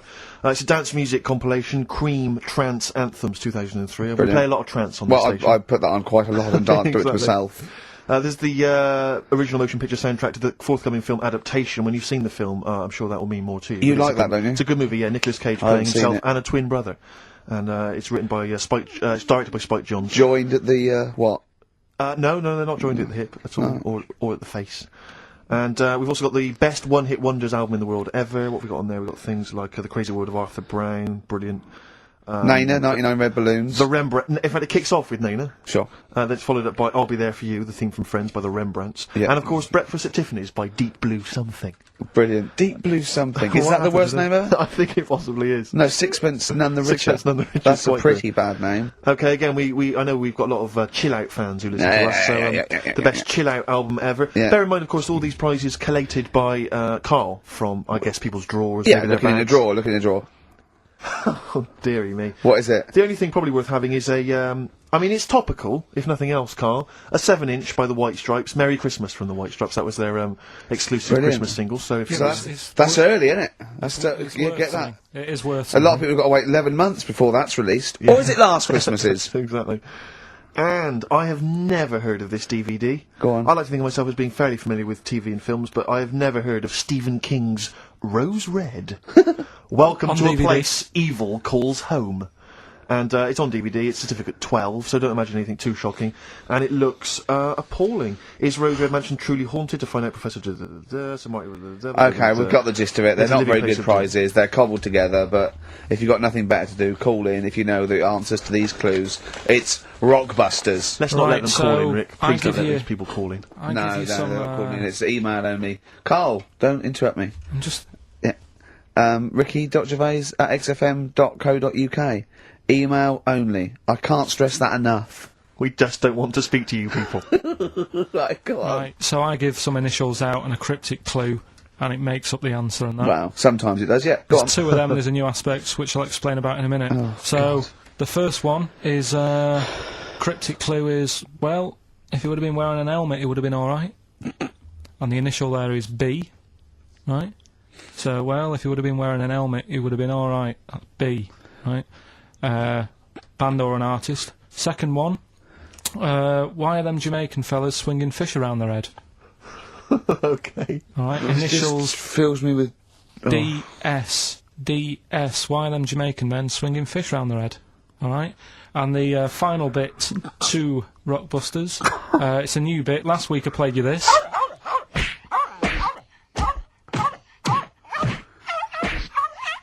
His face goes along with it. That's someone beating up a dog. That was Smack My Bitch Up, right? So here's some sound effects and that, and they make up a song.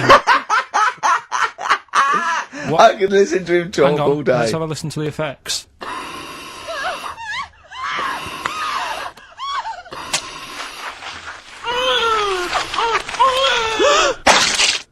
That's terrifying. Right, I told you not to play that one. It's rubbish. No one will get that. Well, we'll see. I heard that. I can't always say, I said it's rubbish. No one will get it. No, it's not the one you think it is. Ah, right. So, email in, ricky.gervais@xfm.co.uk and you can win that stuff. I'm a little bit confused. I'm here. I've heard what you're saying. We've discussed this in the past. I don't know what's happening. What's that? Is that a clue? That's a cryptic clue. That's screaming to a song, is it? To do with screaming. Well, don't say it. So it should stand up by itself. Don't give them any clue. Hang on a sec.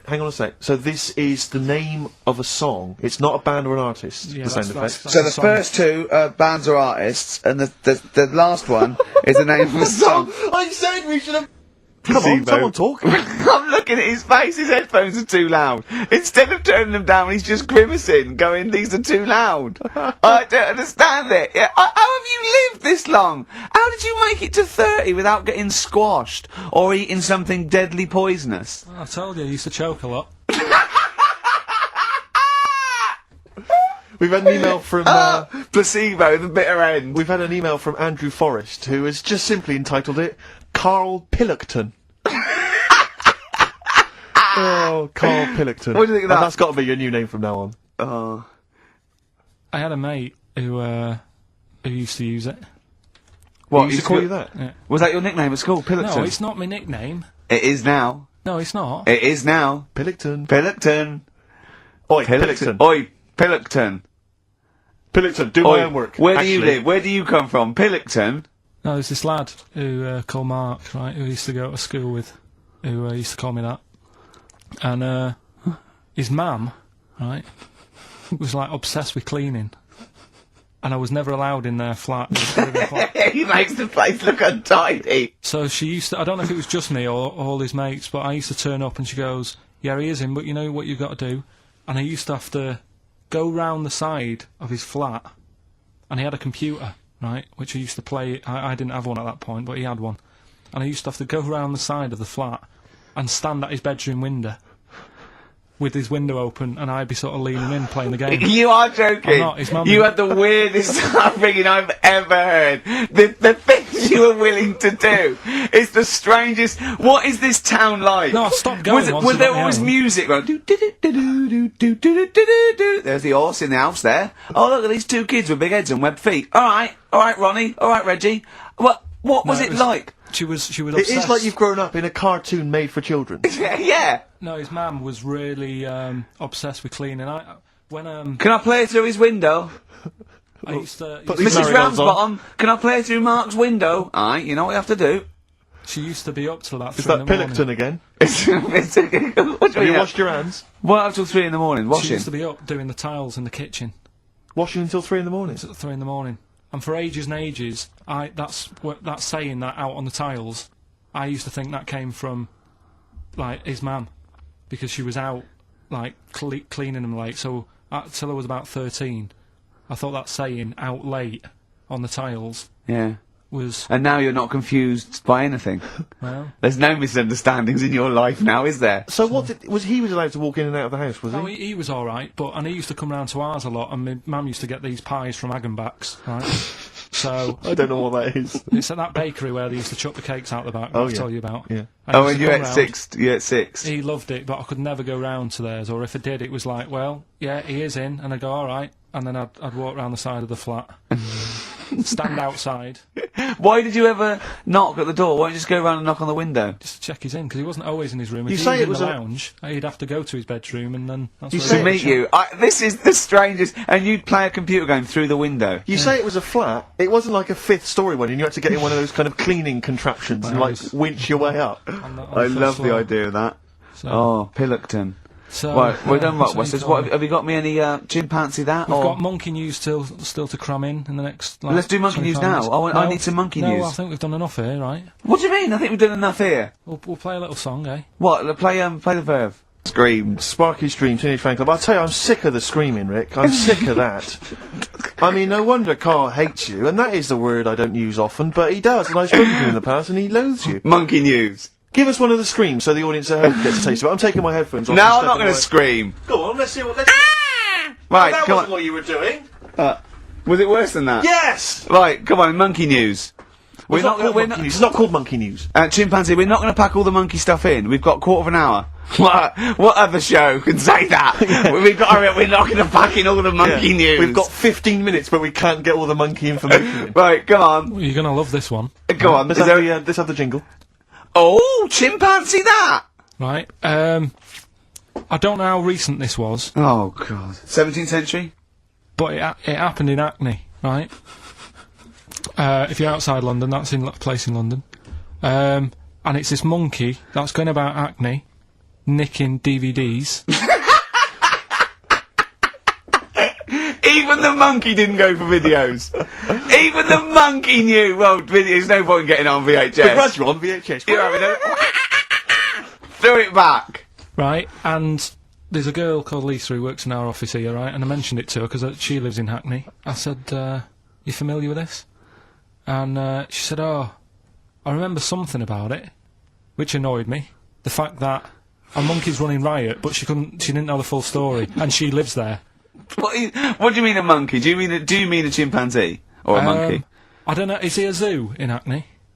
Is there a zoo there? I don't know what sort it was, but it was like... Is there a zoo in Hackney? I don't know, that's what I was asking.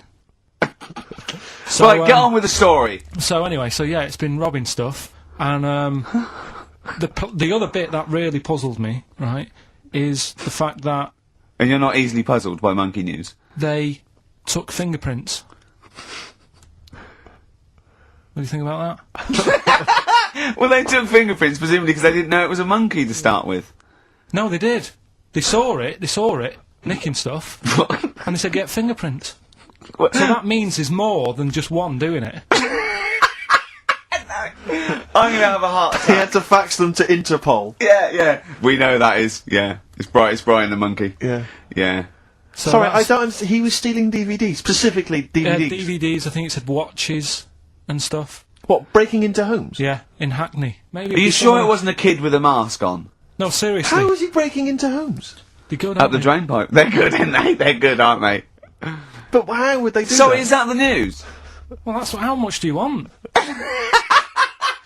Is that monkey news? for this week? Well, I don't know that it's true. Again, I've got nothing. There was other stuff. There was another story that I found about a monkey, but I would like to know from someone if in Hackney if do you know what I mean? And I missed that one on Crime Watch, which would have been good, right? But there was another story about one that kept getting on buses, not paying its fare, and just sat in a corner reading the paper. Reading the paper, Carl. You're an idiot. But that wasn't in London. You're an idiot. That was in America. It wouldn't read the paper. Why would it read the paper? Because it was its way of sort of going, oh, well, if I'm reading something, maybe the inspector... The inspector will notice my hairy hands. Oh, Carl, you're such a fool! Well... Pilkington. Carl Carl, we've Pilkington. just had a news flash that an infinite number of monkeys in Hackney are nicking an infinite number of typewriters. Yeah. We don't know what for. At this stage, we've got no more information. And they've taken back an infinite amount of graduate on video.